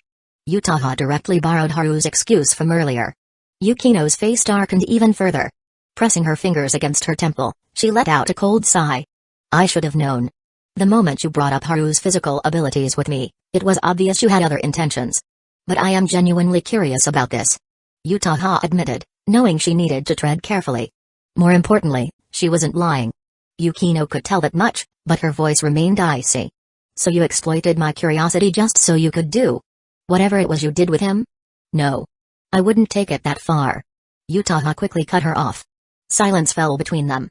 After 5 seconds, Yukino spoke again, her expression still cold. "What did you do?" Yutaha's smile turned slightly seductive, though there was also a hint of embarrassment. "I wore the fishnet stockings he likes." Yukino froze. Her instinct was to glance downward, but she quickly realized Yutaha was wearing a long skirt today and she didn't have X-ray vision. Looking down was pointless. For a brief moment, images she really didn't want to imagine surfaced in her mind. Annoyed, she snapped, "That guy has an almost obsessive fascination with girls' legs, especially with people like us." Then, almost to herself, she murmured, "I don't even need to ask any further." Just from imagination alone, she could piece together exactly what had happened. Yutaha averted her gaze, her cheeks still tinted red. "Actually, you overlooked something." "What?" "He's not just ridiculously strong. His hands are please shut up. Yukino immediately cut her off before she could finish whatever spell she was about to cast. Her pale cheeks were now tinged with a light shade of pink, betraying both embarrassment and frustration. After all, she had experienced Haru's massage skills before. And she knew exactly how terrifyingly good he was. It was at that moment after hearing Utaha's final remark that Yukino fully grasped the situation. Not only did Senpai hand over her defeat CG, she might have even unlocked the ultimate artwork at this point. A heavy sigh escaped Yukino's lips. I never should have agreed to this. Utaha looked a little awkward, assuming Yukino was referring to her accidentally getting too into character. But then Yukino continued, if I had known you'd lose this quickly, I would have put my foot down harder. That, in turn, made Utaha blush with frustration. Yukinoshita, if I recall correctly, you aren't much better in this area, are you? Yukino neither admitted nor denied it. Did I ever tell you anything about myself? No, but I can tell. Ha. It seems Senpai has never heard the phrase, your eyes and brain can sometimes deceive you. Well, the fact that you keep dodging my comments instead of addressing them directly. Doesn't that just prove my point? Just moments ago, they had temporarily joined forces out of a shared curiosity about Haru's physical abilities. Now, that alliance had completely crumbled. The two beautiful girls ended up parting on bad terms. No matter how proud they were, their feelings for Haru were undeniably real. And because those feelings burned so fiercely, it was frustrating and infuriating that when it came to a certain area, they could never seem to keep up with the person they liked. This is humiliating. X2. That exact thought crossed both of their minds at the same time. So when they finally returned, Haru and Megumi were left utterly confused. They seemed to be getting along just fine earlier. What happened? Megumi asked. Haru shook his head. Not in a million years could he have guessed that the reason for their argument was purely because they were both too weak in battle, something they now considered a personal failure. At this moment, Yukino looked at Utaha and thought, a weakling who couldn't control herself and ended up defeated. Meanwhile, Utaha looked at Yukino and thought, a weakling who refuses to admit she's a glass cannon in combat. Chapter 112, Yukino, Chinese is terrible. Haru had no idea what was discussed between Yukino and Utaha. Nor could he have known that their impressions of each other had drastically shifted after that conversation. Earlier, Utaha had used Yukino's curiosity as leverage, convincing her albeit reluctantly to allow her to be alone with Haru. And yet, even in Yukino's worst-case predictions, she hadn't expected this outcome. Fake acting? No, this was premeditated. Despicable, shameless woman. Yukino delivered a scathing verdict in her heart. She found Utaha's underhanded tactics utterly contemptible and infuriating. And yet, this time, the mistake was hers. She wasn't the type to shy away from admitting her shortcomings. There's a saying in Chinese, eat a loss, gain some wisdom. This was her lesson learned. From that point onward, Haru was glued to Yukino's side, serving as her personal bag carrier, never straying a step away. And once Yukino openly displayed her possessiveness, Utaha had no counterplay left. Yukinoshita-san is angry. Megumi quietly observed, catching the unmistakable frustration in Utaha's expression. Utaha let out a quiet sigh but kept her face composed. Did you two get into a fight just now? Megumi asked. Not exactly. We just had differing opinions. Oh. Megumi could tell she was lying.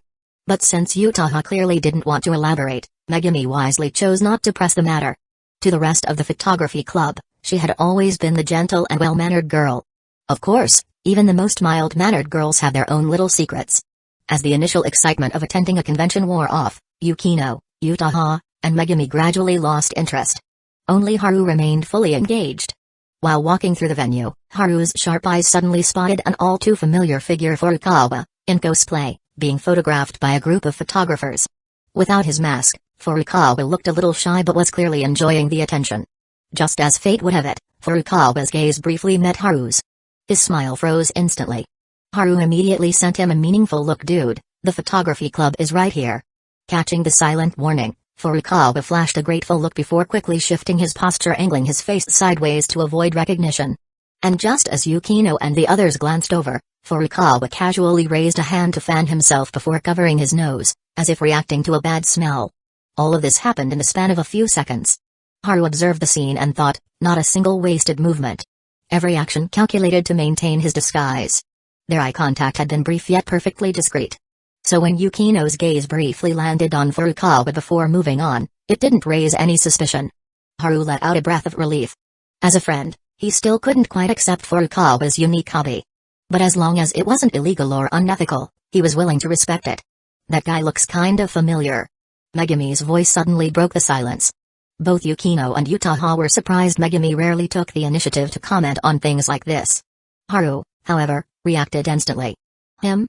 Oh, you mean the Kamen Rider guy? Yeah, that's Kuga, the one who was giving a thumbs up in the group photo earlier. Megami paused for a moment, as if she wanted to say who asked you? But when she noticed Haru's expectant gaze, she simply nodded. So that Kamen Rider's name is Koga, huh? Good to know.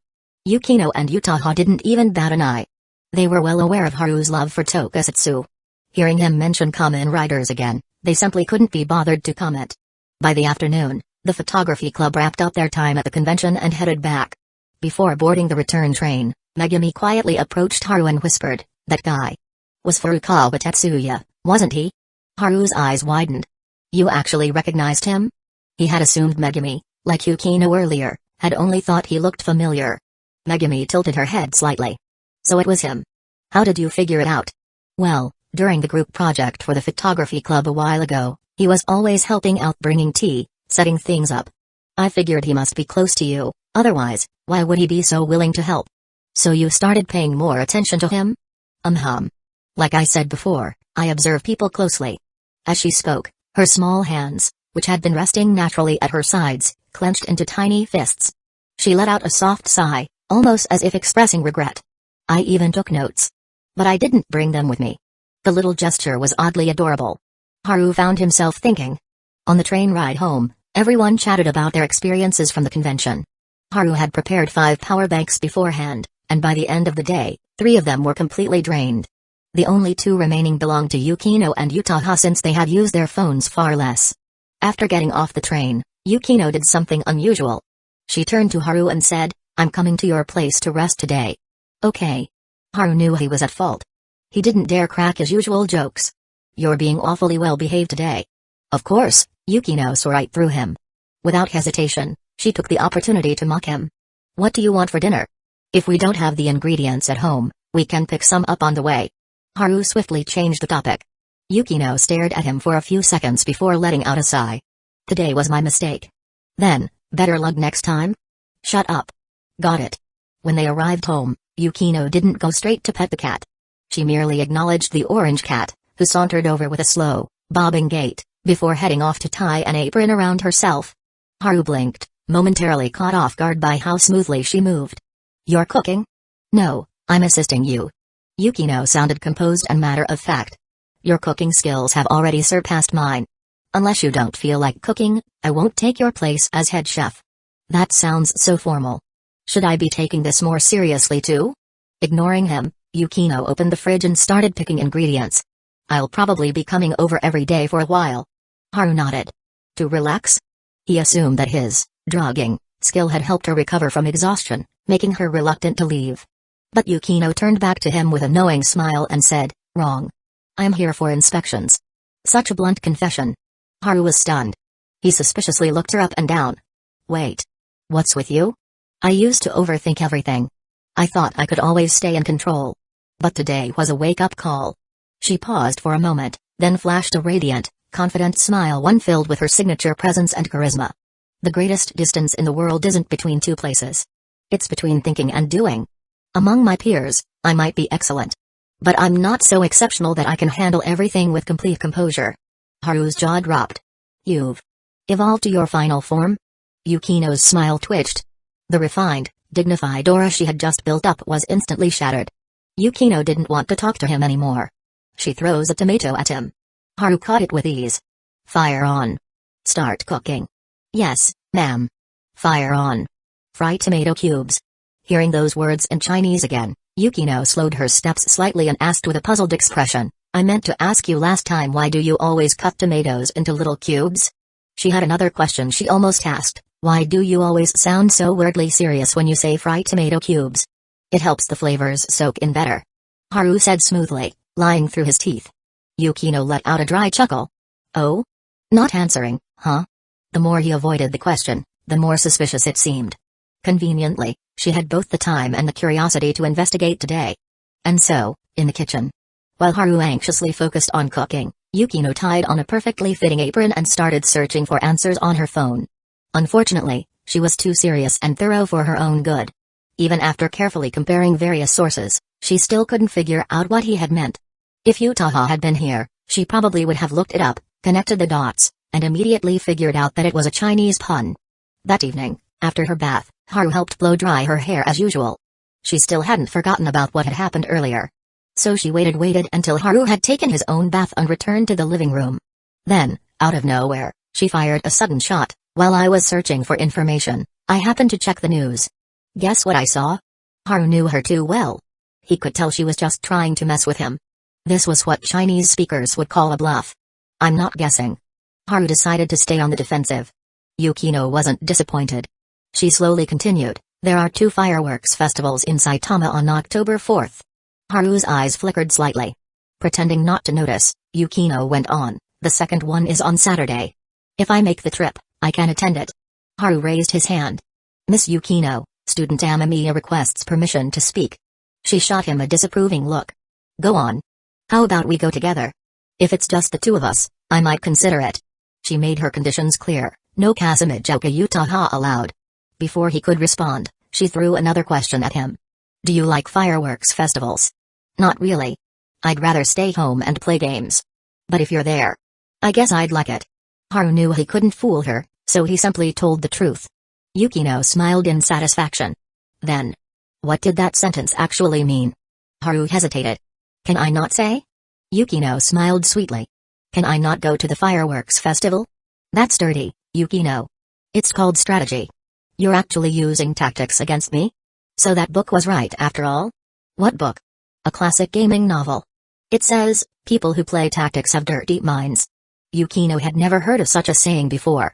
She didn't really care. Leisurely, she picked up a grape, popped it into her mouth, and savored the sweet and sour juice. Take your time deciding whether to tell me the truth. Meanwhile, I can take my time deciding, too. Haru looked at her, amused. Take time to decide? This was blackmail. Of course, he knew she was probably just joking. But since she was this curious, there was no point in keeping it from her. It was a Chinese pun. Haru coughed and explained as tactfully as possible. Yukino's smile gradually faded. After a long silence, she pinched the bridge of her nose in frustration. Please return my ears to the way they were before I heard that. I told you not to ask. Haru chuckled, moved closer, and sat beside her, legs neatly together, beckoning her over. Yukino muttered, Chinese is terrible. Dressed in just her nightgown, she quietly rested her head on Haru's lap. Nearby, the orange cat, sensing that no one was paying attention to it, jumped down and left. Yukino was a well-mannered girl. Even when lying on a man's lap, even when that man was someone she liked, she didn't deliberately pose seductively. Her smooth, fair legs were hidden beneath the fabric of her dress. Her slender calves stretched out, soft and graceful, pressed neatly together to avoid any wardrobe malfunctions. But what caught the eye the most was not her legs, but her waist, delicate yet youthful, still carrying a hint of childish softness, yet refined by her composed and mature demeanor. On a night like this, Haru had no stray thoughts. Looking down at Yukino's bare-faced beauty, he asked, tired? Yukino shook her head. Dinner had left her feeling cozy and relaxed. His cooking skills were definitely to blame. I've been studying video editing lately. Haven't had much rest these past few days, she said casually. Haruka thought for a moment. Want me to help you get a good night's sleep? Yukino met his gaze and suddenly had a thought. If I say yes, are you going to tell me the best cure for insomnia is a punch to the face? Haru looked embarrassed. I mean, that does sound like something I'd say. But no, I wasn't thinking that this time. Seeing you panic like this makes me feel so much better. Yukino giggled. After a few seconds, she folded her hands neatly over her stomach and looked up at him. Go ahead. Haru said nothing. Maintaining eye contact, he reached out and gently stroked her soft cheek. Yukino thought he was about to kiss her. Her face flushed slightly, and she instinctively closed her eyes. No need to close your eyes. His voice was calm. Then, he activated his hypnosis skill. Imagine that you're lying in a soft, cozy bed, with no distractions. You're a little tired, and all you want to do is sleep. Yukino's eyes gradually lost focus. Sleepiness crept into her mind, then slowly spread to her entire body. It's actually working? That was her last drowsy whisper before she drifted off completely. Haru stayed still, keeping her in that position for nearly 20 minutes before carefully lifting her into his arms and carrying her to her room. Thanks to steel body, he didn't feel sore or numb from staying in the same position for so long. The next morning, Yukino slowly woke up. She stared at the familiar ceiling and bedside lamp, the sunlight filtering in through the curtains. A warm smile appeared on her face. That was such a good sleep. She turned her head and noticed the pillow beside hers had faint creases, but no one was there. That meant Haru had woken up already. He was the one checking on me, and yet he ended up falling asleep first.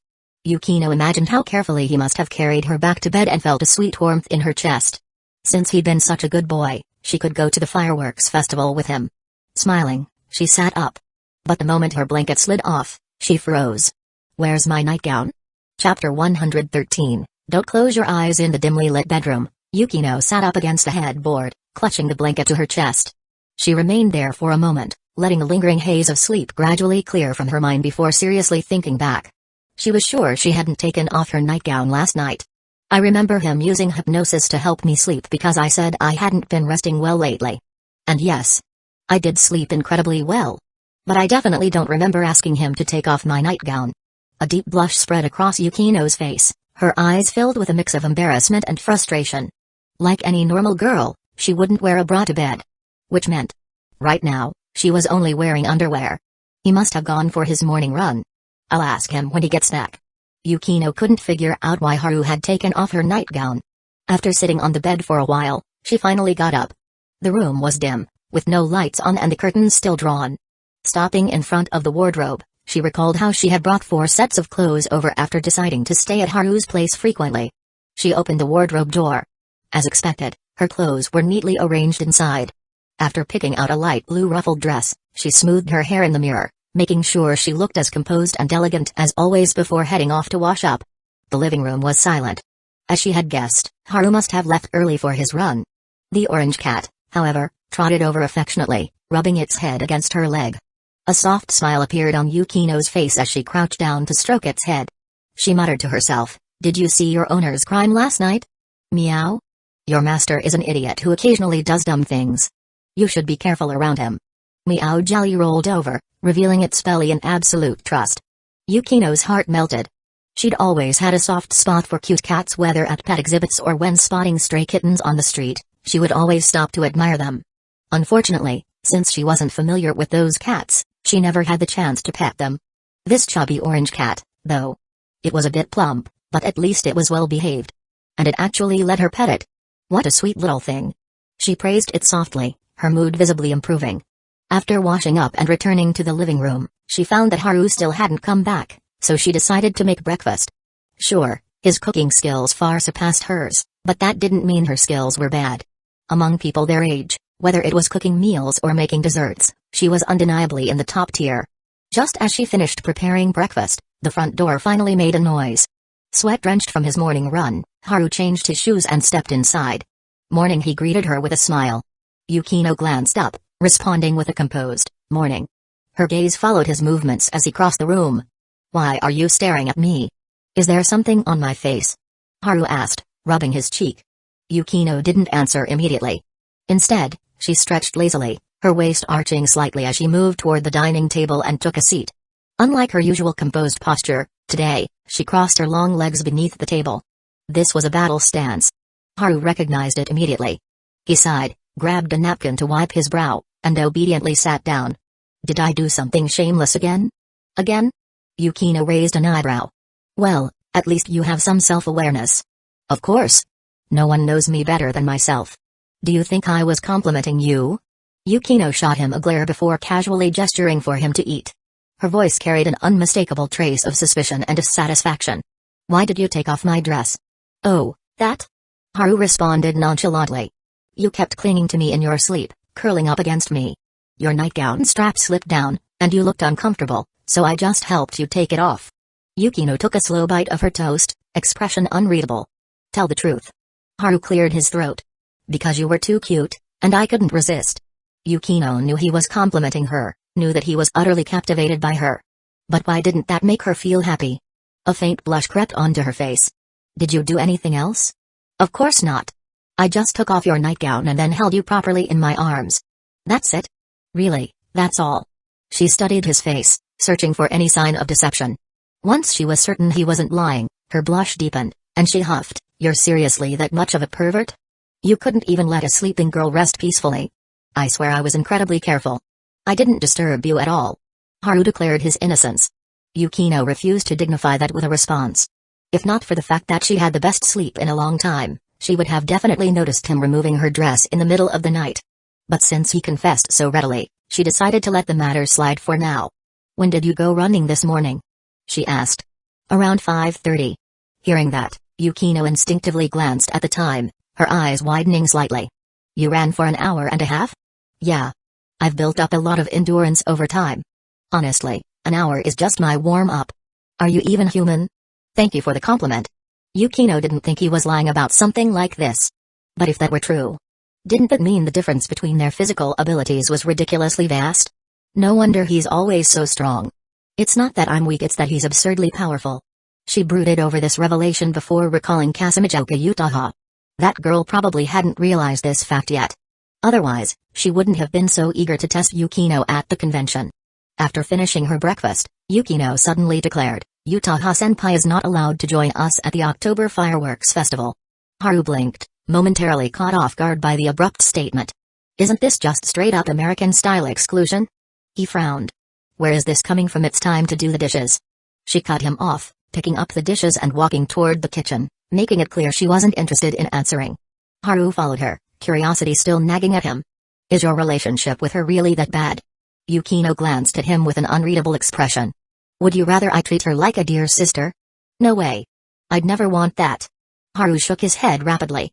That was a dangerous question, and he wasn't about to answer it wrong. A faint smile curved Yukino's lips, as if she was pleased. "She always says she doesn't want to compete with me. That she no longer cares about winning against me. But deep down, that's not true."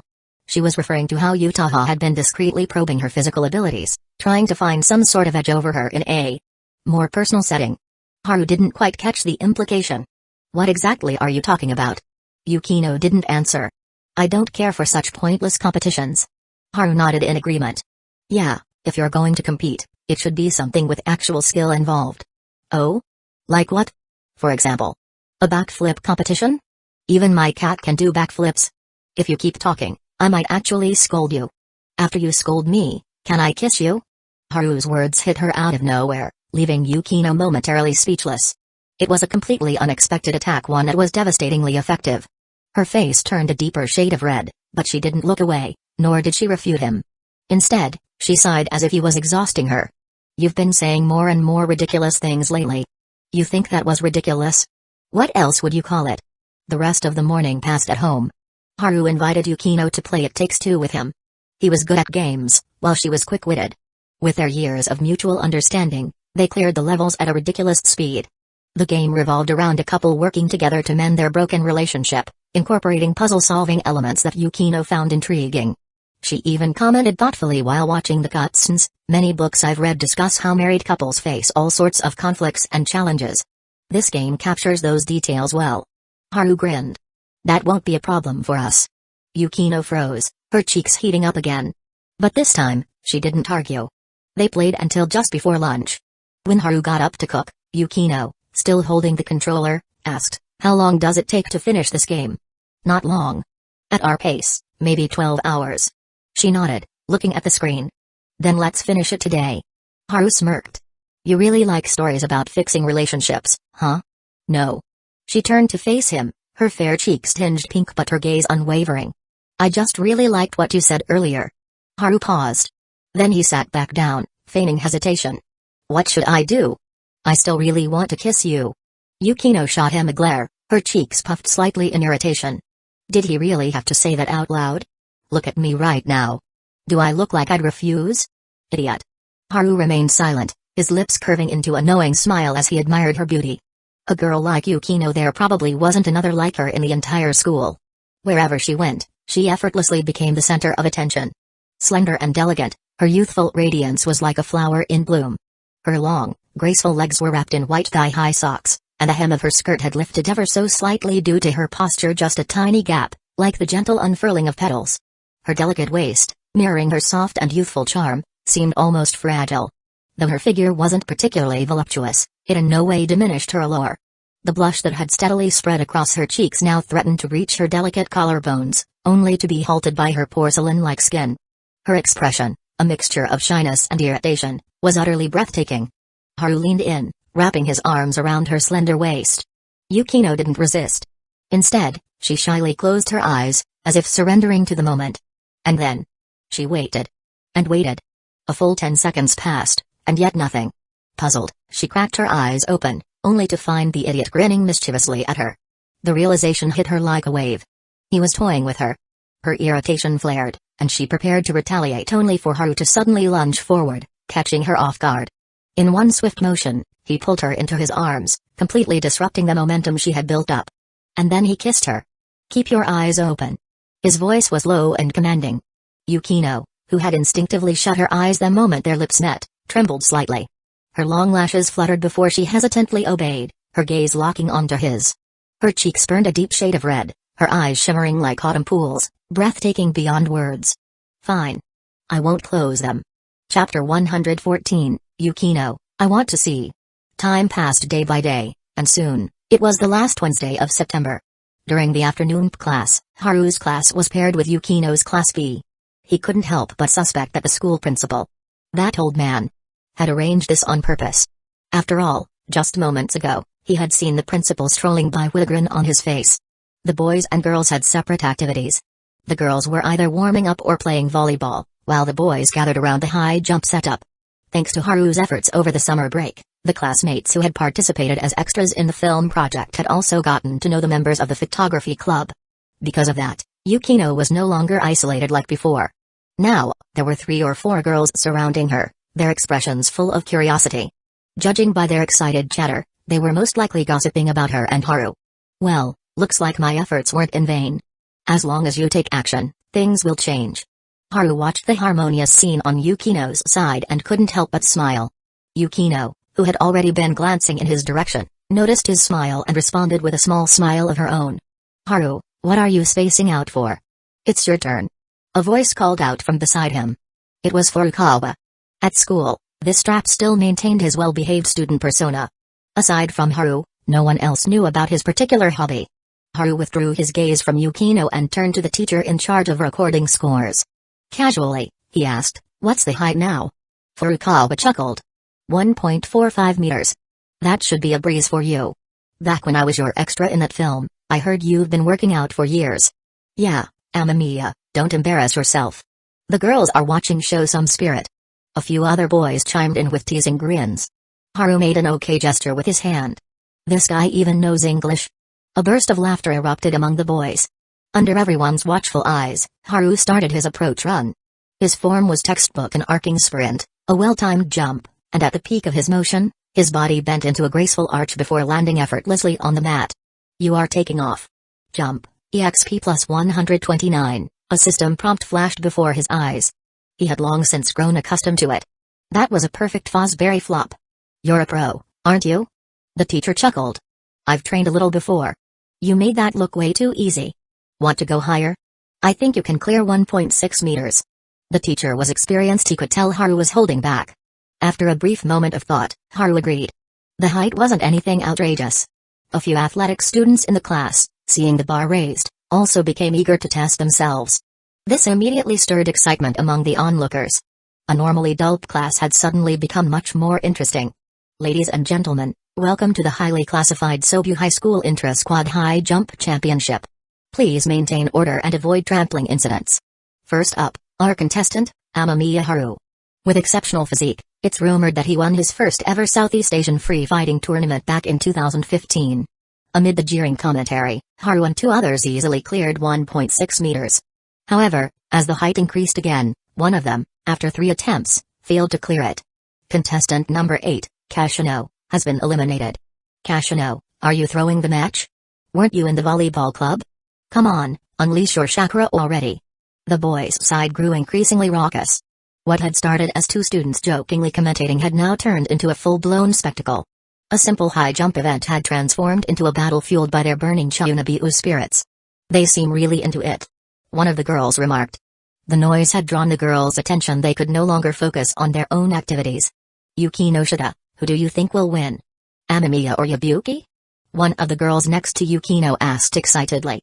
Yukino answered without hesitation, "Of course, Haru." A chorus of "ooh" followed from the girls. Yukino sighed. "You don't have to act so over the top. It makes you look." She had almost said stupid. But then she remembered how her boyfriend had helped her improve her relationships and even helped her make new friends. So, she smoothly changed the topic. "Haru has been good at sports since he was a kid. Whether it's running or jumping, he's been impressive ever since elementary school." One of the girls teased, but Yabuki participated in a national middle school high jump competition. Yukino looked toward the familiar figure in the distance and said softly, "High jump competitions aren't a challenge for him." The girls were stunned. They had gotten to know Yukino well enough to understand that she wasn't the type to lie about such things, nor was she someone who would exaggerate. Which was exactly why they were so shocked. Yukino didn't bother explaining further. She knew just how strong Amamiya Haru was. Strong enough to astonish even her. And, just as she expected, Haru and Yabuki engaged in a friendly showdown. By the time they reached 1.7 meters, Yabuki was completely defeated. Haru figured that was good enough. He casually cleared 1.7 meters and then deliberately failed when the bar was raised to 1.75. Even so, the recording teacher looked at him in disbelief. "You're seriously a pro, aren't you? You just broke the school record." Haru blinked. "Huh?" The already excited boys were now even more fired up, shouting for Haru to challenge the bar again. If he did, he might just set another new record. The teacher was excited as well, but instead of encouraging him recklessly, he placed a firm hand on Haru's shoulder and said, "Hold off for now. The Fosbury flop does have some injury risks. I suggest you wait a few days until we have better safety measures in place." No, I was just jumping for fun. I'm really not interested in professional high jumping." Haru immediately declined. "You're this good just messing around? If you trained properly, you could probably break the 1.8-meter youth record.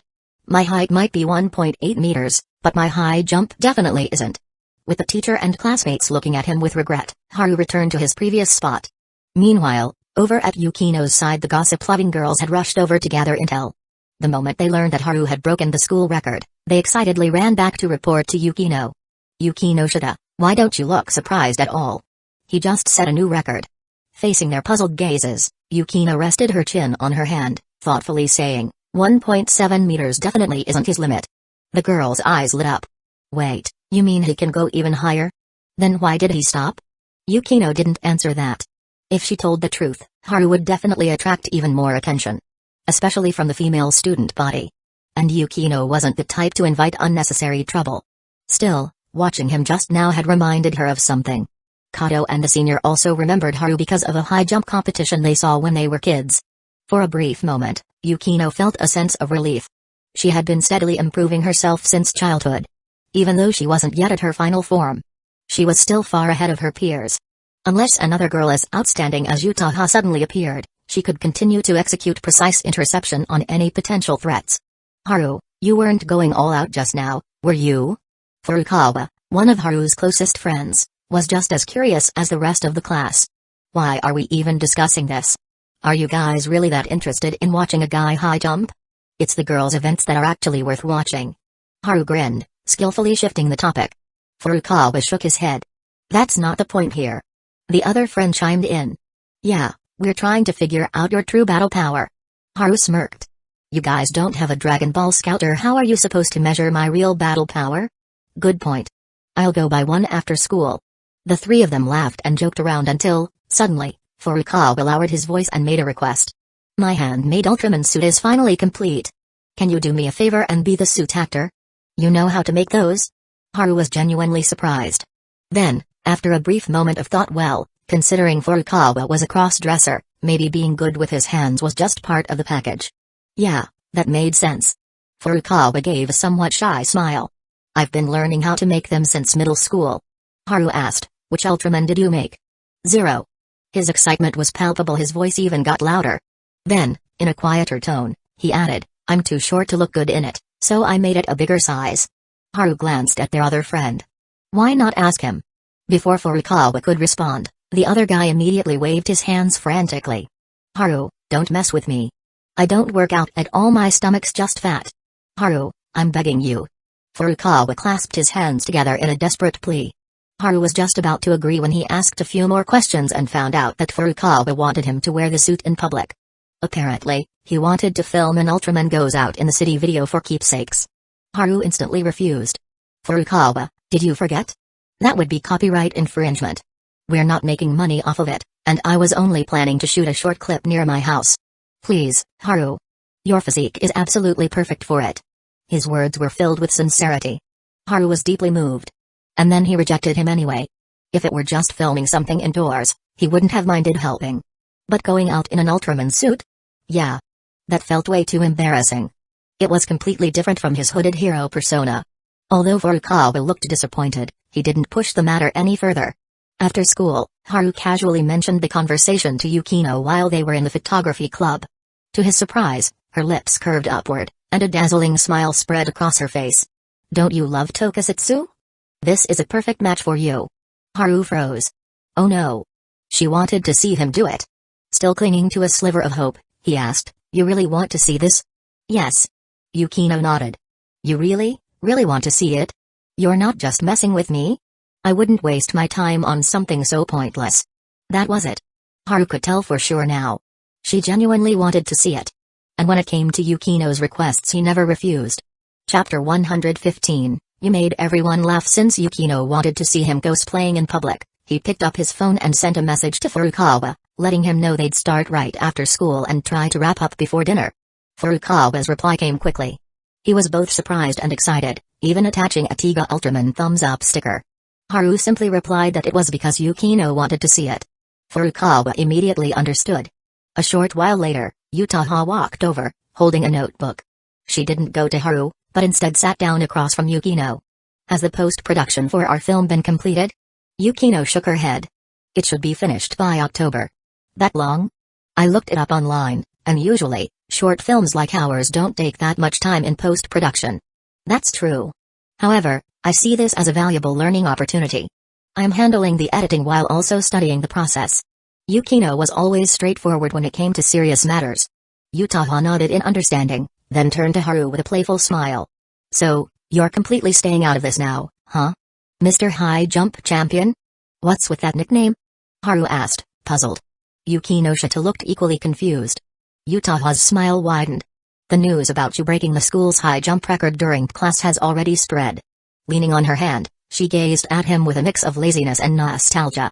It reminds me of how you used to set records in high jump as a kid. Are you planning to become a professional athlete now? Haru felt oddly conflicted. He shook his head vigorously. No way. Absolutely not. Yukino observed quietly before suddenly asking, Senpai, are you free later? I am. Why? I think there's something you might find interesting. Haru blinked in surprise as Yukino casually revealed his plans with Furukawa. Yutaha's eyes lit up. I'd love to see that. Then she frowned slightly, puzzled. But why would you specifically tell me? Yukino replied in an effortless tone, happiness shared is happiness doubled. Yutaha tilted her head, clearly not understanding. After Yukino explained, she muttered to herself, looks like I still have a long way to go in my studies. Haru shot a discreet look at Yukino. Aren't you supposed to be on bad terms with Senpai? Why are you voluntarily inviting her? Yukino pretended not to see him. She had her own reasons, one she wasn't ready to share just yet. Yutaha, meanwhile, quickly refocused on their after-school plans. She eyed Haru with a teasing smirk. So, what are you cosplaying as? The Kamen Rider you always gush about at conventions? No. Zero from Ultraman. Zero? I've only heard of 7. Never came across that one. Haru explained, that's normal. 7 is one of Tsubureya's golden children. Aside from Tiga, who's part of the Heisei Big 3, no other Ultraman comes close in popularity. Yukino seemed intrigued. The Heisei Big 3? Tiga, Dyna, Gaia. And a gull. Haru chuckled at his own words.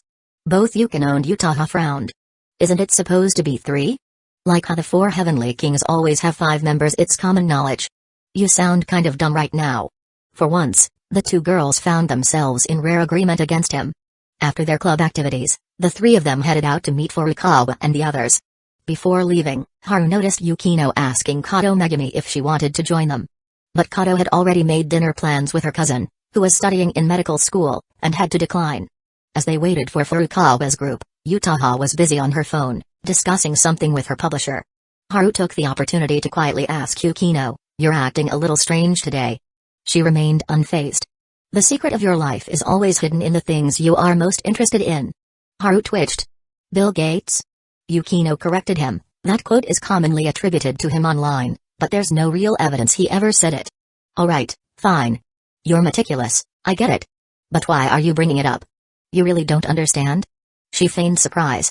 Of course I understand. I just want to know why you're acting like this today. I was planning to use Senpai to test Kato, but unfortunately, she couldn't come. Haru was speechless.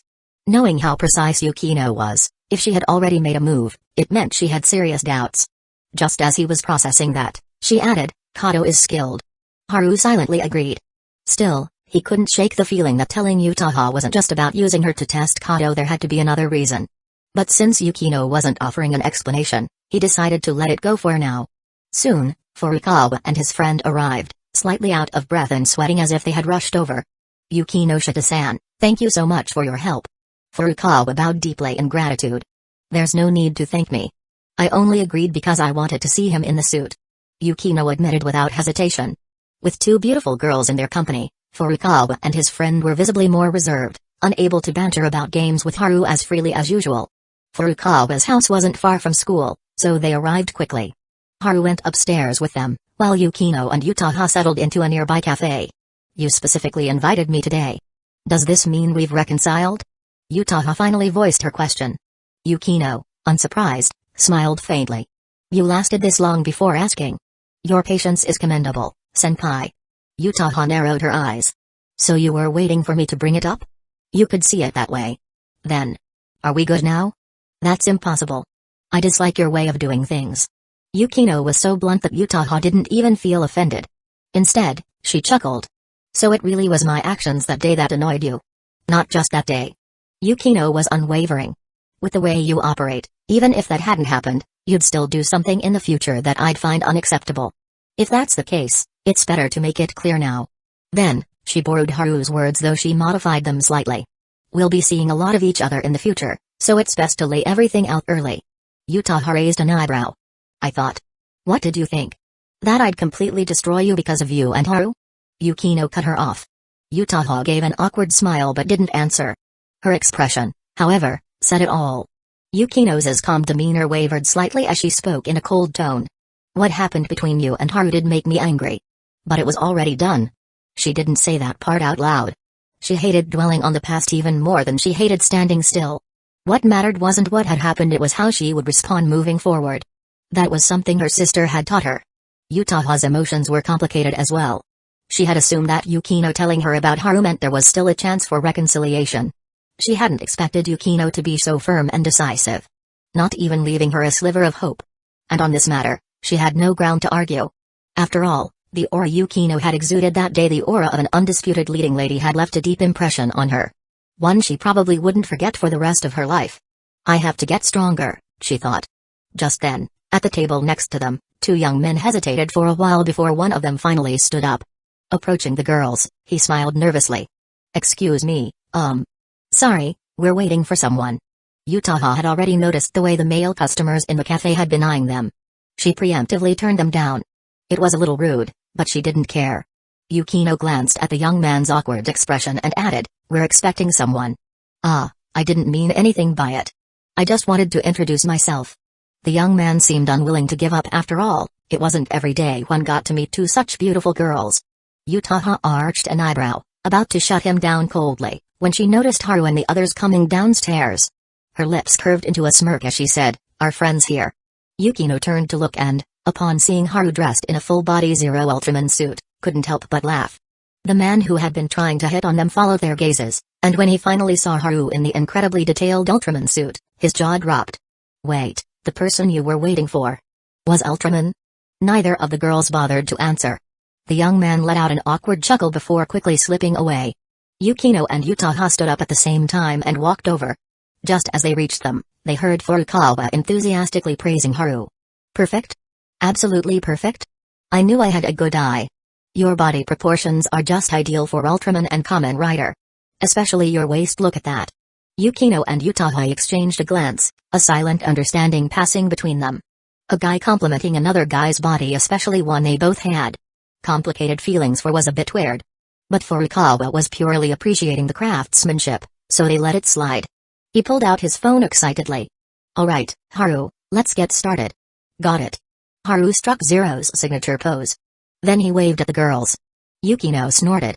And to think you were complaining about this earlier. Now look at you, having the time of your life. Yutaha crossed her arms. I think I'm starting to see the appeal of tokusatsu. Yukinoshita side-eyed her. Are you sure it's tokusatsu's appeal? Yutaha smiled mysteriously. Who knows? The bizarre tension between the two made Furukawa and his friend visibly uncomfortable. Taking a chance, Furukawa pulled Haru aside and asked in a hushed voice, Hey, what exactly is your relationship with Kasumijoka-senpai? Something feels off here. Haru, his voice slightly muffled from the suit, replied just as quietly, exactly what you're thinking. Furukawa and his friend exchanged looks then burst out laughing. Ha. Good one, man. They clearly didn't believe him at all. I mean, sure, you're amazing, we'll give you that. But to say you not only won over Yukinoshita but also Kasumijoka? No way in hell. Yeah. If that were true, I'd wash your socks for a whole month. They spoke with full confidence. Haru, exasperated, sighed through his helmet. I'm telling the truth. If you guys don't believe me, that's your problem. Haha. You really got everyone laughing. With that, the filming began smoothly. Furukawa's request wasn't extravagant, he simply wanted to bring his fantasy of Ultraman walking through town to life. Luckily, Haru was tall, well-built from years of training, and practically born to be a suit actor. Ignoring the curious stares from passers-by, Haru endured the mild embarrassment and struck a series of poses for his friend. Meanwhile, Yukino and Yutaha stood off to the side, thoroughly enjoying the show. They even pulled out their phones in perfect sync to snap photos. 5 minutes later, Furukawa clutched his phone with satisfaction. Thanks, Haru. My childhood dream has finally come true. Haru extended his hand. You should call me by my suit name. Furukawa immediately caught on and shook his hand. Thank you, Zero. Another friend joined in, placing his hand on top of theirs. Thank you, Zero. Haru, ever the performer, added in a deep, dramatic voice, You're welcome, foolish earthlings. The precious moment of interspecies diplomacy, Ultraman and humans, shaking hands in unity, was captured in high definition by Yukino and Yutaha, now proudly saved in their photo albums. Chapter 116, Win, Win, Win. After helping his friend fulfill his childhood dream of filming an Ultraman skit, Haru was invited to a meal as a thank you. However, Yukino and Yutaha were more interested in returning to his place for some well-deserved sage time. So they declined the offer. Before heading to the Hayakawa household to change out of his suit, an unexpected incident occurred. Two young men suddenly burst out from the corner of the street, looking panicked as if they were running for their lives. Their suspicious behavior immediately caught the attention of Haru and his group. One of them, a blonde-haired man, hastily threw a woman's handbag behind a trash bin. The moment he turned around, he locked eyes with Haru and the others. His expression visibly stiffened. This guy's up to something. Yutaha quickly noted. Yukino shot Haru a glance. Let's observe first. Haru nodded and waited. Less than a minute later, a patrol officer appeared from around the corner. He spotted the two young men, hurried over, and blocked their path with a stern expression. Finally stopped running. Huh? Where's the purse you just stole? Officer, what are you talking about? We didn't steal anything. Don't play dumb. Someone saw you take it with their own eyes. After just a few lines of exchange, Haru and the others grasped the situation. Yukino suddenly spoke up. Ultraman is a symbol of justice, right? The others paused for a moment. Then, as if a switch had been flipped, Furukawa's eyes lit up. Of course. Ultraman is the ultimate hero of justice. He and his friend turned to Haru, their expressions filled with anticipation.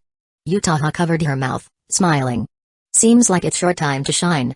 Even Yukino, usually composed, seemed eager to watch the show unfold. With his friends egging him on, Haru, still dressed as Zero, stepped forward. His appearance startled both the officer and the two thieves. Good evening. Haru greeted calmly before walking past them to retrieve the purse from behind the trash bin. The two thieves were completely dumbfounded. Whether it was because their evidence had been found or because they had just been confronted by Ultraman himself, it was hard to tell. This should be the stolen handbag. My friends and I saw them hide it here just now. Haru said, handing it to the officer. Still caught off guard, the officer hesitated for a second before taking it. After a brief moment, he let out a chuckle. Thank you. Ultraman? Haru glanced at the stunned thieves and sighed. People of Earth, you must believe in the light. Stop committing crimes and walk the path of righteousness. The officer's face grew even more amused. Since the situation had been resolved so easily, Haru wasn't required to give a statement at the station. As the officer led the thieves away, he bumped into a fellow patrolman. "You caught them?" the colleague asked. "Yeah, got them," the officer replied, then added with a strange expression, "and you won't believe who helped us Ultraman." "What?" Seeing his colleague's confusion, the officer couldn't help but laugh. "Starting today, I've decided I'm going to believe in the light, too. When I get home tonight, I'm rewatching Ultraman Zero. I have no idea what you're talking about." Meanwhile, back with Haru's group when he returned, he found Yukino and the others standing there, all holding up their phones. Furukawa was still recording. He waved at Haru and grinned. "I swear, if we uploaded this online, it'd go viral." His friend chimed in, laughing. "I can already see the headline Ultraman Zero descends to assist the police in capturing criminals. Are you guys serious?" Haru shot them a glare, raising his fist as if preparing to unleash an Ultraman punch. "Relax, we're just messing with you. This kind of funny video is for personal collection, not for showing off." With that small detour behind them, the group parted ways. That evening, Haru cooked dinner. Yutaha had become quite the regular guest in his home. By now, she had perfected the art of making excuses to her parents for skipping dinner at home. After a delicious meal, the two girls sprawled across the chairs, too full to move. Haru, already used to this, quietly got up to clean the table. But just as he stepped into the kitchen, he heard approaching footsteps. Turning around, he saw Yukino standing there. He raised an eyebrow. Was this another person resisting the Sage Time buff? The last time this happened, it was Megami Kato, who had unexpectedly discovered the buff's benefits and had taken the chance to ask him about photography. Now, Haru was curious to see what Yukino was up to. "Hold off on the dishes for a second. I need your help with something," Yukino said, leaning against the wall. She seemed to be fighting the urge to lie down and relax. But her voice remained lighthearted. Haru played along. "What is it?" "I feel like I'm in a great state of mind right now, perfect for studying." She had noticed. "And why do you think that?" Haru asked. Yukino crossed her arms, tapping her fingers lightly as she considered. "I'm not sure of the exact reason, but when I reviewed my notes just now, I realized that my focus is much sharper than usual." Her clear, intelligent eyes landed on Haru's face. "So, help me out." "With what?" "Training."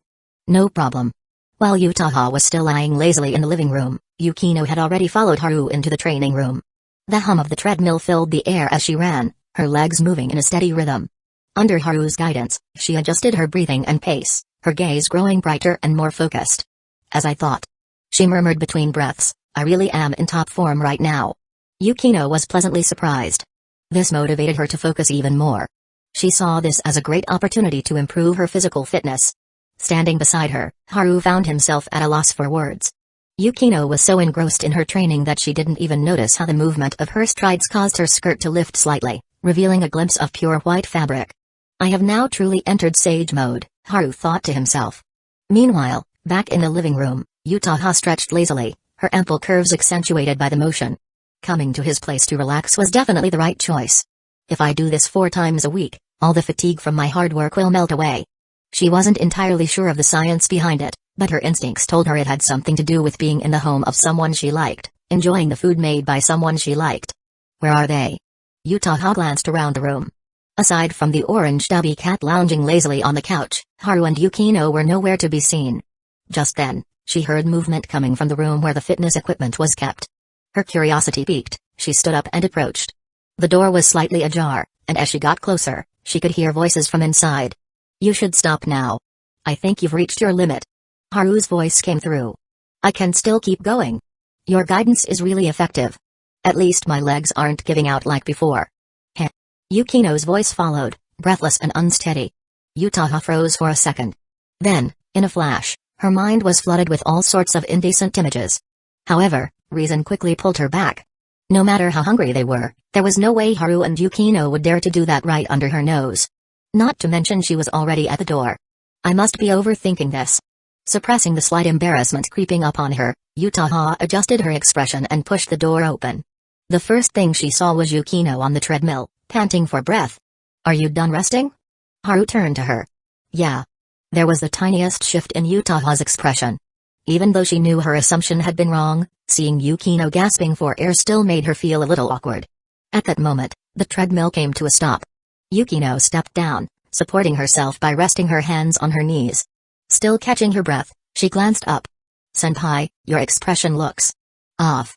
Yutaha had already recovered and coolly responded, "Well, what do you expect when you left the door half open and all I could hear was your heavy breathing?" "Breathing?" Yukino's flushed face suddenly cooled. Haru quickly stepped in as the mediator. "Yukino, take a break. No more talking. And senpai, do you want to give it a try?" "Pass." Yutaha rejected the offer without hesitation.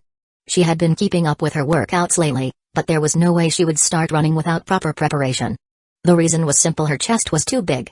She was still wearing her school uniform, and if she started running now, it would be incredibly uncomfortable. That thought made her sneak a glance at Yukino, who was still slightly hunched over. "I guess being flat has its advantages. Where exactly are you looking?" Yukino's sharp instincts caught her in an instant. Yutaha sidestepped the topic. "Once you've rested, shall we head home together?" Yukino, displeased by her evasiveness, responded coolly, "Senpai, you can go home by yourself." Yutaha paused. "You're staying over?" "That's right." Wiping the sweat from her face, Yukino took her time enjoying the sight of Yutaha's stunned expression. Her mood suddenly lifted. Yutaha bit her lips lightly, her beautiful eyes drifting toward Haru. Haru caught the meaning in her gaze and chuckled. "If you want to stay over too, I wouldn't refuse. It's just that. As far as I know, you're still living with your parents, aren't you?" Yukino cut in smoothly. Yutaha clenched her jaw in frustration and nodded. Yukino's smile deepened. "Then you don't have the option to stay over. Give it up." Seeing how pleased she was, Yutaha ground her teeth. "I could call Megumi and have her cover for me." Yukino instantly understood and didn't bother to hide the ridicule in her smirk. "Using a friend to deceive your parents so you can spend the night at a guy's place. Don't you think that's a bit inappropriate?" Yutaha's chest rose and fell sharply. Damn it. Of all the times to be stuck living with her parents. It really was inconvenient. But more importantly, Yukino was outright showing hostility now. What if she tipped off Megumi and sabotaged her plan? Yutaha didn't believe Yukino would be petty enough to snitch, but she wasn't willing to take that risk. Haru, meanwhile, realized he had somehow stumbled into a full-blown battlefield. Just as he was about to play peacemaker, Yukino shot him a subtle but unmistakable look of warning. That gaze practically screamed, "What? You think you can have both?" A death trap of a question. Haru straightened his face. "I should go do the dishes." Yukino's expression softened into satisfaction. As Haru left, she regulated her breathing, her composure gradually returning. And as she glanced at Yutaha's frustrated face, her sense of triumph only grew. Not only had she made real progress in her training, but she had also successfully taken down a certain well-endowed senpai's confidence. A double victory. When they returned to the living room, Yukino had barely sat down when Yutaha's displeased voice reached her ears. "Are you satisfied now?" "Of course." Yukino admitted it without hesitation, even allowing herself a smile. Yutaha pursed her lips. "You've only won this round. That's why I'll keep winning from now on." Yukino openly declared her philosophy. 3 simple words: win, win, win. Yutaha fell silent, her expression dark. She wasn't in the best mood, true, she didn't have the advantage of living nearby. But that didn't mean she had no options. Not being able to stay over equals not having any chances at all. With my natural assets, finding an opening to get ahead won't be a problem. Yukino had her philosophy of victory. Yutaha had her philosophy of sneaky opportunities. Chapter 117, Who's the Girlfriend? The last day of September. Haru originally planned to head home early and max out his jumping skill, eager to see what new surprises the system would throw at him after leveling up. However, shortly after school ended, he received a call from the production crew. The filming for High School Return of a Gangster had officially started yesterday. Not only were the 3 high school boys from their group cast, but a few of their classmates had also been pulled into the project. Haru welcomed this wholeheartedly. Despite their usual antics, the boys from that high school were surprisingly reliable when it came to serious matters. "I have to stop by the High School Return of a Gangster set later, so I won't be heading home right away," Haru explained to Yukino and the others in the club room. Lately, Yukino had been staying at his house essentially on surveillance duty. Meanwhile, Yutaha and Megumi had planned to join them for dinner today. "So, those high school actors ran into some trouble, and you want to see if you can help?" Yukino summarized. When Haru nodded, she immediately followed up, "I'll go too. It's a good opportunity to observe how a film crew works up close." Yutaha and Megumi also chimed in their interest. Haru wasn't surprised. Even before mentioning it, he had already guessed they would all tag along. With this unexpected errand to run, today's club activities wrapped up earlier than usual. As soon as the 4 stepped out of the school gates, their ride was already waiting. The driver opened the door, and they all got in. Haru took the front passenger seat, while the three girls sat in the back. Did they tell you what exactly is going on? Yukino asked, clearly invested in the matter. It's pretty straightforward. Haru replied. Since it's their first time acting, Tanaka and the others are struggling to get into character quickly, and they're extremely stiff on set. The three girls didn't look surprised. They had more or less expected as much. That's a common problem for first-time actors. Yutaha remarked, watching Haru through the rearview mirror. What I'm more interested in is how do you plan to handle it? Yukino glanced at Yutaha, surprised that she had been thinking the same thing. Megumi, who had previously heard about high school return of a gangster from Haru, tilted her head slightly. The script itself seems pretty difficult to act out, right? The exaggerated expressions and body language. They're complete beginners. Can they really pull it off? Haru smirked, putting on a wise, all-knowing expression. This script was practically tailor-made for them. They just need to be themselves, and filming will go smoothly.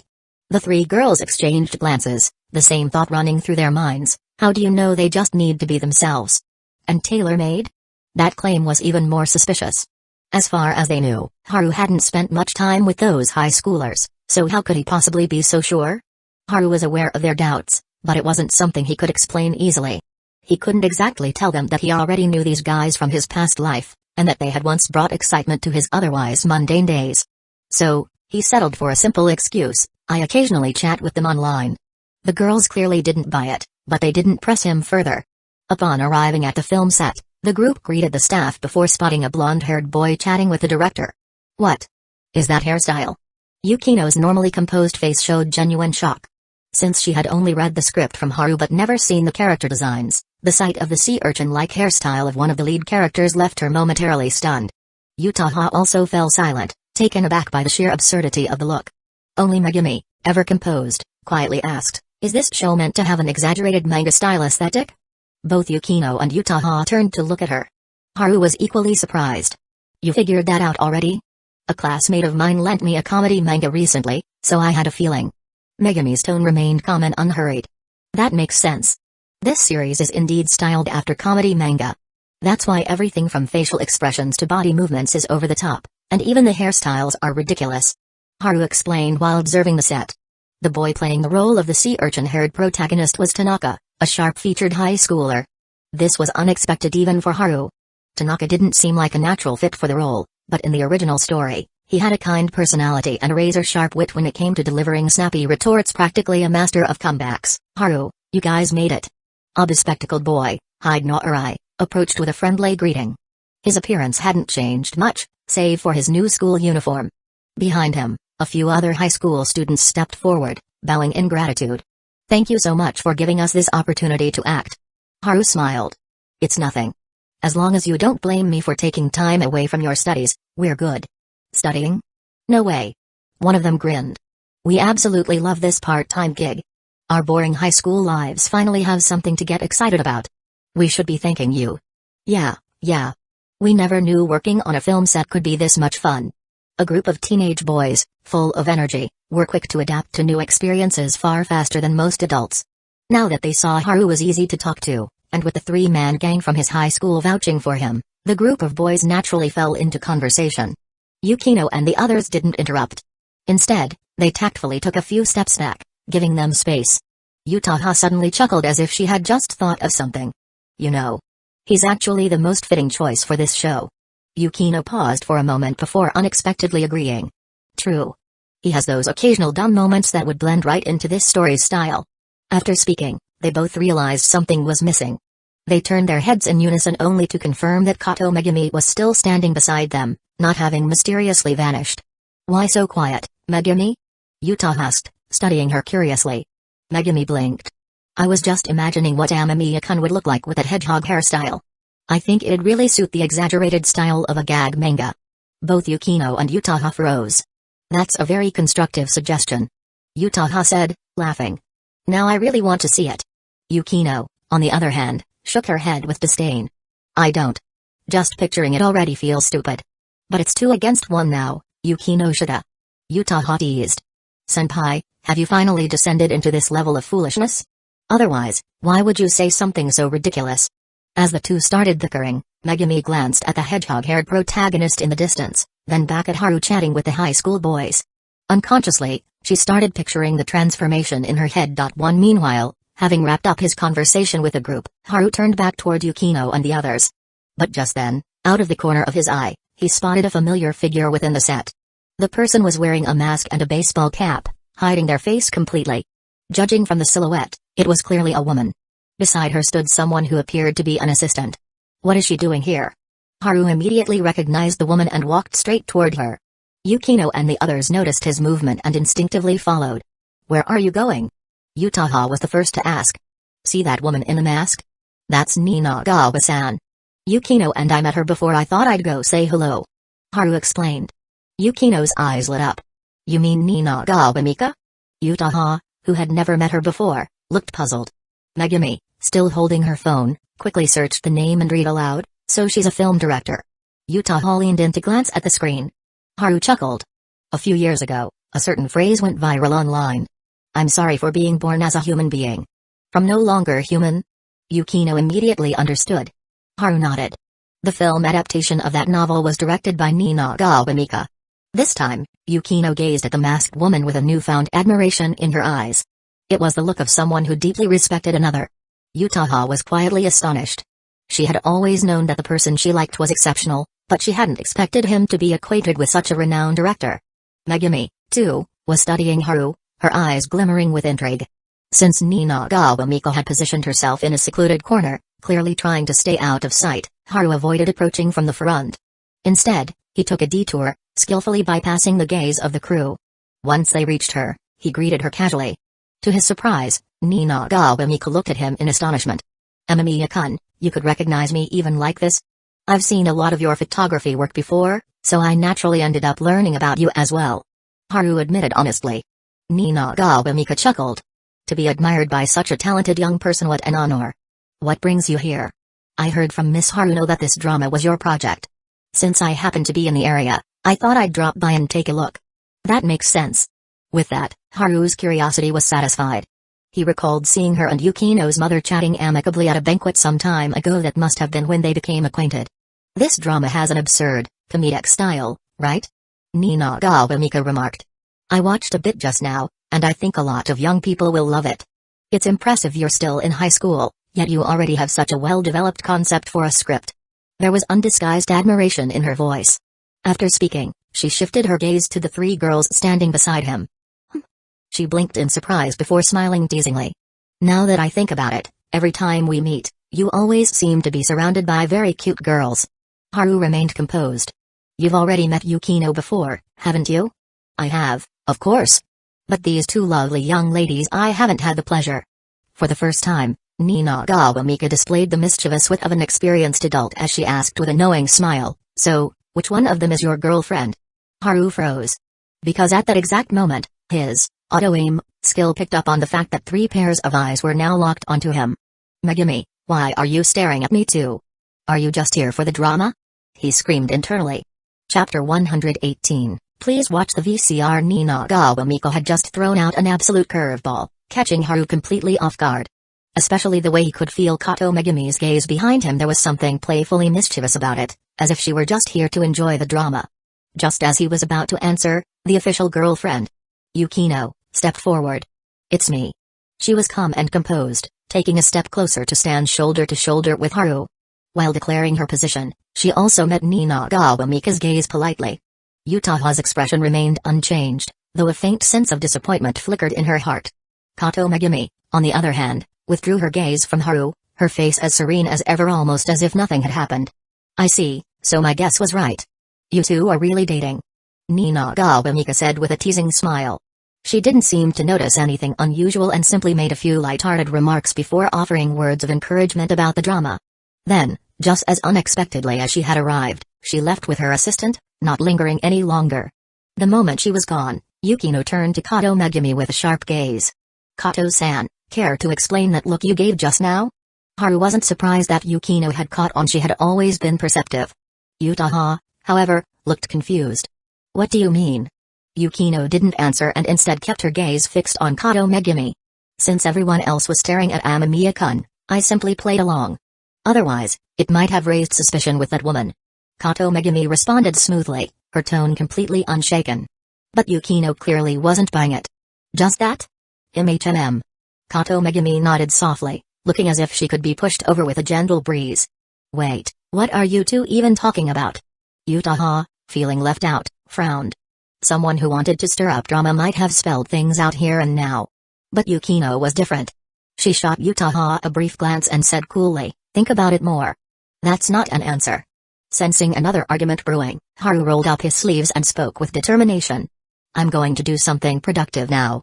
Are you guys sure you want to stay here? As expected, that caught their attention. Something productive? Yukino raised an eyebrow. Haru pointed toward a blonde-haired boy nearby, who looked visibly troubled. He's still struggling to loosen up in front of the camera since it's his first time acting. My job now is to help him get into character and bring out his natural performance. Then, he gestured toward another equally tense-looking figure. Him too. The three girls immediately went silent. Their eyes practically said, Jid. Hurry up and get it done. Without wasting time, Haru spoke briefly with the director before bringing the two leads back. Amamiya, I don't think we can pull this off. Both of them looked apologetic and embarrassed. To them, Haru had given them a well-paying part-time gig and even made their families proud, but they were struggling to perform. I know you're nervous, but first, let's not rush things. Haru raised a hand, signaling them to calm down. The two hesitated for a moment before asking, you have a plan? Probably. Then what do we need to do? Just tell us. It's simple. Just listen while I walk you through the scene. Holding up the script pages, Haru prepared to break it down for them. The two exchanged uneasy glances. The director already explained it earlier, but as soon as we step in front of the camera, we can't stop overthinking everything. Was it like this yesterday too? Haru asked, still calm. Tanaka hesitated. Yesterday was a bit better since those scenes weren't as... The blonde-haired boy coughed. Abstract. Got it. Let me handle this. Don't worry, I know a thing or two about this kind of thing. Haru assured them confidently. Perhaps it was his unwavering tone, but the two decided to put their trust in him and adjusted their mindsets. Meanwhile, Yukino and the others stood nearby, watching without interfering. However, as Haru started explaining the scene to the two leads, their expressions grew puzzled. I thought he had some kind of special trick. But this is exactly what the director did earlier. Yutaha murmured in confusion. Yukino was also deep in thought. He's good at teaching us, but Tanaka and the others aren't struggling with understanding the lines, they're struggling with nerves. He should be addressing their anxiety first. Amamiya-kun must have his own strategy. Kato Megumi said, sounding like a devoted fan. Yukino's eye twitched. You trust him that much? Kato Megumi simply tilted her head. Don't you? Yukino and Yutaha both fell silent. They had nothing to say in response. With the way they felt about Haru, both of them instinctively believed in him without hesitation. Yet, Kato Megumi had skillfully used that trust as a shield, dodging the real question while subtly shutting down the conversation. Yukino couldn't help but recall something her sister had once said, Kato is playing at a high level. She was starting to feel that more and more. Each of the three girls had their own thoughts, completely unaware that while Haru appeared to be merely explaining the scene, he was actually cheating the system. By exuding absolute confidence and casually chatting with the two leads, he subtly guided them into placing their faith in him. And once they did, his hypnosis skill could take full effect. 10 minutes later, the two male leads had completely changed. Gone were their nervous, self-doubting expressions. Now, they stood tall, chins lifted, walking with a newfound confidence and ease. Haru hadn't done anything excessive. All he had done was use hypnosis to implant a simple suggestion. You are now Dukpal and Jang Byung-chul, the protagonists of this show. Just embody their energy and bring out the raw, carefree spirit of high schoolers. That's it. The girls immediately gathered around. Even Kato Megumi didn't bother to hide the curiosity in her eyes. Haru smiled, exuding the mysterious aura of a seasoned expert from a drama series. Want to know the answer? Then please watch the VCR. Yukino and Yutaha both shot him matching eye rolls. What VCR? Still, they turned their attention back to the shoot. As the cameras rolled again, shock gradually spread across their faces. Because Hyde Norai and Yoshitake were absolutely killing it. Their exaggerated facial expressions, the bizarre yet oddly captivating body movements, the sharp comedic timing, it was all executed flawlessly. They weren't just doing well. They were owning their roles. The girls couldn't help but glance at Haru. He had already expected this. With an air of casual wisdom, he muttered to himself, as I thought. As long as they just act like themselves, this show is no challenge at all. Yukino and Yutaha instantly recalled that King's Sword incident. The two brilliant young women exchanged a glance, reaching the same conclusion at the same time. The essence of this show was the raw, chaotic energy of high school boys just being themselves. During break time, the director eagerly rushed up to Haru, practically beaming. "How did you do that just now? Their performance was incredible. I'm seriously tempted to keep you on the production team." Haru chuckled. "I just helped them tap into their true nature." "True nature? Oh, I see, you mean the boundless energy of high school boys, right? Makes sense. My nephew's a second year too, and he's always brimming with energy. He can stay up gaming all night with his friends like it's nothing. Meanwhile, I can barely last past midnight before feeling like death." With that well-placed bit of flattery, Haru left the director satisfied and rejoined the girls. Dinner, as always, was lavish. The ingredients were picked out by the three girls, and even Kato Megumi chipped in to cover the bill. Afterward, only Utaha was still basking in the bliss of post-meal satisfaction, sprawled lazily on the sofa. Meanwhile, Yukino and Kato Megumi followed Haru into a study session. By 6:30 p.m., Utaha and Kato left for the night. On his way back upstairs after seeing them off, Haru picked up a case of drinks. Better to stock the fridge now than have to run downstairs later when he wanted something cold. As he walked into the living room with the drinks, he locked eyes with Yukino, who was cradling an orange cat in her arms. Surprised, she asked, "I thought you rarely drank stuff like this." "Yeah, but sometimes I get the urge for some ice-cold juice." "Oh." Yukino understood that feeling. She, too, occasionally got cravings. Meow! Suddenly, the orange cat leapt from her arms. To Yukino's surprise, the cat trotted over to Haru and stared intently at the orange juice in his hands. With soft paws, it batted at his pants, meowing persistently. It was so adorable that Yukino nearly let out a doting "oh." But she quickly reined in her expression. Instead, she teased, "Looks like Jelly wants some juice too. What are you going to do?" "That's easy." Haru crouched down and began opening the packaging. Yukino panicked. "Wait, you're actually giving juice to a cat?" "Yeah." His nonchalant response made Yukino move immediately, pressing down on her skirt as she knelt to stop him. "No, you can't." Haru ignored her, finished unpacking the drinks, and placed them into the fridge under the curious gaze of the cat. Then, he casually pulled out his phone, opened an app, and pointed the camera at the eager feline. Yukino frowned. "What are you doing?" Holding up his phone, he smirked. "As you can see, giving it a drink." With a few taps, a special filter applied itself to the live feed. Now, on the phone screen, the orange tabby appeared to be holding a bottle of juice complete with a straw. Yukino's mind went blank for a moment. She covered her forehead and let out an exasperated sigh. "You've somehow managed to hit a new low of stupidity in my eyes." Haru pouted, ready to argue his case, when his phone suddenly rang. The caller ID flashed, "Haruno-san." Yukino saw it too. She had been about to pick up the cat and leave but stopped. "Go on. Let's hear what she has to say." Chapter 119, Haruno, I messed up. Haru didn't avoid Yukino and answered the call directly. "Good evening, Haru." Haruno's voice was as charming as ever. "Is there something you need, Haruno-san?" Haru pressed the speakerphone button so Yukino could hear as well. Beside him, Yukino's expression showed mild resignation, as if saying she didn't need to listen to the conversation directly, he could just tell her afterward. But since speakerphone was already on, she simply picked up the remote, lowered the TV volume, and listened in. "There's just a little something I need to talk to you about." "Just a tiny bit," Haruno said playfully. Haru and Yukino exchanged a glance. Their eyes conveyed the same thought: if she is saying it's just a tiny bit, then it's definitely a lot more than that. "Should we meet up?" Haru asked directly. "I'll come to you. I have nothing else to do right now anyway." "Alright, Yukino and I are at home. Come over. I'll be there soon." After hanging up, Haru turned to Yukino. "Any idea what this is about?" "You're asking me?" Yukino looked at him calmly. "Ever since the semester started, I've probably talked to my sister less than you have. But you two grew up together. Normally, if I suggest she come over, she'd throw in a few playful remarks or tease you a bit. But this time, she just agreed outright and said she'd be right here."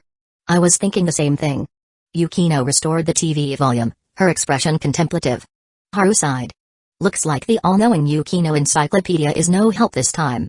I guess I'll just have to face the tiger myself and figure out the truth." "Face the tiger?" Yukino found his phrasing odd. "You know Haruno-san, when she gets serious, she's like a tiger. No one dares mess with her." "Are you sure you're not describing my mother?" "Oh. Actually, yeah, that fits her better." "Idiot." They continued chatting while waiting. The TV was playing a bizarre commercial for a facial mask. "A mother, unable to clean her face properly, leaned in to nuzzle her baby only for the baby to recoil and burst into tears. But after she used the facial mask, she tried again, and this time, the baby smiled happily. I'm making a mental note of that brand. You should never use it.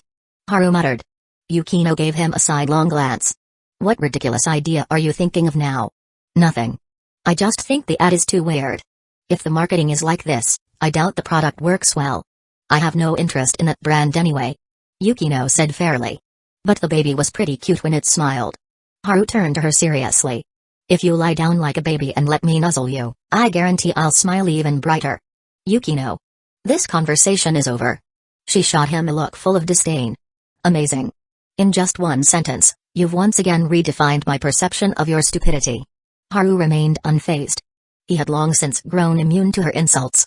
After a while, Yukino suddenly asked, when Miss Ninagawa questioned you before, what were you thinking? What else could I think? Haru coughed awkwardly. Yukino instantly understood, sighing. So my guess was right.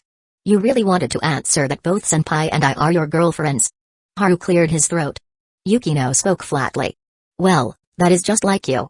If you had only acknowledged me back then, it actually wouldn't have felt like you at all. Then, she added sarcastically, a responsible scumbag, isn't that right? Haru chose to surrender. He waved the white flag, accepting his fate. Yukino didn't push the topic further.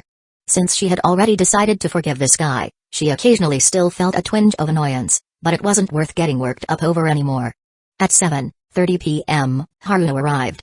She wore a stylish jacket over a fitted pair of pants that accentuated her curvy figure. She handed them a bag. Here, try this. Since you're both here, I don't have to make 2 trips. Calbee snacks? Haru glanced inside. Haruno-san, you like these? A friend gave them to me.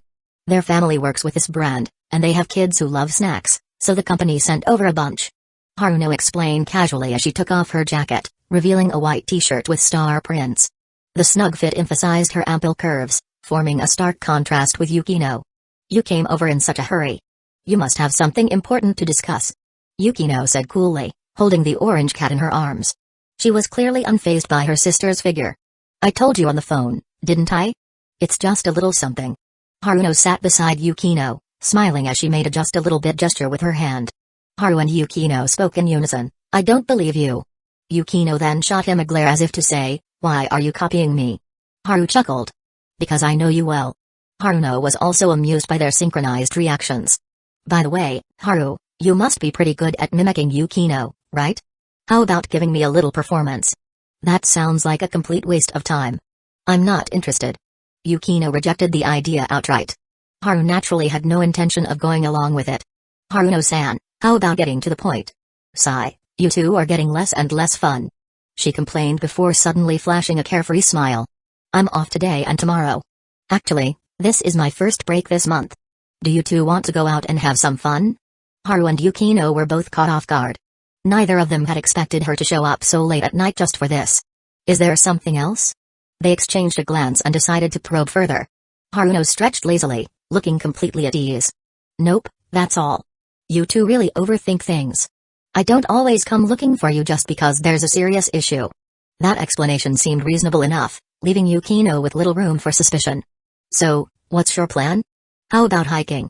There are some great spots in Akatama. Besides, Yukino, you don't get much exercise, so let your big sister and Haru help you get moving a little. You got that wrong. Yukino corrected her at once. I've been following the workout plan Haru made for me since middle school. Haru nodded. That's true. Yukino has improved a lot in every aspect of physical fitness. Among girls her age, she's actually pretty impressive. Haruno raised an eyebrow in mild surprise. I knew you worked out before, but I didn't expect you to keep up with it for so long. You're really getting more and more impressive, Yukino. Yukino remained silent. At first, she had only started exercising because of Haru's advice just to improve her overall health. But at some point, her reason changed. How can I keep losing so quickly in bed? That was the thought that had fueled her dedication ever since. Even though she knew Haru's physique was practically at an athlete's level, perhaps even beyond that, Yukino still insisted on training. At the very least, she didn't want to lose so embarrassingly. Just because she wasn't a heroic warrior didn't mean she lacked the courage to charge into battle. Besides, being a knight was also part of her identity. We still have classes tomorrow. Haru said, snapping Yukino out of her thoughts. Haruno waved it off with a carefree smile. Then just skip. You two have great grades anyway. One day won't make a difference. Haru had no objections and looked toward Yukino for her opinion. She hesitated for a moment. Are we really just going hiking? What else would we be doing? Haruno kept her smile. I rarely get a chance to completely relax. Don't tell me you two won't even keep your big sister company. Her words made both Haru and Yukino freeze. It was the first time either of them had heard her say something like that. Perhaps even someone as strong and outstanding as Haruno, someone who always seemed invincible among her peers, also had moments where she curled up in exhaustion, hidden from view. Haru recalled how, since childhood, Haruno had always teased and messed with him openly, yet she had never stopped looking out for him in the background. Something in his heart softened. All right. We'll take the day off. Yukino didn't refuse either. They were on the same page. Haruno, ever perceptive, seemed to pick up on their thoughts. She crossed her arms and chuckled. All right, spill it. What were you two just imagining? Haru gave a gentle smile. Nothing much. I just remembered something I read in a book once. Oh? What's the quote? No matter how exceptional a woman is, in moments of loneliness and vulnerability, she still longs for a simple, well-timed compliment or just the right amount of concern. For a moment, both Yukinoshita sisters were stunned. A hint of warmth flickered in Haruno's gaze before she quickly masked it with a smirk. Not bad, not bad. At least you finally appreciate me. My years of looking after you weren't for nothing. Since Yukino remained silent, Haruno reached over and scooped the orange cat from her lap. Yukino blinked. Meow? The cat, now unexpectedly in different arms, seemed utterly bewildered. Haruno met her sister's confused gaze with a grin. You've been hugging it long enough. My turn. Then, she started rubbing the cat's head vigorously. The orange cat, apparently enjoying the massage, lazily closed its eyes and relaxed. That night, Haruno invited Yukino to join her for a bath, and surprisingly, Yukino didn't refuse. Meanwhile, Haru holed up in his room, grinding experience points for his jumping skill. He was close to leveling up, and though he had no grand ambitions of standing atop the world, he was still curious about what the next tier of the skill would bring. In the bathroom, the Yukinoshita sisters shed their clothes. Just as Yukino was about to step into the bathtub, she noticed her sister looking her up and down. What? She asked calmly. They had bathed together before, so she wasn't embarrassed. But being scrutinized like this was making her uncomfortable. Haruno tilted her head, genuinely puzzled. Why is it that after all these years, you still haven't developed at all? Yukino's face darkened. It was as if an exclamation mark had just popped above her head. I should have known nothing serious would come out of your mouth. She shot a quick glance at Haruno's chest, then coldly sat down in the bath. As the warm water enveloped her, she felt herself relax, closing her eyes in comfort. A moment later, the sound of water splashing signaled that Haruno had joined her. You know, I find it pretty strange. Haruno mused. Mom and I both have great figures, but you. If you invited me to bathe just to talk about something this shallow, then I don't think we have anything more to discuss. Shallow? It's just fat. Isn't that shallow? Despite her sister's blunt jab, Haruno didn't seem offended. She leaned lazily against the edge of the tub and sighed. Oh, I just realized I didn't bring any spare clothes. You don't have to wear anything. Not like you'd be embarrassed. Yukino replied, still irritated. Haruno chuckled. Still holding a grudge? I only said you hadn't developed, that's all. Yukino responded with a cold, sarcastic laugh. After their bath, Yukino dried off and put on her nightgown while Haruno grabbed the bathrobe Haru had prepared. Why don't you sleep with me tonight? Haruno suddenly suggested. Yukino didn't answer right away. Is there a reason? Nope. I just don't want to have to watch you walk into Haru's room. That'd keep me up all night. She said, her teasing nature resurfacing. A faint blush crept onto Yukino's face. What exactly are you implying? Nothing, just expressing my love for my dear sister. That line Haru always says. It suits you perfectly. Oh? What line? That sounds like a lie. Haruno burst out laughing. That's from an anime, isn't it? Since when did you start quoting anime? Yukino remained expressionless. Wait. That's an anime quote. She had heard Haru say it so often that she thought it was just a sharp comeback. Haruno was still giggling. Shizuka once said something similar to me. If you tell her that, she'd probably think you've changed. Ignoring her sister's teasing, Yukino finished dressing and was about to leave when she turned back just in time to see Haruno flinch. Apparently, she had been laughing so hard that her focus slipped, and in an unfortunate accident, she had dropped the clean bathrobe right onto the wet bathroom floor. In seconds, The entire robe was soaked through. Haruno blinked, as if realizing she had just completely screwed herself over. Yukino, on the other hand, couldn't hold back the grin spreading across her face. Oh, how interesting. Truly fascinating. She turned toward the mirror, casually fixing her damp hair while laughing softly. You didn't bring any spare clothes, did you? Well, now you don't even have a bathrobe. Haruno, still dripping, smiled innocently. That's why I have you. Be a dear and grab me a fresh one. Click. Yukino unlocked the bathroom door. Haruno instinctively covered her chest and took a step back. Wait, what are you doing? But Yukino didn't fully open the door. She stopped just wide enough for herself to slip through, then turned back with a triumphant, almost wicked grin. Nei-san, I'm going to dry my hair. Take care of yourself. Take care of myself? Haruno stood there, mouth slightly open, before breaking into a hopeless laugh. Wow. I totally screwed myself over. Chapter 120, The King of Hell complimented my physique. Given how much her sister had teased her tonight, Yukino had no intention of helping this time.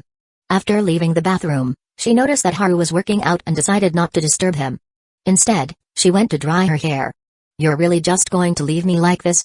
Standing inside the bathroom, Haruno stared at the closed door, feeling both helpless and amused. But she wasn't the least bit worried. She knew her sister too well. Even though Yukino had walked away so decisively, without the slightest hesitation, Haruno was certain that in a few minutes, she'd come back to help. Leaning against a wall, Haruno let out a relaxed sigh. With the bathroom door closed and no one around, she had no reason to feel embarrassed about standing there completely bare. The mirror in front of her was fogged up with steam, the glass so clouded that her reflection was barely visible. Bored, she reached out and wiped away the condensation, revealing her flawless face and elegant figure. I remember last time, he was standing right there. And I was over here. Drifting off into thought, Haruno recalled the moment she had unwittingly used the restroom in front of Haru without realizing he was there. Ugh. How annoying. He actually saw me. She touched her warm cheeks. They were flushed not entirely from embarrassment, but mostly from the lingering heat of the bath. She still remembered how fast Haru had bolted out of the room the moment he noticed. He even had the decency to close the door behind him. But that didn't change the fact that he had seen everything. With his sharp eyesight, he must have gotten a clear view. Great. After all these years of never letting a man take advantage of me, the first one to do so is my sister's boyfriend. Haruno muttered to herself, gazing into the mirror. She wasn't actually mad at Haru. If anything, she was more frustrated with herself for being so careless. Logically speaking, no matter how close they were, no matter how many years they had known each other, there was no reason for her to let her guard down like that. The only explanation was that she trusted him far too much. What a pain. She sighed, then frowned slightly as another thought popped into her head. Just how much had he seen? And more importantly, did he have any improper thoughts about it? Several minutes passed. The sound of a hairdryer finally stopped outside. Haruno reached for the door handle, cracking it open just enough to call out, Yukino, isn't it about time you brought me a bathrobe? In the living room, Yukino had just finished drying her hair when she heard her sister's voice. She couldn't help but chuckle. But before she could respond, Haru poked his head out of his room. Haruno-san needs a bathrobe? Didn't I already give her a new one? Yukino's smile deepened. She brought this upon herself. She just happened to drop it on the wet floor. Haru blinked. Judging by the pure amusement on Yukino's face, he instantly understood whatever conversation had taken place between the sisters in the bath hadn't exactly been pleasant for her. At least, she didn't seem to be in a forgiving mood. Not my problem, then. Haru shrugged. You two can sort it out yourselves. And with that, he sensibly disappeared back into his room. But just as Haruno had predicted, Yukino wasn't as cold-hearted as she seemed. A few minutes later, she appeared outside the bathroom with a fresh bathrobe in hand, even taking the time to point out where the hairdryer was. Thanks.